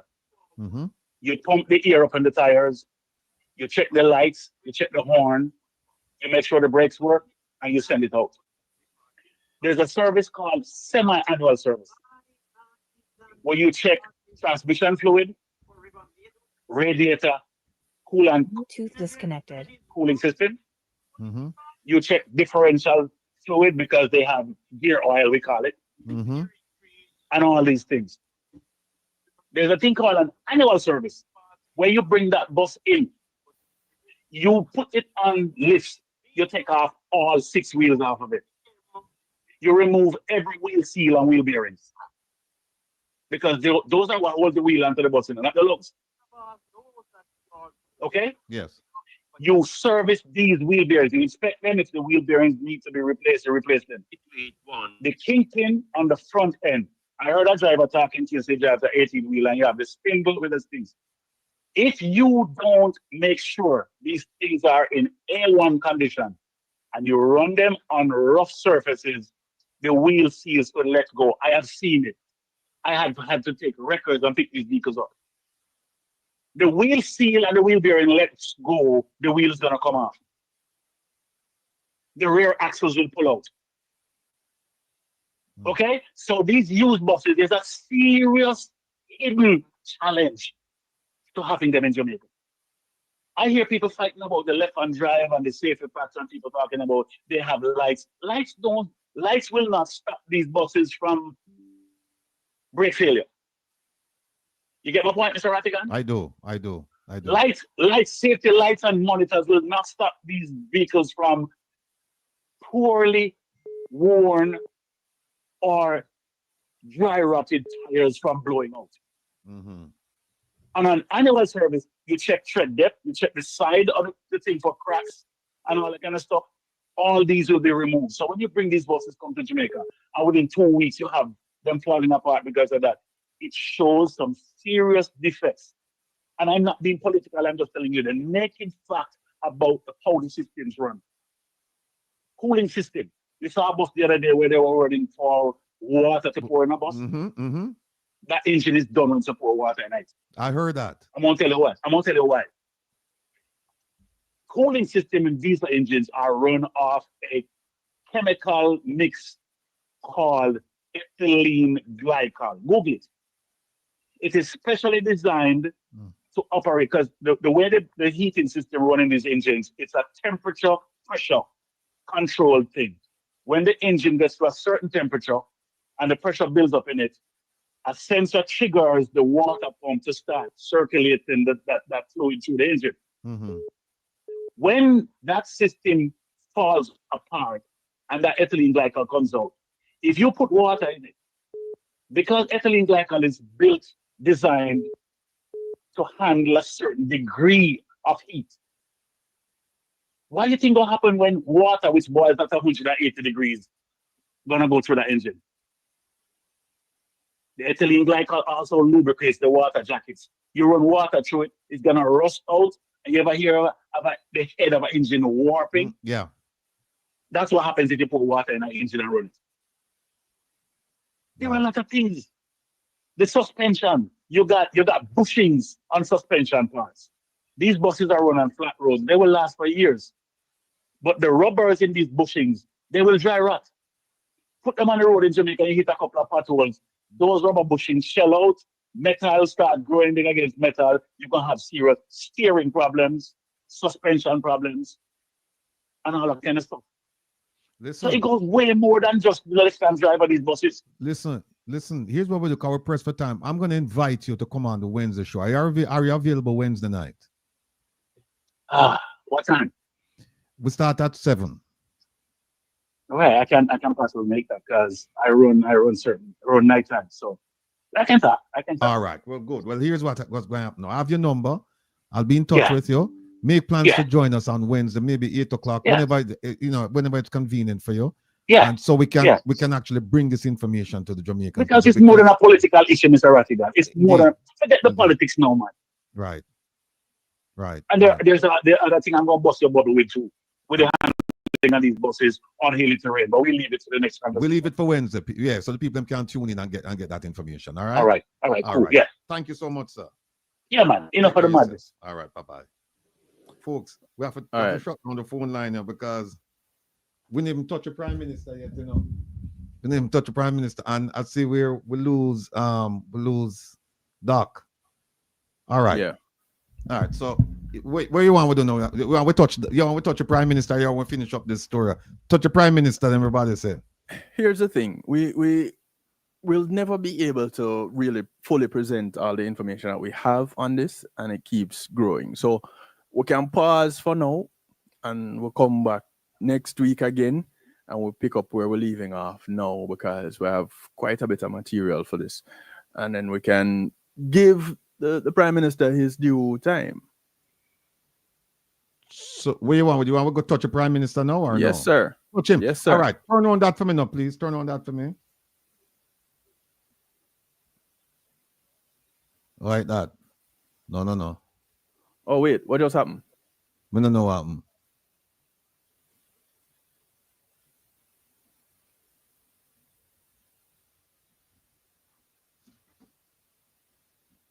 Okay. And then what we need the Parliament Integrity of Members Act. If you can line that up for me.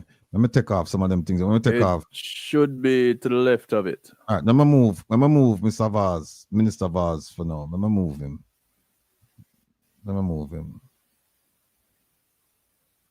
All right.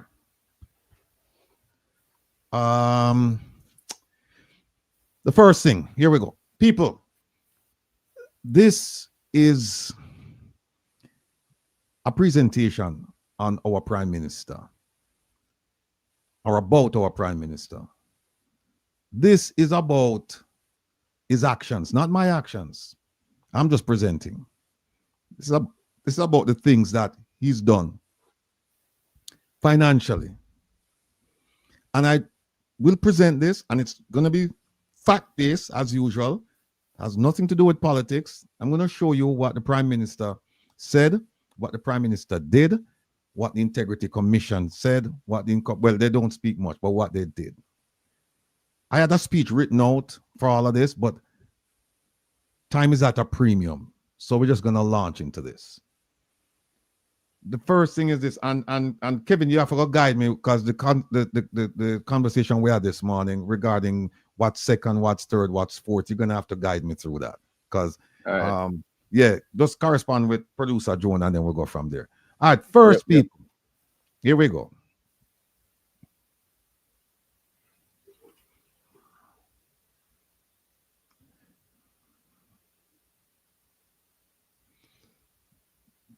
All right. Don't know if you can see that. I'll big it up one more time. Boom. There we go. This is for it says at the top, candidates nominated in the general elections for 1997. This was sent to me a while back. And as you look, you see where it says Andrew M. Holness. And for his occupation, he says he's a financial controller. Now, when we went back and we looked at his first degree, had nothing to do with finance. Absolutely nothing. But he's going to be, years later, you're going to find him involved in a web of financial entanglements. And so the question you have to ask yourself is, what role did he play? The financial entanglements, were they done under the supervision of an accountant? Or were they done under instructions provided by the Prime Minister to the accountant? Or they were done by the Prime Minister? And there are several other things we could look at. I want to take a look at that. So this is the first thing. He won this election. He listed his address at 98 Hope Road, apartment number 5. I don't know about that, but there you go. And at the time, NDM, they were involved in the election as well. So you have PNP, JLP, and NDM. All right, as my good friend Mystic would say, take it away. So we remove that. Number 2, where say you find the Parliament Integrity of Members Act? To the left of that document. This one right here? This one? Okay, there it is. All right. We'll show you something now. When he came into Parliament, let me go to section 3 and 15. Okay.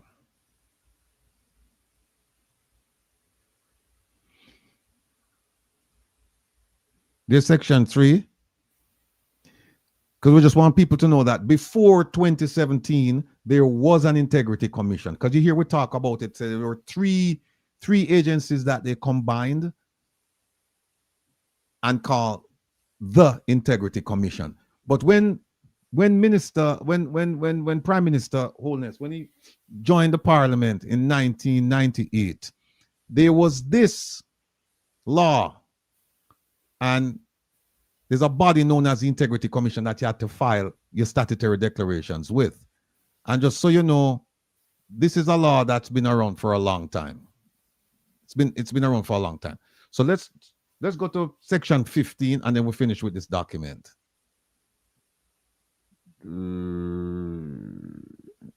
Where are we? 13, 15. All right, here we go. See what it says, 15. Says any person who fails without reasonable cause to furnish to the commission a statutory declaration, which he is required to furnish in accordance with the provisions of this act, or knowingly makes any false statement in such statutory declaration, or fails without reasonable cause to give such information as the commission may require, or fails to attend an inquiry, shall be guilty of an offense. So when the Prime Minister joined the Parliament, this law about a statutory declaration was in effect. This is going back to 1998, was in effect. Now, give me the thing there, Kevin. Give me the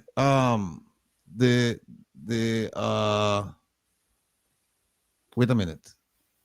Yeah, that's a video. You have a video. What's the video? The statutory declaration video. Yes. All right. Before we do that, let me put up something that our research people did about the Prime Minister. And then we're going to get into what the Integrity Commission said about the Prime Minister. I'm going to rush through this. I don't want to rush through, but I have to. Here we go.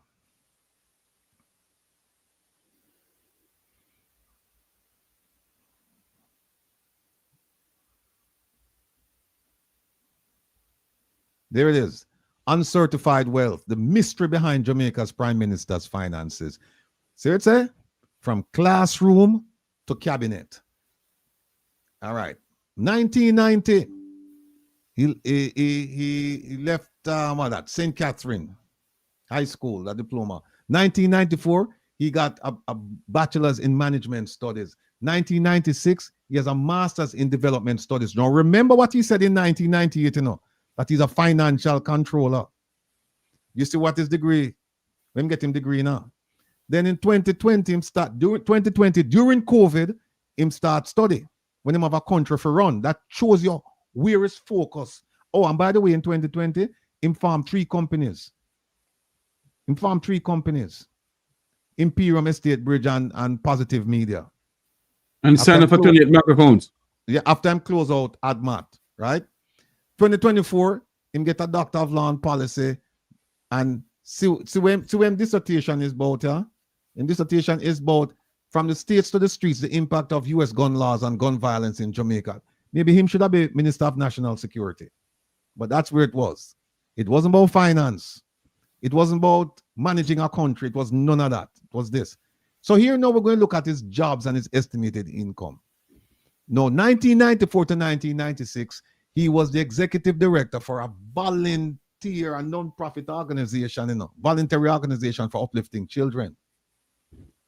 We don't know how much he make right now. So 1996, this is before he joined Parliament. 1996, he was special assistant and financial manager for premium group of companies that was run by Edward Siaga. And he was making $438,500 annually. Then 1997, 1998, he won the election in December 1997, took his seat, I think, in 1998. So he became member of Parliament for my little place, Towile, Cockburn Pen, Potter Firehouse, Compound, St. Andrew West Central. And he was making 1.5 annually. 1999 to 2002, he was opposition spokesperson on land and development. 2002 to 2005, opposition spokesperson on housing. 2005 to 2007, he was opposition spokesperson on education. And in from 2007 to 2012, he became Minister of Education, or he was Minister of Education, earning 5.3 million annually. Then 2011 to 2012, for a short period, he was Prime Minister, and he earned 7.3 million annually. 2012 to 2016, leader of the opposition, 6.4 million annually. 2016 to present. And here's why this is so interesting. Remember, he was fighting for the increase, on 300% increase, and he did not take it. He did not take it. So he's still at 9.1 million annually, plus expenses. Now here, notes and questions. The income tax for his salary range 25 to 30%. And them said low to middle income households typically spends a larger share of their income, ranging from 72% to 98% on basic necessities. Middle income people in Jamaica typically receive an average of 10 to 15% of whatever they earn. And based on the salary, we know that the Prime Minister wasn't wealthy, wasn't rich, middle class. Now, if he invested 15% of his income from 1997 to 2011 at an optimistic 10% annual return, meaning that if he invest that and him get 10% on his money annually, right? Him invest $1, him get 10 cents annually. I'm still having principal, still having dollar. His total principal plus interest would be about 20.6 million. Now, that's still way below the 57.1 million house he bought in 2011 without a mortgage and a 5.3 million salary. The house cost 667,000 and the Prime Minister makes 61,000. How we go? And him buy it without a mortgage, you know. When he buy it without a mortgage, I mean, a cash. Please explain to people, it's US currency you're talking. No, there is a 57.1 million at that time translated to 667,000 US. Okay. And 5.3 million translated to 61,500 US. So he bought a house for 667,000 in 2011 without a mortgage and a salary of 61,000. Most people, that is less than 10%, you know, less than 10% of him earn. Actually, yeah, less than 10%. So he will have to get a mortgage. So he never get a mortgage. So where the money come from for the mortgage? Where the money come from for buy the thing outright? Yeah. Now here's another one. Them say in any functioning democracy, when public officials receive large deposits or own substantial assets that don't align with their salaries, meaning you live big life, but you now make big money. This is an accountability agency when you live big life and you now make big money and you're a politician. An agency like the Integrity Commission is responsible for tracing the source to ensure that then nobody now bribe you. There is no corruption or misuse. Hold on a second, the doctor call me.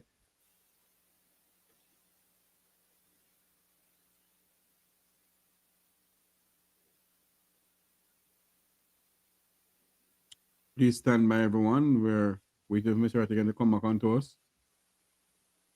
Kevin Stew. Yes, sir. It's true, true. All of this is going on in the land of food and water.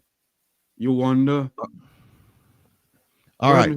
Doc sends his apologies. His phone it died. So that's why. But he'll be back. He'll be back. Make no mistake about it. So them say wealth is not inherently suspicious. Having money is not suspicious, but it must have a clear and legitimate source, such as inheritance, private business, gifts, or lottery. You win some money someplace. And if your wealth is above board, why hasn't the Prime Minister's statutory declaration been certified by the Integrity Commission? And you hear people talk about, oh, it's 2021, 2022, 2023. And I think they're looking at 2020. So that those three statutory declarations, possibly before, they haven't been certified. People, I am going to show you tonight, say from going back to 2016, the Prime Minister shouldn't have no statutory declaration certified.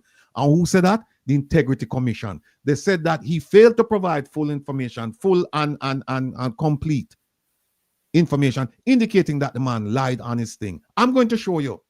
And that's what he's afraid of, that they're going to decertify the statutory declarations that they have certified already because of the information that they've gotten to this point. Look at this. The Prime Minister knows the struggle of paying for higher education. Why? Because he defaulted on his student loan in the 1990s while studying at UA. And his name appeared in a Student Loan Bureau notice published on September 6, 1996, listing delinquent borrowers. At that time, the Prime Minister was 24 years old and was living with his mother in Spanish Town and just a year away from entering Parliament. So where him get all of this money from? The revelation of his unpaid student loans resurfaced on social media in 2019, sparking public debate. And in a political spin, one of my politicians, one of my I wouldn't say favorite, but a politician where we have some linkages with, Senator Robert Morgan. him framed the situation as inspirational, saying, in referring to the Prime Minister's rise financially, every ghetto youth can be great. From nothing to something and from board house to Jamaica house. That's how we frame these suspicious financial arrangements that the Prime Minister found himself in. We praised him. But given the unanswered questions about his wealth and business dealings, is this truly an example for ghetto youths? From board house to illicit enrichment? Is it truly an example? No. Here's what we have. Where the chart there? Let me put up the chart. I'm gonna teach people some things. Where the chart there? Where the chart the producer John? The jurisdiction chart. It's up there with in the same tab, in the same group. Which part? Me not see it. Bear with me, no people, because our rule we are rolling now. Rule we are rolling. Me not see it up here, so. Wait, in a bus? No, it's not PM. No. Yeah. It will be to the left of that one there. No, this is the Integrity Commission, a whole thing right there. So it would be this. No, that no. Left. No.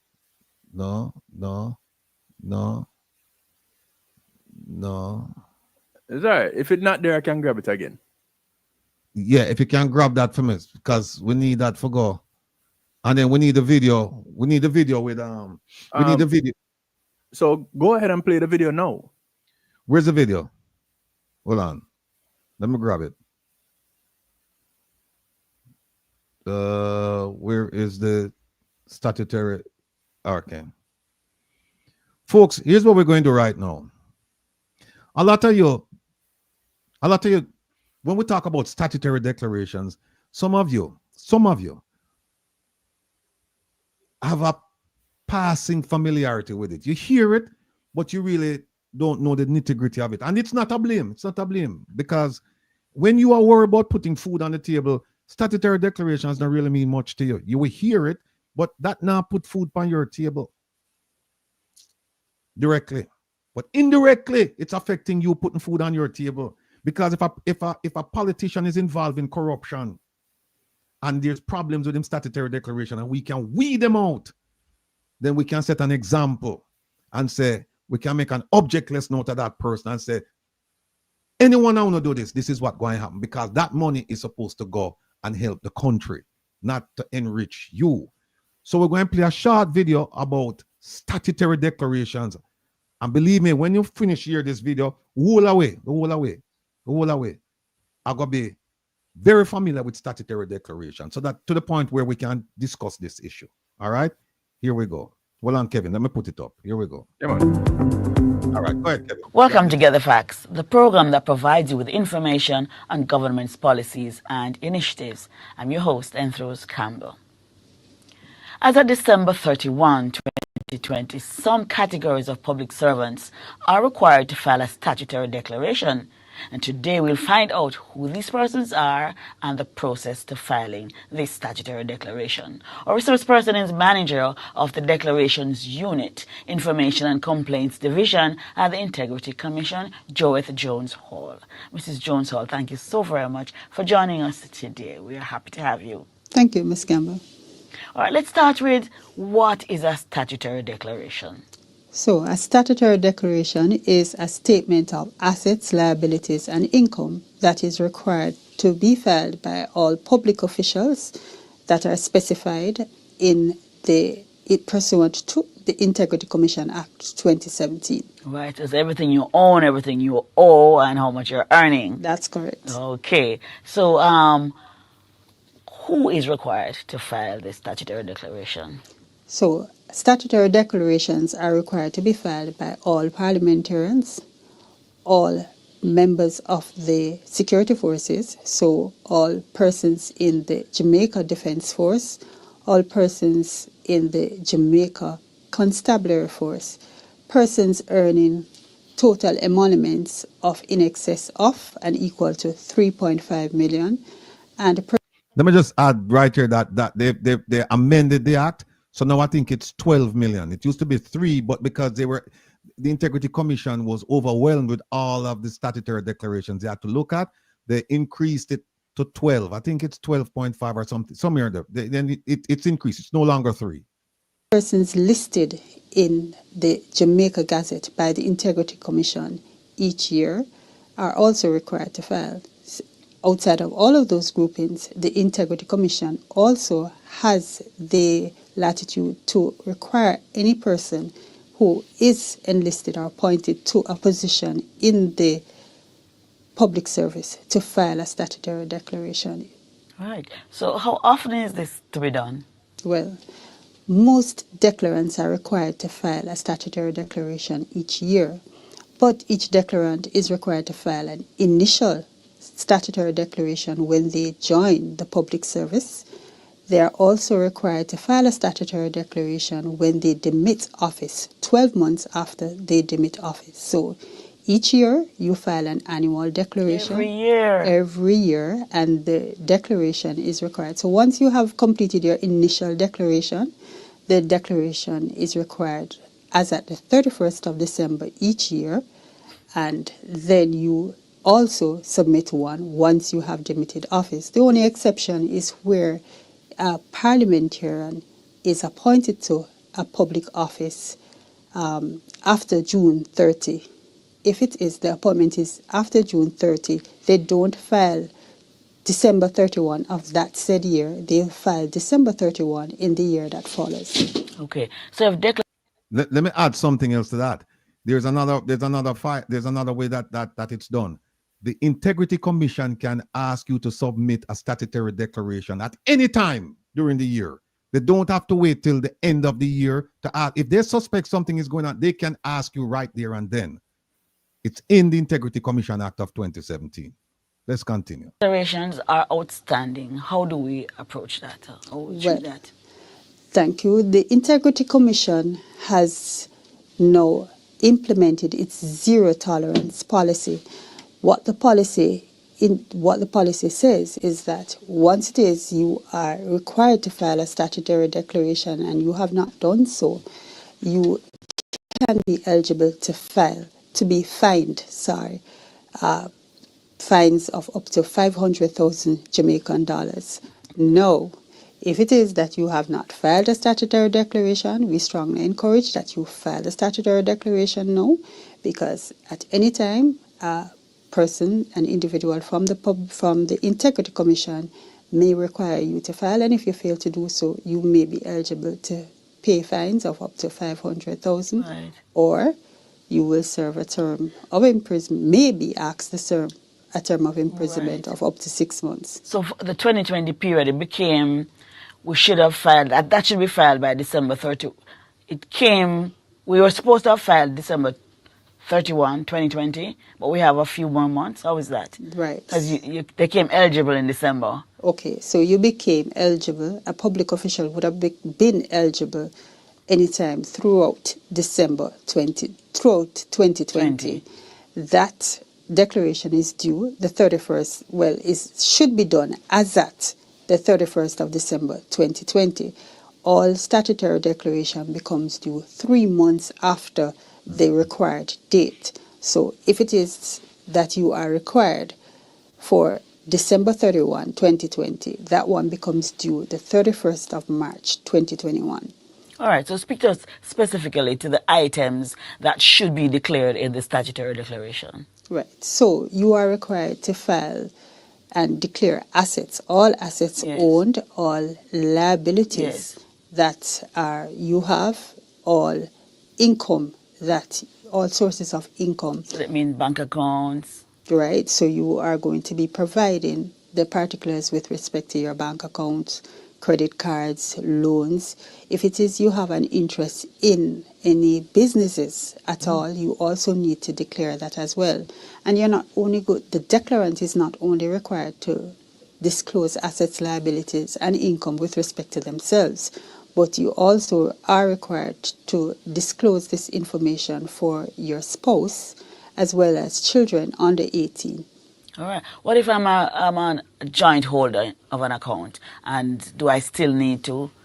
Not a joint? I'm a secondary person on an account. Do I still need to give that information? So whether or not you are the primary or secondary owner of an account, yes, you do need to disclose the information. Okay. Okay. Well, yes. Let me go back a little bit.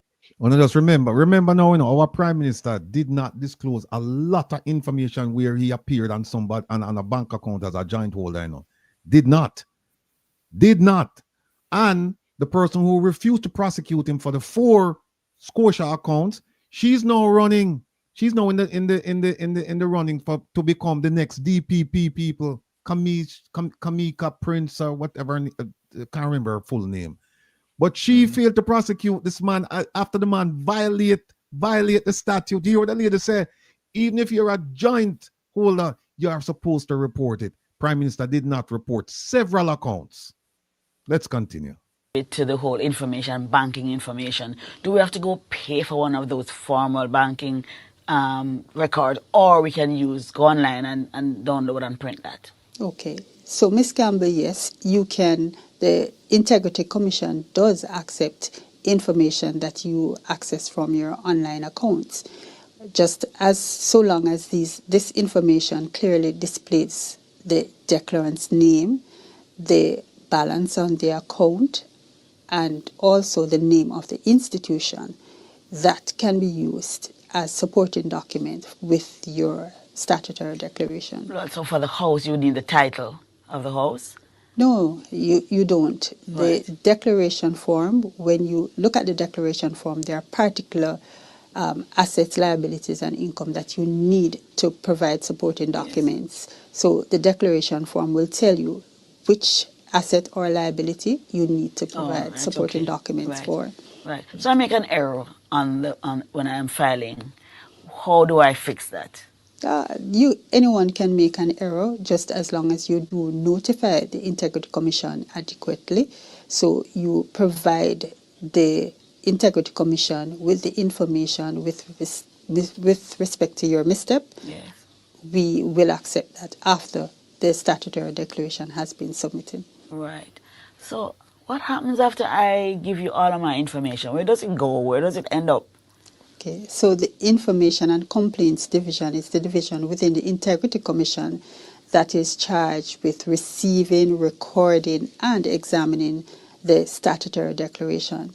So the unit will receive the declaration, issue you with a receipt. This year we'll issue the receipts electronically to you, and then we will record and examine those statutory declarations. Those statutory declarations are kept by the Information and Complaints Division. They may also be reviewed by our investigation unit, and the Integrity Commission cannot share the information that you provide unless it is being given to a competent authority, which is also named in the Integrity Commission Act. So the Financial Investigation Division, the Tax Administration of Jamaica, we may share information with authorities like those, provided there is an MOU in place to allow us to share that information. Right, and they don't have to get permission from you, do they? As long as there is an understanding, a memorandum of understanding between both entities and the information, we can actually share it with the competent authority. But there's no one else outside of those competent authorities that are listed in the Act. Persons who do not file, you say, remind us of the penalty, please? So for failure to file a statutory declaration, you may be subjected to fines of up to 500,000 Jamaican dollars or a term of imprisonment that should not exceed 6 months. If it is that you knowingly provide false information to the Integrity Commission, you may be subject to a fine of up to 2 million Jamaican dollars or a term not exceeding 2 years imprisonment. Okay, as we wrap, what would be your advise to the categories of persons who must file this statutory declaration? Okay, so statutory declarations, many declarants think that it's intrusive. Look at it as an opportunity for you to say to Jamaica, I am a proud public official. I'm very transparent. There is nothing for me to hide.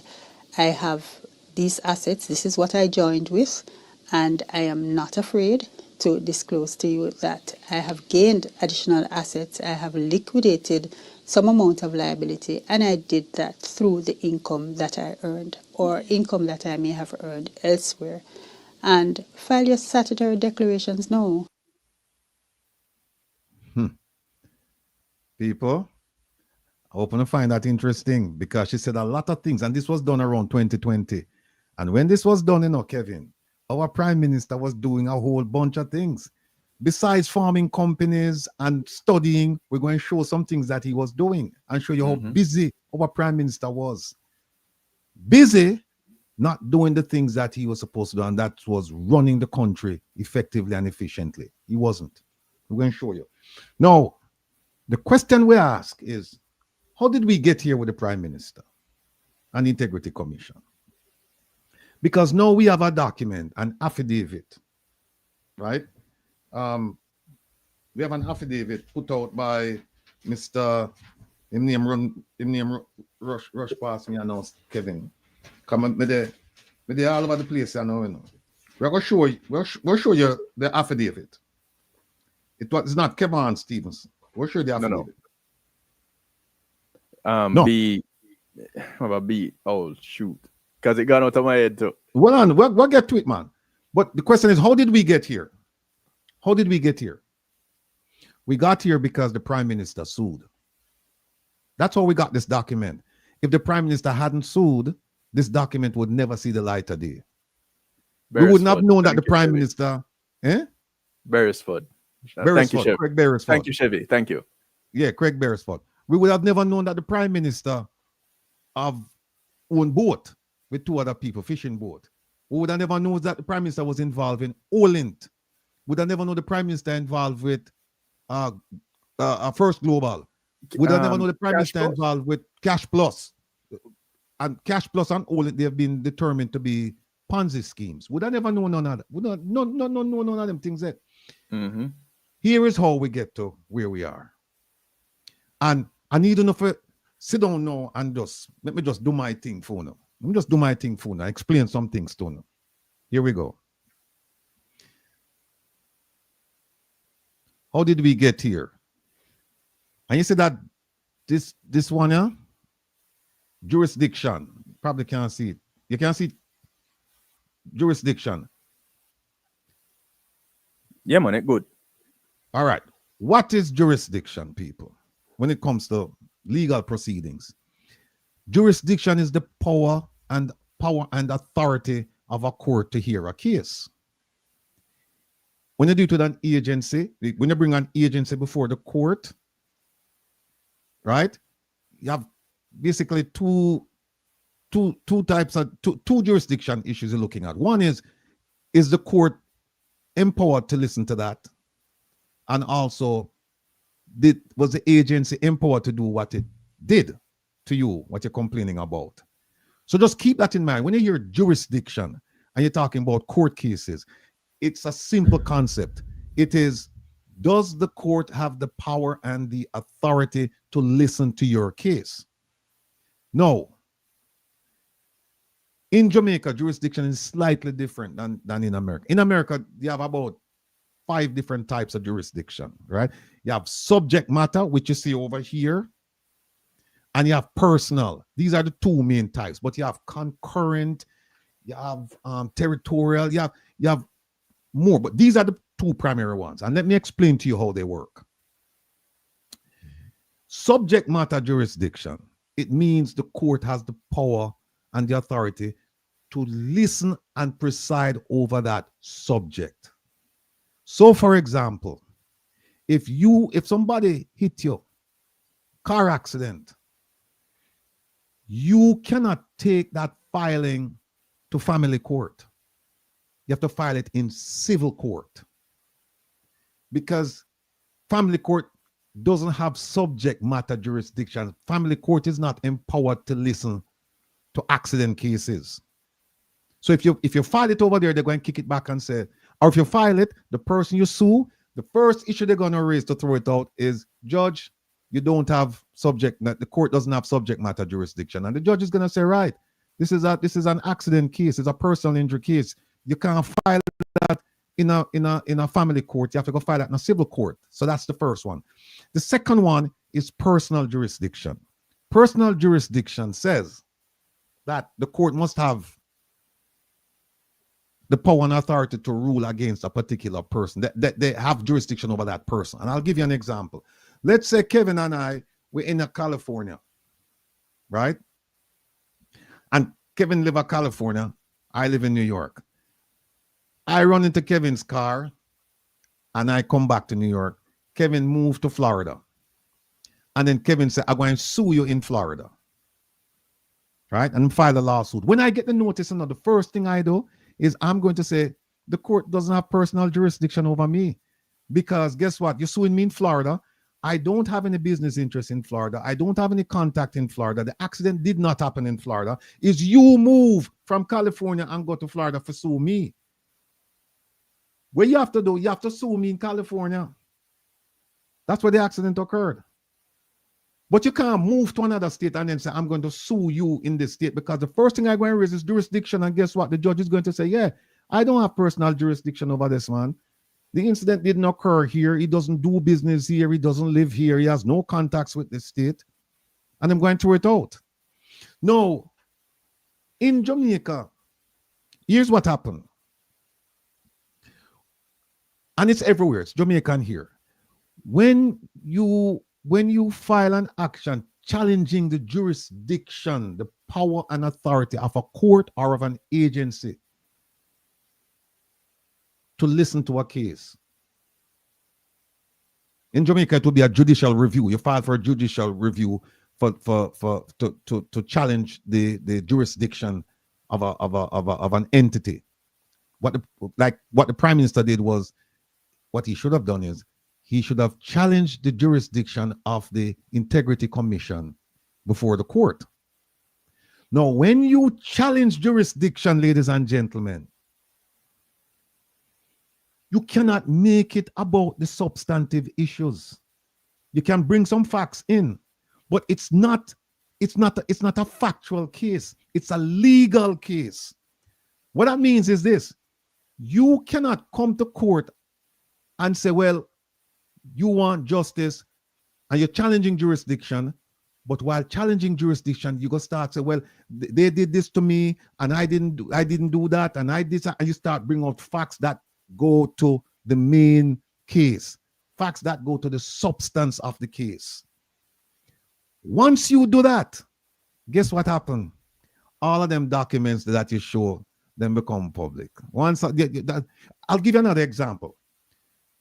Ruel Reid's case. How many documents have you seen leaked, or how many documents have you seen the court released from Ruel Reid's case? How many? Zero. Not a one. You know why? Because the challenge there is purely jurisdiction. They're not challenging the facts. You challenge jurisdiction, and when you lose jurisdiction, you got to deal with the facts. But the moment you start mentioning facts, guess what? The facts are going to come out. So what the Prime Minister's attorney should have done, they should have argued jurisdiction purely. It's too late now. It's too late. They can't go back and redo it. It's too late. But that's what they should have done. And if they did that, this document we're looking at, we're going to put up now, we're going to talk about, this document would not have seen the light of day. So I hope we understand that the difference, when you're challenging jurisdiction, how you challenge jurisdiction, you're challenging what the Prime Minister should have done is challenge the authority and the power of the Integrity Commission to do what it did. But in doing so, him start talk, and I've read his affidavit. Him start talk about a whole heap of facts and start challenge them on the facts. The moment you do that, the documents are going to become exposed. And you see what he did? He went to court and said, Judge, I want you to strike what Mr. Craig Beresford said. And the judge said, no, not going to strike it because it goes to the heart of the case. Because you already done a talk, all kind of facts. You let out all kind of facts. So you open the gate. We now close it for you. And so you compare the Prime Minister's case with Royal Reid's case, and you'll see the difference. You'll see the difference in strategy and how you approach certain cases if you're going to argue jurisdiction. If you're going to argue jurisdiction, you don't argue facts. It's that simple. All right. It's as simple as getting a good lawyer. Well, you know, I don't want to say nothing, no, Kevin. I don't want to say nothing. No, here's what I want to show. No.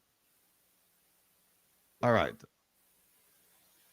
This is the document I'm saying would not have seen the light of day. This document.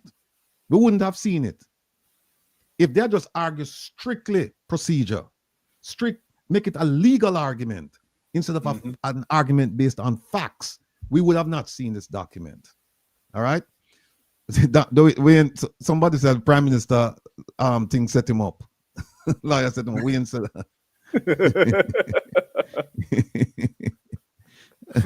hold on there. All right. No, my monitors, we don't need to pay close attention because me have to run with some of the people from around here.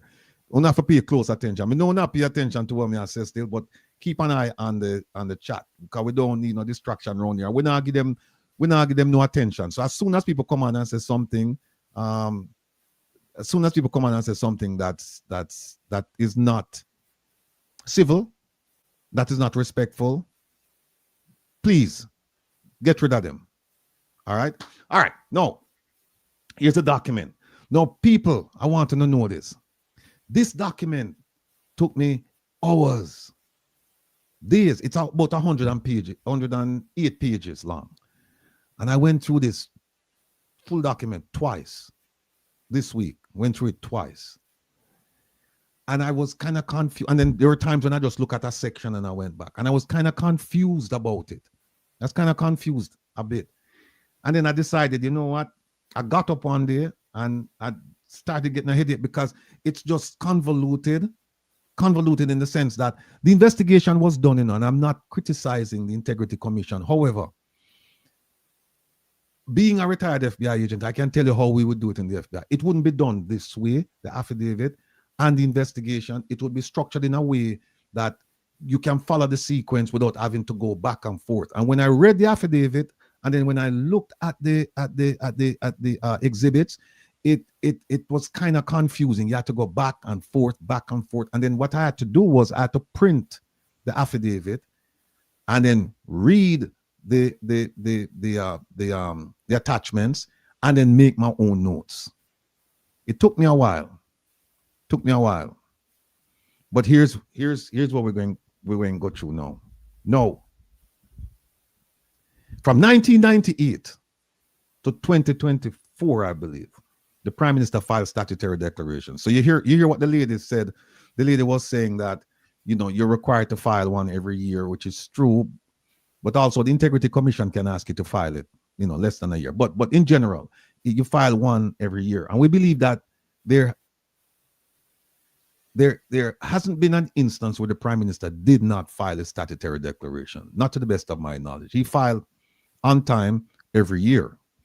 So let's get that out of the way. He got in Parliament 1998. So from 1998 to 2024, he's been filing. So there's no accusation about him not filing. Right? So the question then is, how did we end up here if he filed all the time? Because they approved it 1999, 2000, 2001, all the way up to 2020. It was 2021 when we started having problems. Now I want to show you something. So the question is, how did this happen? How? Here's how it happened. I'll show you how it happened.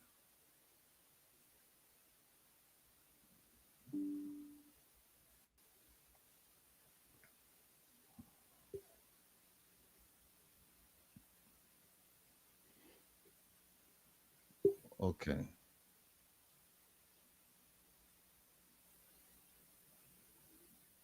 One second. Let me get to it.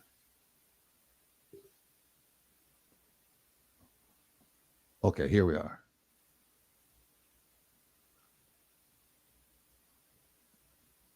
This thing kill me, no, Kevin.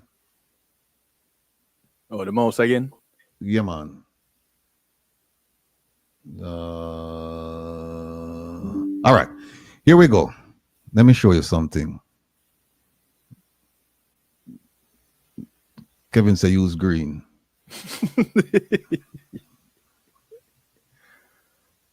Green mean go. All right, I'm big that up.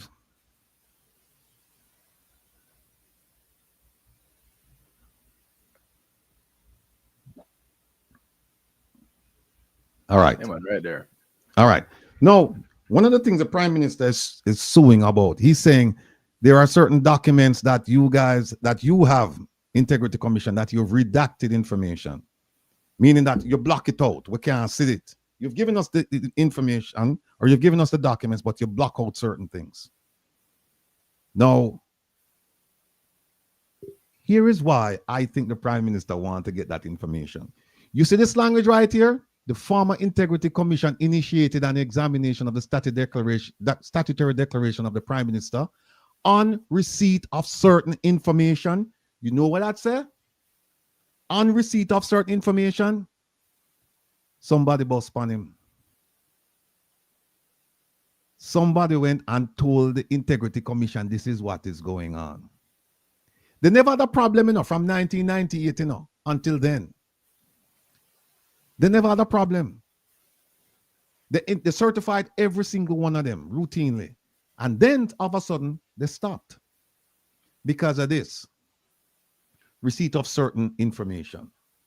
This is language indicating that somebody told them something. Somebody said, you need to take a look at his statutory declaration closely. So now the Prime Minister is saying, we want the information and we want it unredacted. We want to say all of them. I think he want to know who tell them. Mm-hmm. He want to know who tell them. And then if you go back, and if you go back and you look at this, remember this, people, when you say on receipt, it's an initiated in the examination of the statutory declaration of the Prime Minister on receipt of certain information. Say on receipt of the Prime Minister's submission, on receipt of certain information in respect of his filing, somebody told them. And the Prime Minister want to find out who tell them. Now, if you go back up here, remember I told you about paragraph 6. I mentioned it last week. Here it is. Mm-hmm. 5, 6. All right. It says, this is the old one, Kevin. This is the old. I did another one. Another one. If you can find the other one, Kevin, because the other one going to help me out. The other one going to help me out. Okay. I send it. Yeah. Look, I send it in the email. Yeah. No. Make a run through some things. I don't want waste the time and go through every single point. So what I've done is I've documented every single point. Now, here's what happened. In January of 2019, and I hope I'll write these things down. In January of 2019, in January of 20, you know what? See the letter right here. While Kevin, hold on, Kevin, let me just show them the letter. Go ahead.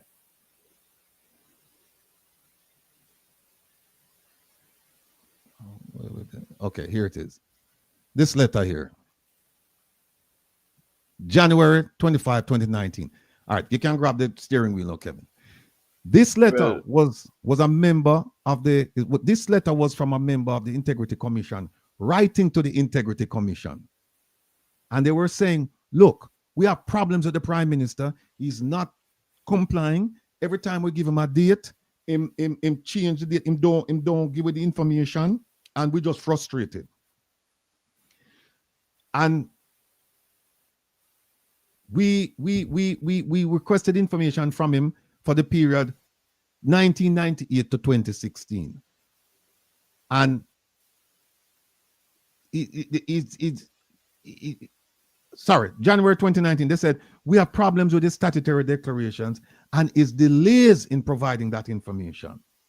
So the Integrity Commission member is writing to the Integrity Commission. So he said, dear Mr. Chairman and members of the commission, and if you go down to the bottom, you see it's coming from one of the investigators saying that we can't, this gentleman here, no, Kevin, it's not in the email. The email? Yeah. Okay, gotcha. So you see, so the commission member is writing to the commission and say the prime minister is giving us a hard time, right? So what happened? In April of 2019, remember January they wrote the letter. In April of 2019, the prime minister responded and he said, here's the information you've been asking for. And he gave them the period 1998 to 2018. Remember, when they wrote to him asking for information, they were looking from 1998 to 2016. So, but that was 2017. That was in 2017. So what the prime minister did in 2019, he said, look, I'm going to give you things that he didn't even ask for because a year passed, right? So he gave it to them. But remember now, they asked him for this information. That's not it. Remember, they asked him for the information in 2017. In October 2017, they asked for the information. Yeah. This one or the old one, though? That's the old one. Go back up and see if you see a new one up there. It should be a new one up there. Keep going. No, that's the old one. Yeah, this is the old one. There's no new one there? No. All right. I'll You forgot to forward it. Okay. Yeah. Okay, no problem. So they asked him for the information in 2017. The prime minister responded a year and a half later. You remember what the lady said? That you have to get the information. He waited 18 months approximately before he responded. They asked him for the information in October 2017 and he responded in April 2019. Year and a half later. In July, after he responded, in July 2019, they started examining the information he gave them and they completed the examination in 2019. And they produced a report entitled Report in Relation to the Statutory Declaration of the Most Honorable Andrew Holness. That's July 2019. Now, here's what happened in July, right after that. You're going to find this interesting. A new director of investigation came on the scene. The old one left. New one came on. And so when he went and he saw that on his desk, he said, listen, you guys need to refresh this. You need to update the information. And they said, okay, we will refresh the information. You know what happened then? While they were refreshing the information, let me show you something. Think like this. Yep. Take a look at this, folks. Take a look at this. I'll read it for you. If you can't big it up for them, Kevin. Yep.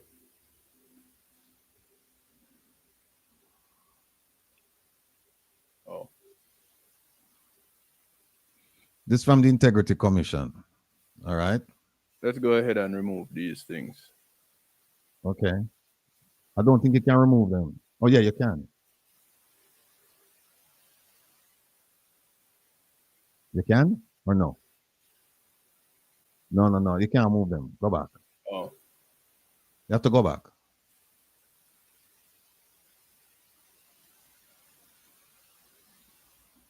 No. You have to go up, sir. Bring it back. All right. Yeah. All right. There we go. I'll read it. You can bring it up a little bit more. You can bring it up a little bit more. Yeah, man. All right. Here's what it says, folks. It says that's too much. Yeah, the more you bring it up, the more that. Yeah. All right. Stop right there. I'll read it to them. It says the Integrity Commission has completed the delivery of a specially designed series of 12 anti-corruption, good governance, and integrity sensitization training workshops. For whom? For Jamaica's Prime Minister and Cabinet Ministers. Second paragraph. The idea of anti-corruption sensitization training for Jamaica's Cabinet Ministers was raised when the Commission's Executive Director, Greg Christie, paid a courtesy call on the Prime Minister, the Most Honorable Andrew Holness. The Executive Director readily gave his commitment that the Commission would develop the relevant materials and deliver the training. So the Prime Minister went to Greg Christie and said, I want anti-corruption and good governance and integrity sensitization training. Very noble thing that he did. And look here. It says, importantly, cabinet ministers were also counseled on what they should and should not do to avoid criminal culpability or public opprobrium and criticism in their administration and conduct of Jamaica's public affairs. Now, the 12 model that they show you, here it is. Here are the 12 models. Overview of Jamaica anti-corruption framework, problem of corruption, principles of good governance and integrity in government, public office, and public life, public procurement. I hope Mr. Vaz, I watch this program I know, because we're going to touch him some point with that. Other critical areas involving the Integrity Commission's oversight. Look at 6 statutory declarations. Make a click on it and see where it's a Kevin. See, what to include in a statutory declaration, right? Who to include in a statutory declaration? The prescribed form, the statutory declaration form. Them go through the whole thing. Them go through. See there? Statutory declaration form. They went through the whole thing. When to file a statutory declaration. See that? Them give you all of this information. What else did they do? Where to file a statutory declaration. Expenses incurred in preparation of statute. Examination of statutory declarations. Certification. Publication of summary of statutory declarations. Referrals. Offenses in relation to statutory declarations. Right? All of this stuff here, them give upon it. Let me go back up top and see if we miss anything. Anti-corruption, life of workshop, blah, blah, blah, blah. Integrity Commission. Who should file a statutory declaration? That's where we started. All right. Now, let me move that. This happened in 2020. While COVID go on, while the Prime Minister study, while money come out, while him formed 3 companies, while I think SSL, my withdraw funds out of SSL, while all of this are going on, you know, him gets training. He asked for the training, and he got the training, right? Very much so. So you would think that going forward, our Prime Minister would comply, because no him can't say no. And guess what the Integrity Commission did? In addition to providing the training, they sent the material to every single person who received the training for reference. So that if you get in a situation, you can just flip through and see where it says about who can file, when you can file, what you can do, what not to do. You have it as a desk reference and send it to you. So he got the training and he got the reference material. So he, as the leader of the country, should set the example. Him don't have no reason not to comply. And yet, what is the charge? What is the charge? What is the charge leveled against him? Why his investigation is over at FID? That he did not cooperate. That he does not want to cooperate. He hasn't cooperated. That's why they send it over to FID. The same man who established the Integrity Commission, the same man who asked for the training, the same man who received the training, the same man who received the reference material, decided no, not going to cooperate. So while all of this was going on, in November of 2020, guess what? The Integrity Commission certified the Prime Minister's his statutory declaration for 2019. While all of this is going on, they certified it. Then in June of 2021, remember what I told you, that a new director of investigation came in and said to the Information and Complaints Division, you need to freshen up this information, make it more current because it's been sitting here for a while.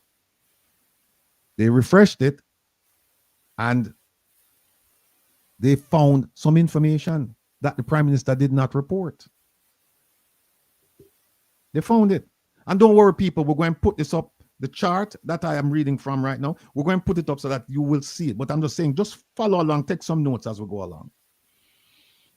So the same month that the Prime Minister that they found that some information was not reported, they sent a letter to the Prime Minister and said, we need some more information from the Mr. Prime Minister, because now we're looking at your statutory, not the 2019, we're looking at the 2020, and we're finding some problems here. So can you just send us some information so we can square this away? The Prime Minister responded the following month in July, and he gave them information. And then in December, 5 months later, they confirmed to him that his 2020 statutory declaration, the review was completed. Remember now, the 2019 is certified already, and now they're looking at the 2020. And then in December, they said, we have completed it. And then in January, 1 month later, they said it's certified.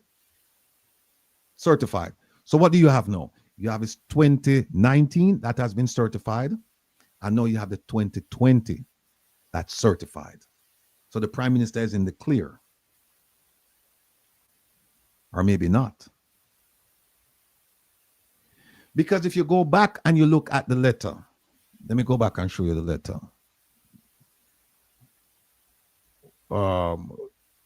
Is it this? Hold on 1 second. Craig Barrett's second affidavit. Okay. If you go back and look at this letter,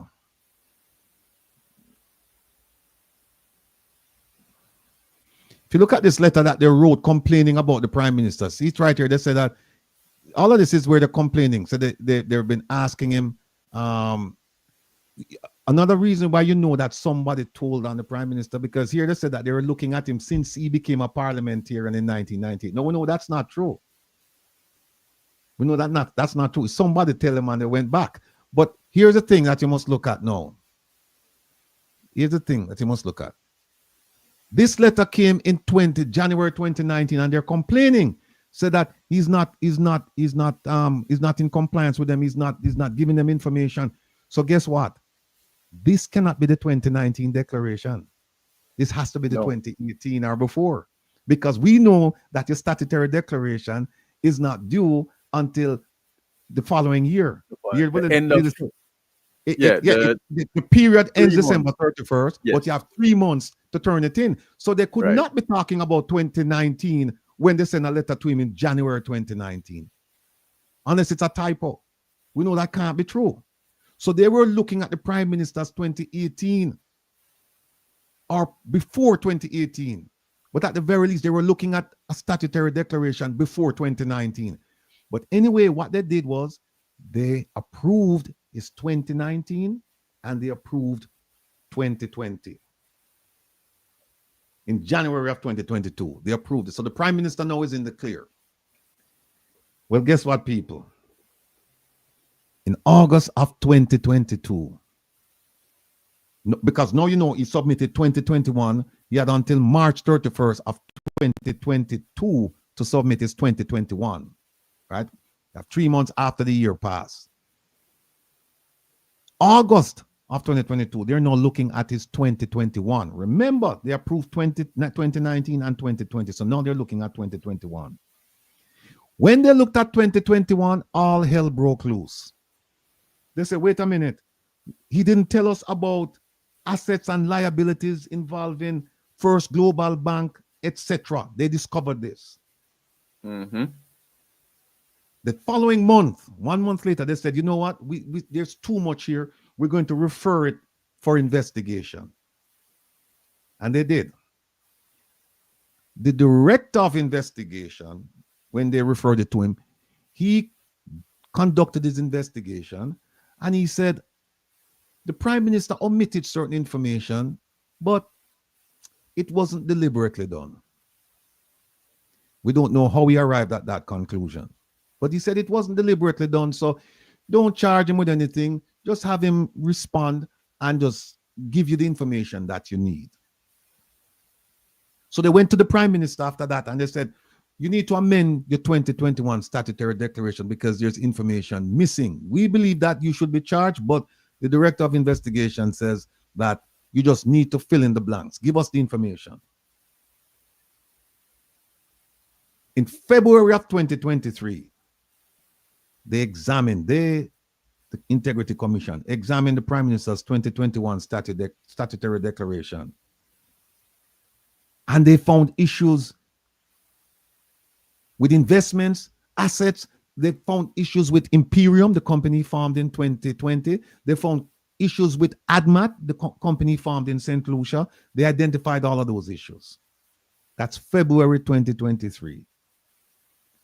In April 2023, a decision was made to refer the Prime Minister to the Director of Investigation or his component for an investigation related to source of funds and violation of the Corruption Prevention Act, illicit enrichment. They went through everything and they said, look, this man appears to be guilty as sin. So we're going to move this we're going to move his submissions on and have the director look into this because there are things here that we see that that they don't add up. That was April of 2023. In May of 2023, the matters were then referred to the Director of Investigation, and they gave the Prime Minister numerous opportunities to amend his statutory declaration. Prime Minister did not. Did not. And you know why? Because the Prime Minister realized that they're not looking at my 2021 only. Based on the information I'm looking at, they're also looking at 2020 that they have already verified, 2019 that they have verified, 2018, 2017, 2016. So it's like, no, I can't give them. No, I'm not giving out any information. And that's when they said, we've been asking him for information concerning expenses and other things, and he's not cooperating. So then that's when they refer the matter over to the Integrity Commission. But what happened is that they didn't have to, because, and Kevin is not here right now, because I would show you a section in the Integrity Commission Act that said that they could have gone to court and compelled him to give that information. Now think about it, people. If the Integrity Commission went to court to say, Judge, we need an order, and by the way, the Prime Minister would not be present when they, when they go before the court for this order. Think about it. They get an order compelling the Prime Minister to give them certain information. The Prime Minister has two choices. One, give the information. But he's not going to give the information because he knows they're looking at him beyond 2021. So he's not going to give him the information. Two, he's going to challenge the order and think about how that would look in the public. That, wait a minute, you established this anti-corruption agency and they're looking at you. They're looking at you about you, not about other people, your involvement with other people. They're looking at you. And if you don't do nothing wrong, Mr. Prime Minister, why not just give them the information? If you don't do anything wrong, why don't give them the information? Prime Minister can't afford that. But the Integrity Commission didn't do it. And that's where I blame them. You have something, Jeffrey? Yes. My question to you, Mr. Rattigan, when the integrity prosecutor had denied charging the prime minister, was there a legal ramification towards that from that part of the person who didn't want to charge? When they, oh, you mean the corruption prosecutor didn't charge him? Yes. I guess people could raise the issue. People could raise it, but nobody did. Because in Jamaica, people just don't, it's 9-day wonder and people just don't raise the issues. But somebody could have raised it, and I mean, somebody could have, because looking at the evidence and the four accounts that he didn't rip, and there are more. Mm-hmm. There are many more accounts. But we are only finding out those things now through this affidavit, because when you read the report that was tabled in Parliament, a lot of the things that you see here, they're not in that report. For example, the report that was tabled in Parliament, there is not one mention of the Prime Minister's involvement in any type of business with his wife. Not one. But when you read this report, there's several instances. Where she's all over it. Well, yes, several instances where he made her a director, where he loaned her money. Courtesy of several Beresford. instances. Yes. But I don't have so on the bear with me, because I went through, this was my first stab at this document. The second stab, which I did yesterday and the day before, I don't have it. I thought I sent it to Kevin, but we're just going to go through this. We went through some of this last week, right? Now, remember I told you that they asked the Prime Minister for information from 1998 to 2016. The Prime Minister said, I'm going to do one better than one. I'm going to give it until 2018. I'm going to give you that. And I'm going to give you a bunch of information about my financial life, right? And here is what he gave them. He gave them a financial journal, 36 pages. Only going to find that quite interesting. He talked to them about this company called Sunshine Mobile Company. He talked to them about this company called Delido Taxi Service. He talked about them about this loan company here, Omega Bridge Finance. And there are other documents. Now, here are the findings. Hold on, Mr. Rattigan. At that time, the Prime Minister was sitting in Parliament, eh? Yeah, he was in Parliament. All of this, he was in Parliament. So okay. Some of this started, I think, like just before he got in Parliament, but they overlap. But all of these things that you see here happened when he was in Parliament, because if he's not in if this happened before Parliament, he's not required to submit this to them. Right. And at that time, he was a member of Parliament. He was a Minister of Government. Yes, he was opposition spokesperson for quite a while. Yes. At some point, he became minister, and some of this happened when he became Prime Minister. All right. Some of it. Remember, I'm going to say, my question to you though tonight is this: if he was a member of Parliament when all of this was going on, by law, he's supposed to hand in his statutory declaration to them. Of course, and don't forget, in 2020, he asked for the training and he received the training. And remember when I started out the program, I showed you what he was required to do when he came in Parliament in 1998. Right? So he came in subject to those rules. And he didn't comply with some of those rules. And then now we see him as Prime Minister, and we see and then he got training. All right, drift away from Jamaica for a bit, Mr. Rattigan. You're a legal luminary. If this was in the United States of America, and he was a congressman or a senator, will he be still sitting as congressman or senator? The tradition, the convention over here is when something like this happens, the congressperson would resign and say that they're going to spend time with their family. That's the tradition. When you have a scandal like this, they would leave.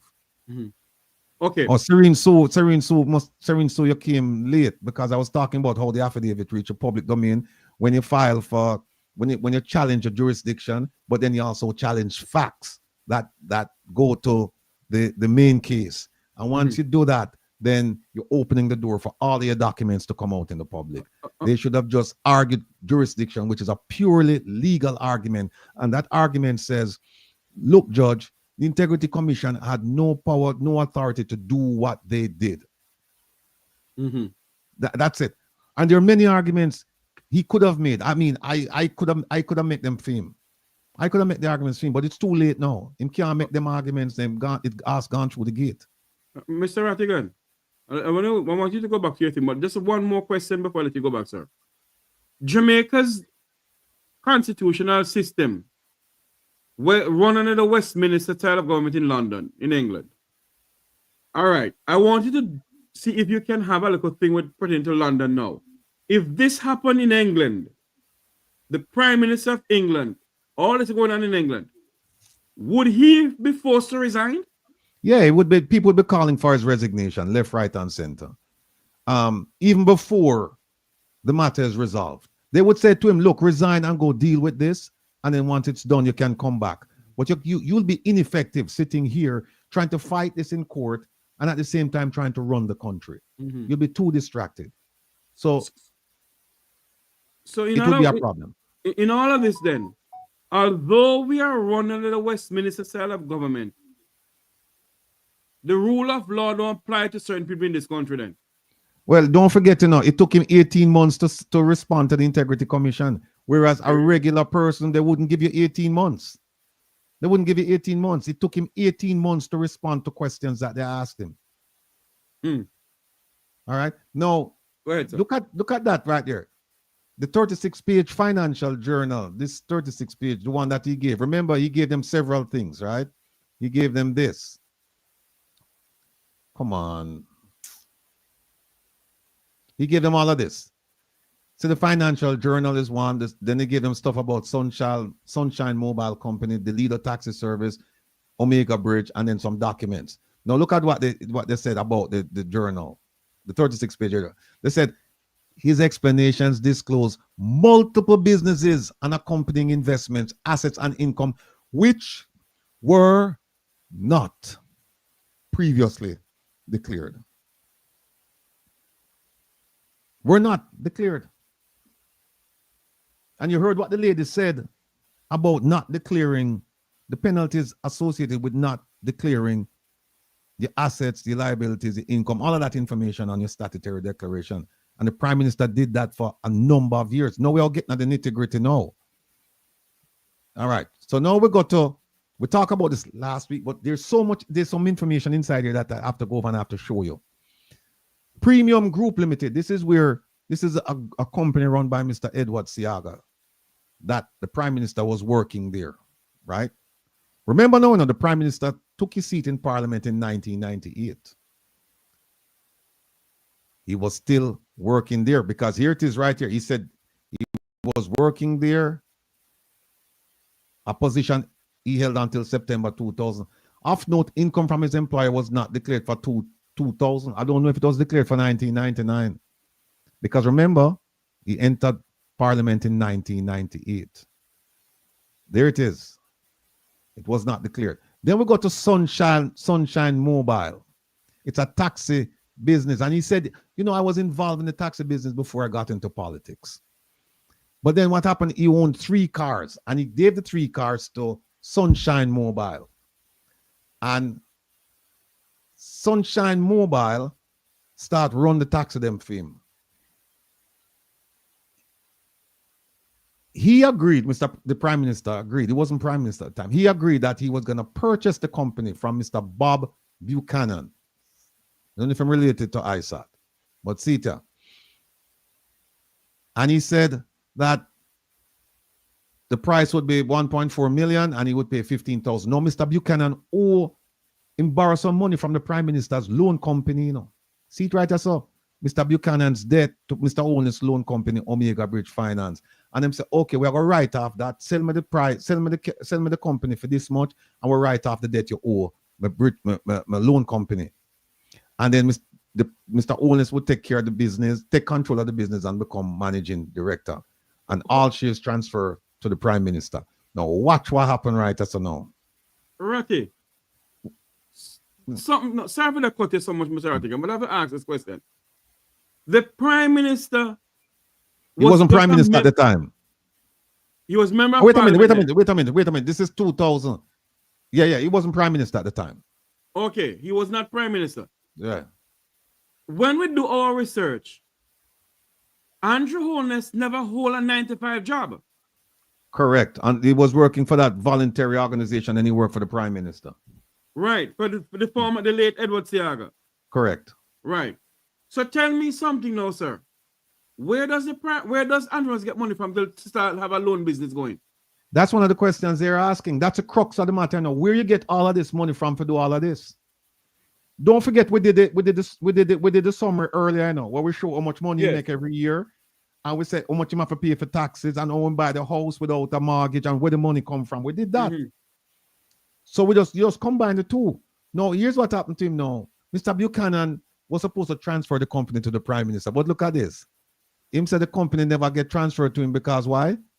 Mr. Buchanan died before the deal was finalized. And people ask, how did Mr. Buchanan die?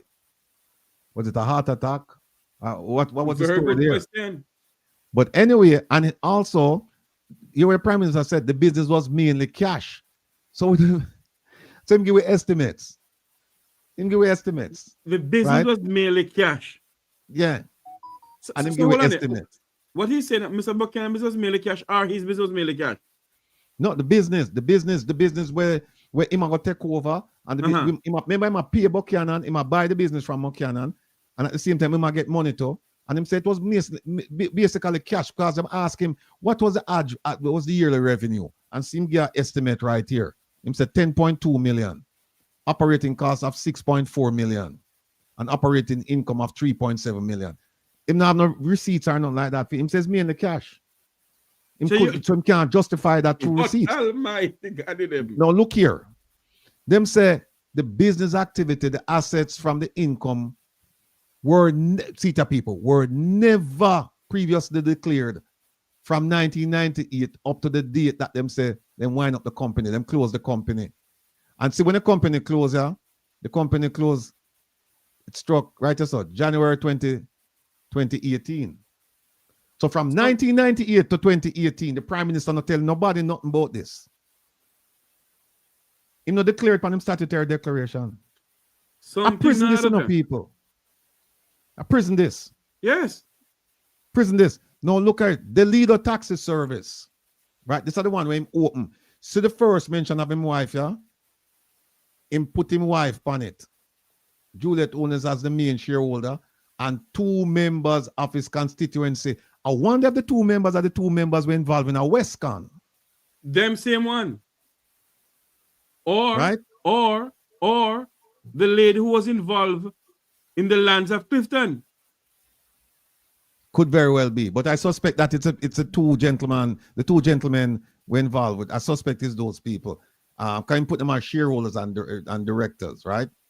Now here the Prime Minister said, I was not our director or shareholder because I was advised against this level of exposure. Yet we see him from other boards. We're going to show you.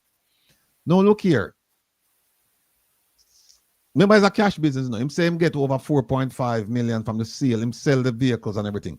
Now here it is. It says its connection with this company and its income was previously unknown. Here it is, people. Was previously unknown and is now being brought. Being brought in as having an additional source of income. Look at this. All declarations from 1998 to 2005 bear no evidence of accounting for this business and its income. It's right here. See it here. None. Now we could go to Omega Bridge. That is the loan company we have, right? Them say him give a profit and loss statement for 6 months, the first 6 months, along with a balance sheet for the second year. I don't know why I never get the profit and loss statement for the first year or for the first 2 years, but him do it for 6 months and him get a balance sheet for the second year. And look at this. The figures featured in Mr. Holness' explanation in his journal differs from those noted on the balance sheet. People, you cannot make this up. Remember now, our Prime Minister said he's a financial, forget what I'm saying, another thing, controller, when he was applying to be hired by the people of his constituent, the people in that constituency. Him saying I'm a financial controller. And see what happened right or so? Him get catch right or so. Now make we go down some more. Look at this. Investments and income from this business were not declared from 1998 to 2005. Right? Now here what the Prime Minister said. The Prime Minister said, you see the businesses them, where you see me have up there? Him say, I did that to support my constituency, man. The taxi business and it says name the 2 through 4, right? And here, where were they? With the 2 through 4. Oh my God, too far. 2 through 4. Him said that was all right. Here we go. 2 through 4. So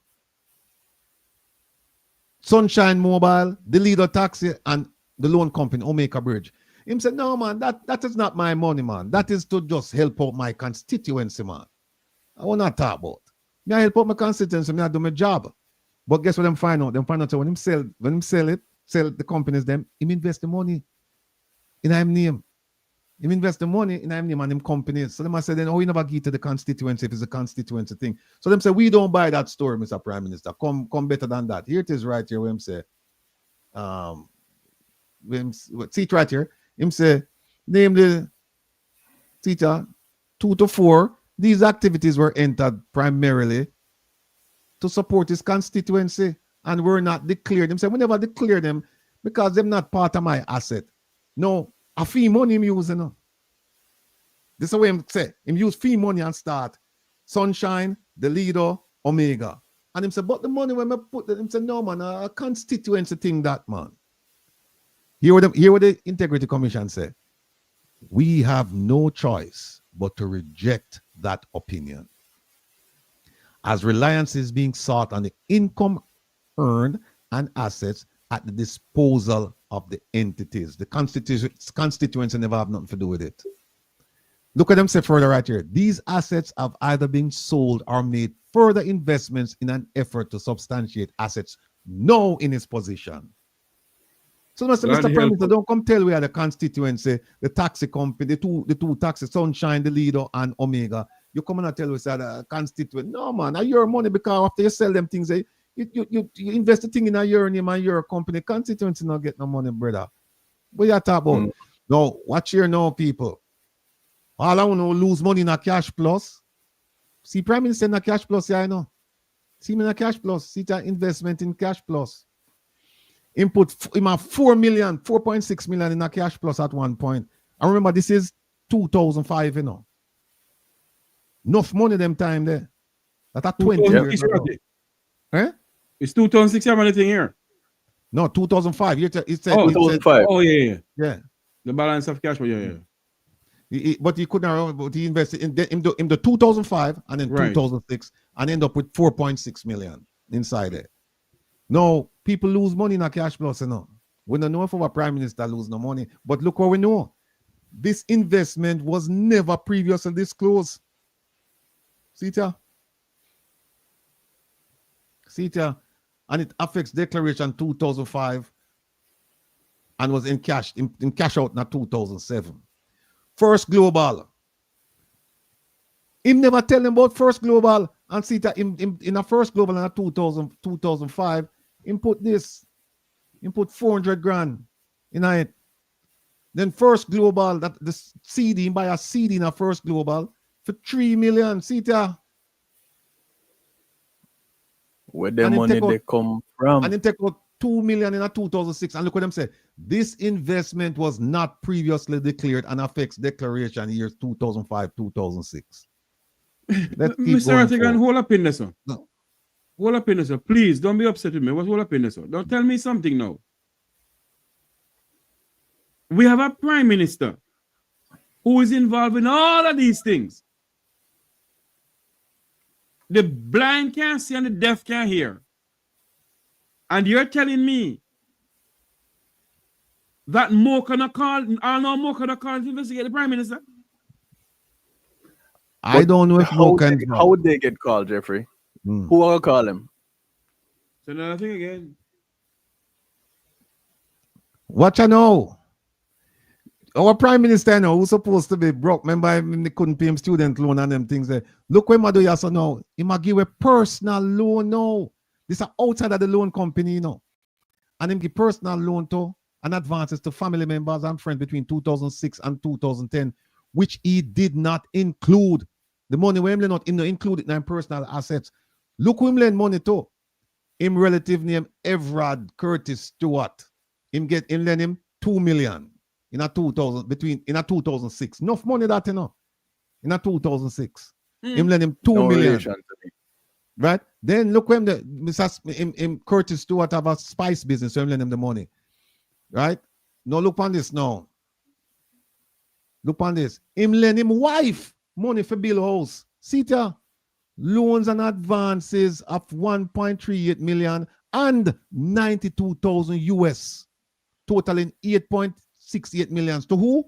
Mrs. Holness and her sister. Sita? Bangarang. To develop bird soccer.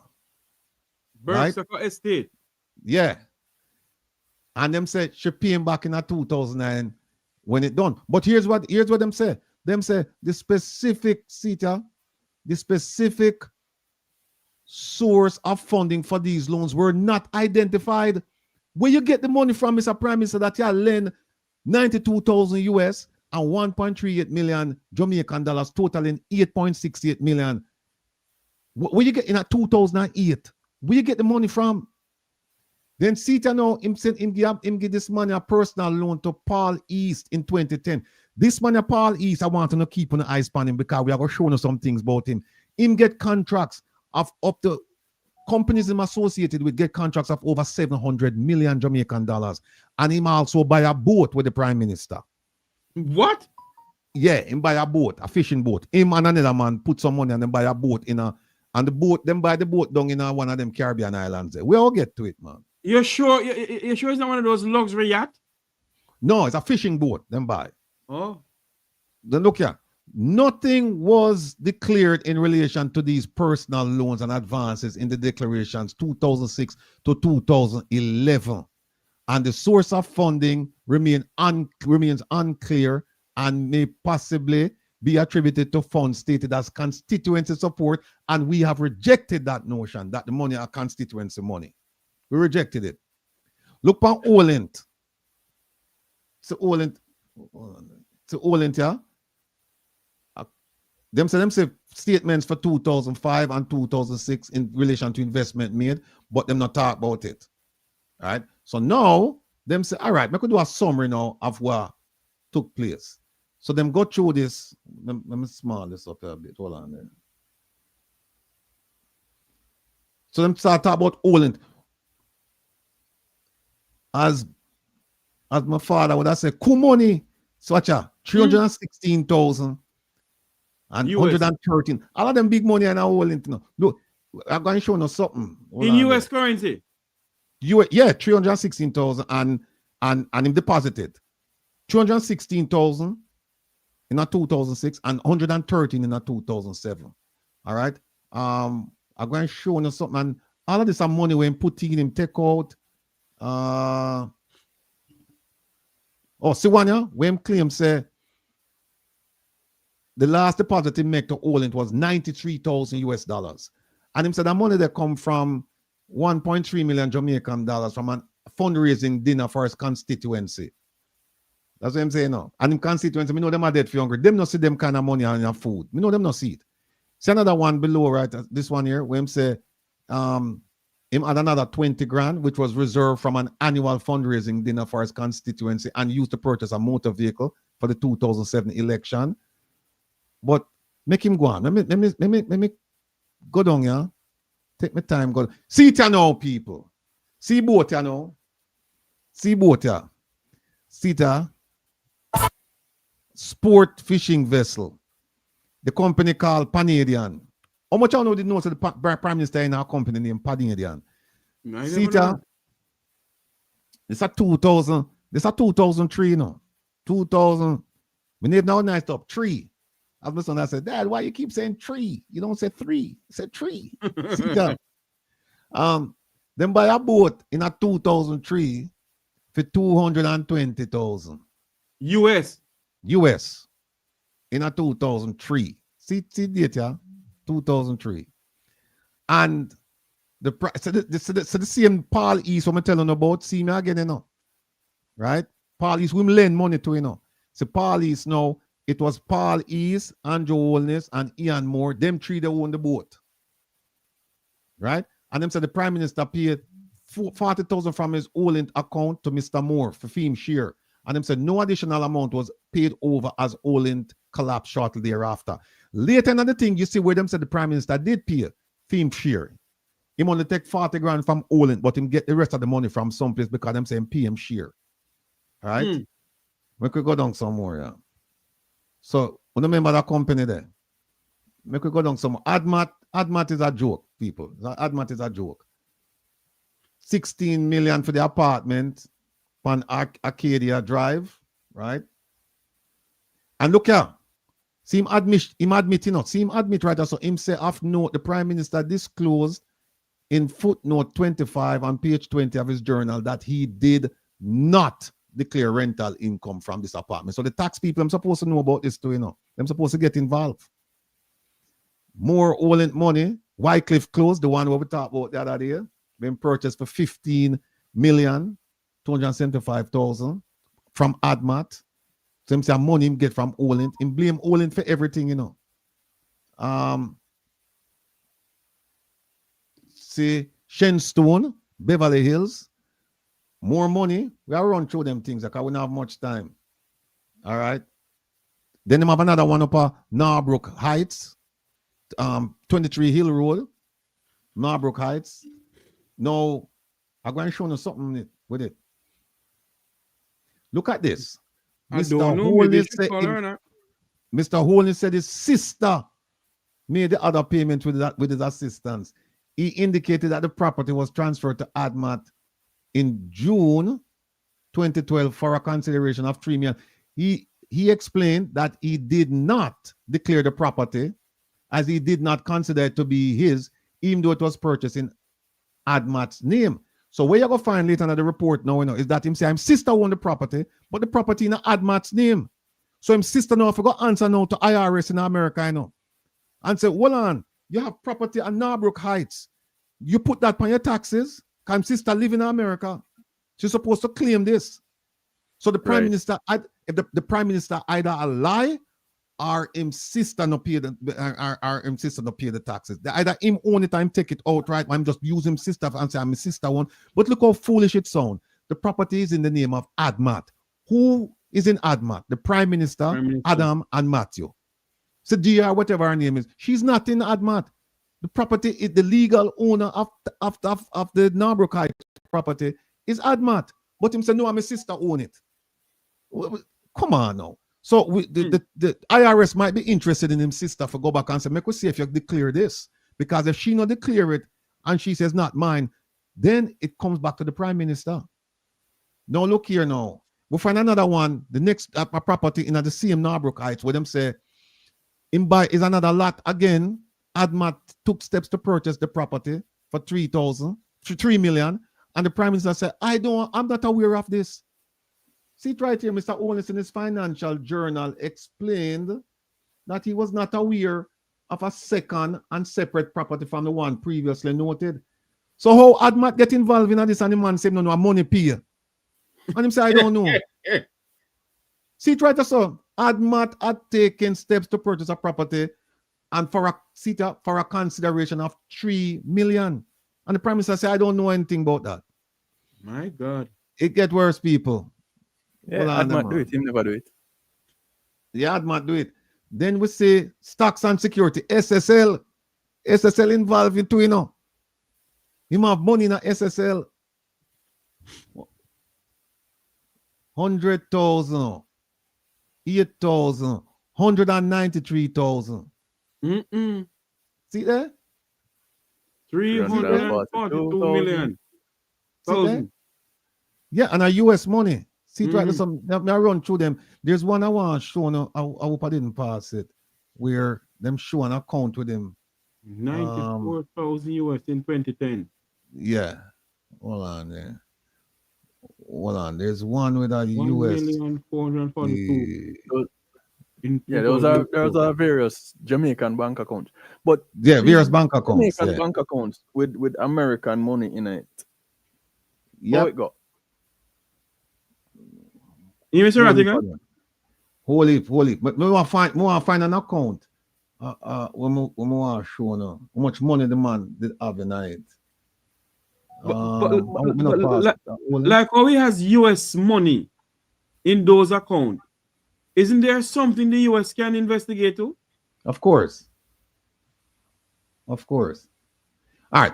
Look on this. Him and his wife. See right after Mr. Holness explained that he and his wife maintain separate accounts. Businesses and own property independent of each other. But them are 5. And say Mr. Holness lists 6 instances which he engaged. See it right that's all. Why this thing argument? See it lists 6 instances in which he has engaged in business activities with his spouse.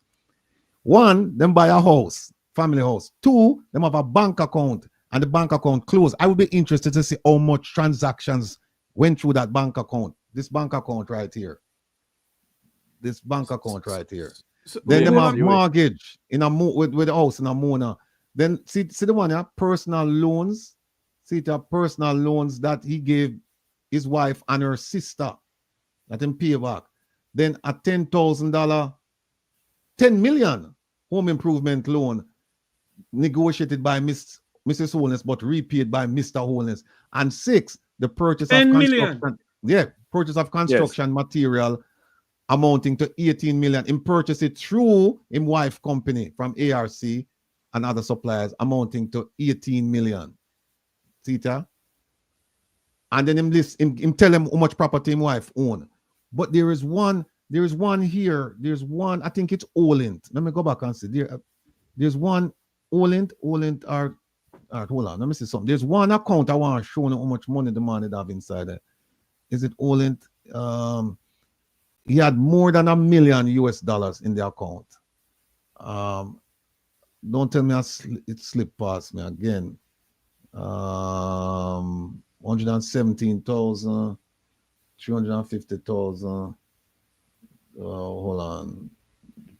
Canadian Admat. It's not Admat. There's one here. There's one here with my more. I think it's Olent, you know. Our Cash Plus. I think it's one. Hold on. You have another column on the right, you know. No, it there in this. It there in the center, right? I said there. It there in the center. Hold on. Okay. Check your phone, please. Producer, send us something. Check your phone, please. Hold on, man. Oh, producer, tell me to hurry up. Me know. Hold on, the producer. There's one thing I'm going to show you. We're going to blow the mind, you know. Hold on. There is. Sita.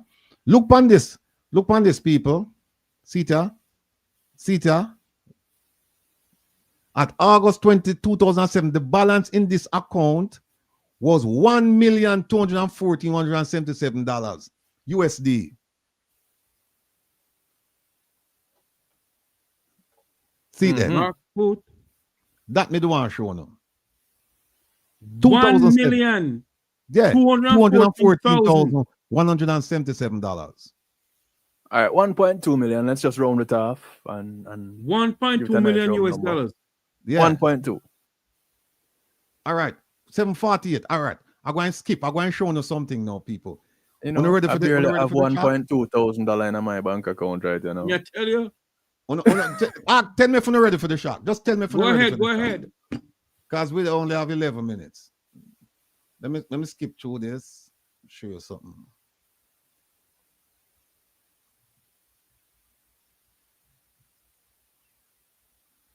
No, wait for the shock, you know. All 1,643, I don't know. Sit tight. Here comes the shock.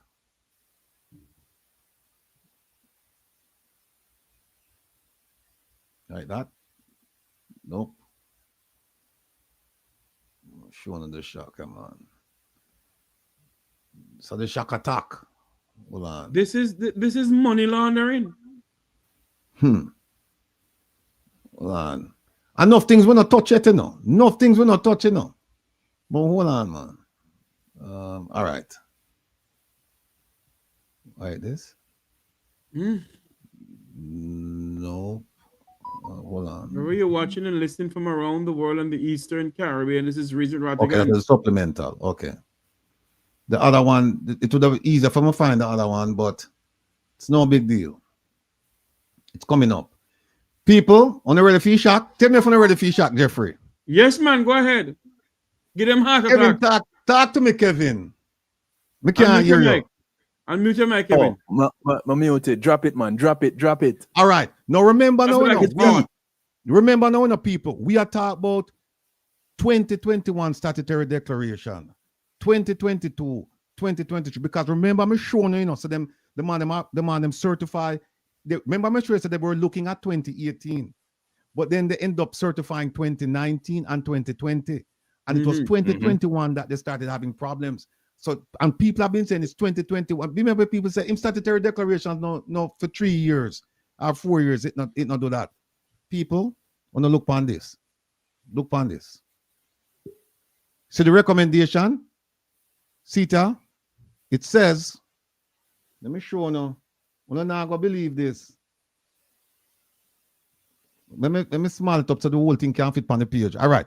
Follow me now with me thing, you know. It says the Information and Complaints Division believes that the declarant, who's the Prime Minister, had adequate knowledge and ability to confirm ownership of the financial assets and liabilities, meaning they must say, him know where me that do.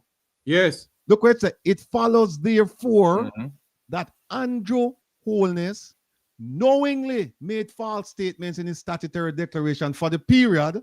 Look on the period, people. 2016.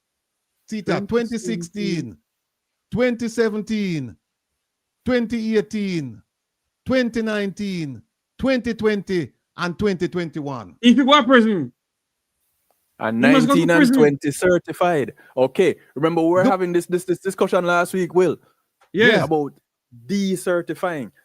If you let me answer that in the few minutes what we have left. Let me answer that in the few minutes. Furthermore, see what's the right, so the Information and Complaints Division recommends that Andrew Holness be prosecuted for providing false information pursuant to Section 15 of the Corruption Prevention Act and 42 of the CETA. I know. No, you asked a question about can you decertify. Here's how that works.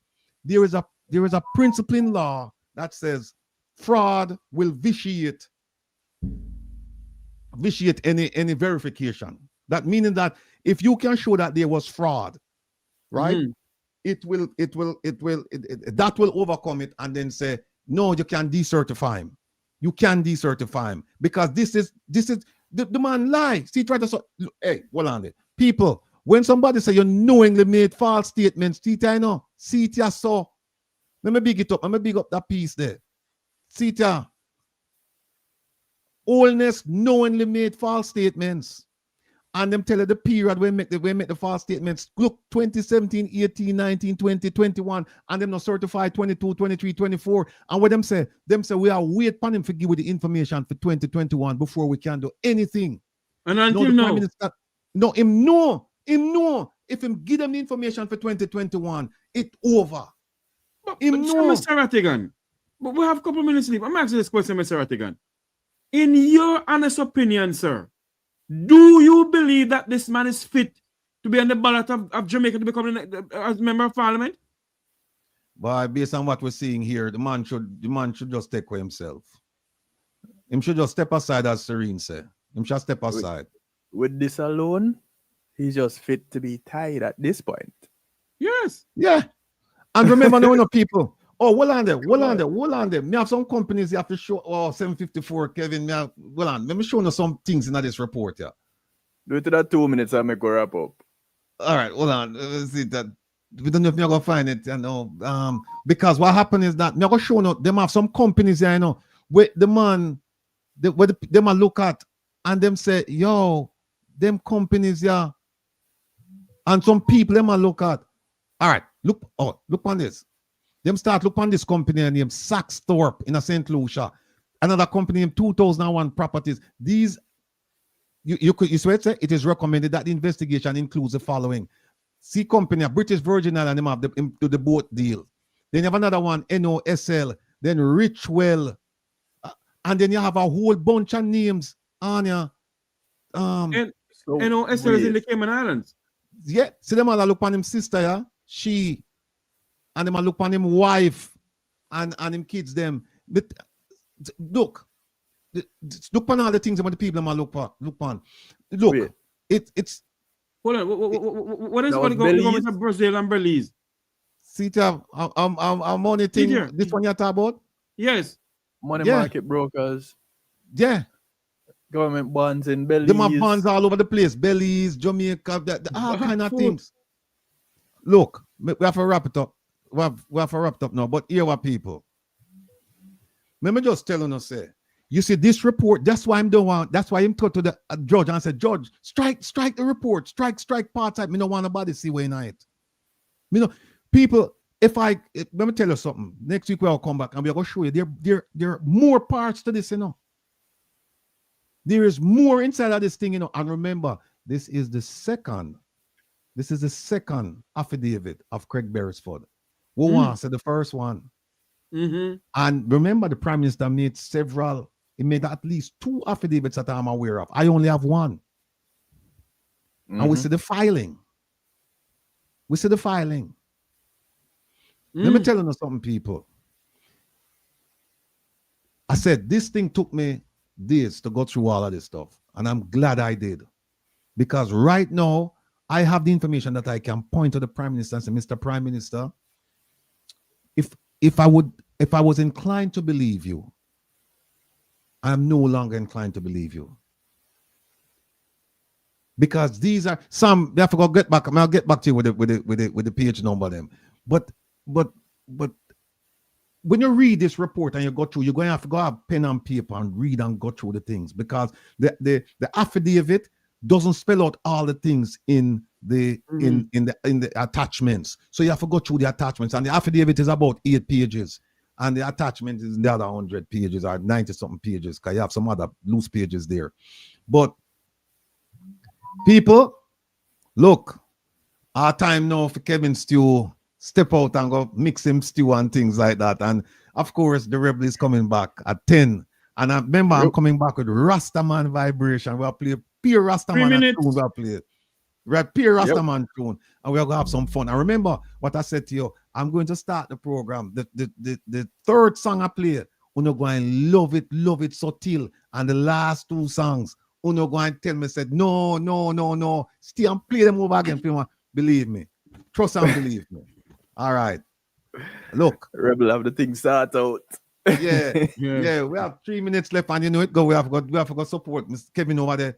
And if you don't get a chance, please, Pastor Ricky have a thing. It unfortunate that it run against Kevin thing. But at the very least, go over what you call it? Like, share, and subscribe. Give him the when you full up the thing. Yeah, man. Go over, wait name, coming in. Thumbs up. Thumbs up, that you call it. Yeah, support the thing. Give him the thumbs up, you know. So I just over there, brother. People, me day a phone, you know. Who know me I do this for, you know? Me nah sleep. Because there's no time for sleep. The time is critical. We have to focus and move with determination. Yes. And so quickly, Jeffrey, 20 seconds. Join the Make We Talk program this and every Monday for Make We Talk Current Affair. We have something new coming up with you with Mr. Rattigan also. Yes. And remember, join Make We Talk program tomorrow for live coverage of the JLP mass conference in Halfway Tree. The announcement of the date of election will be tomorrow. All right. Catch y'all in a couple of minutes on Reggae Global Radio. Remember, those of you who missed it, last week was a nice talk with Jamaics and UHWU. Check it out. It's online. All right, my people. I tell you now. That's what the thing says. We're ready. Like my mother was saying, Kevin. We're ready for service. Good conversation, Ratty. Good conversation. Yeah, man. All right, people. Open your eyes and think and see for yourself. Open your eyes and look for yourself. We're going to flash out now. We're soon at 10 o'clock. Big up yourself. All right, take care, Jeffrey.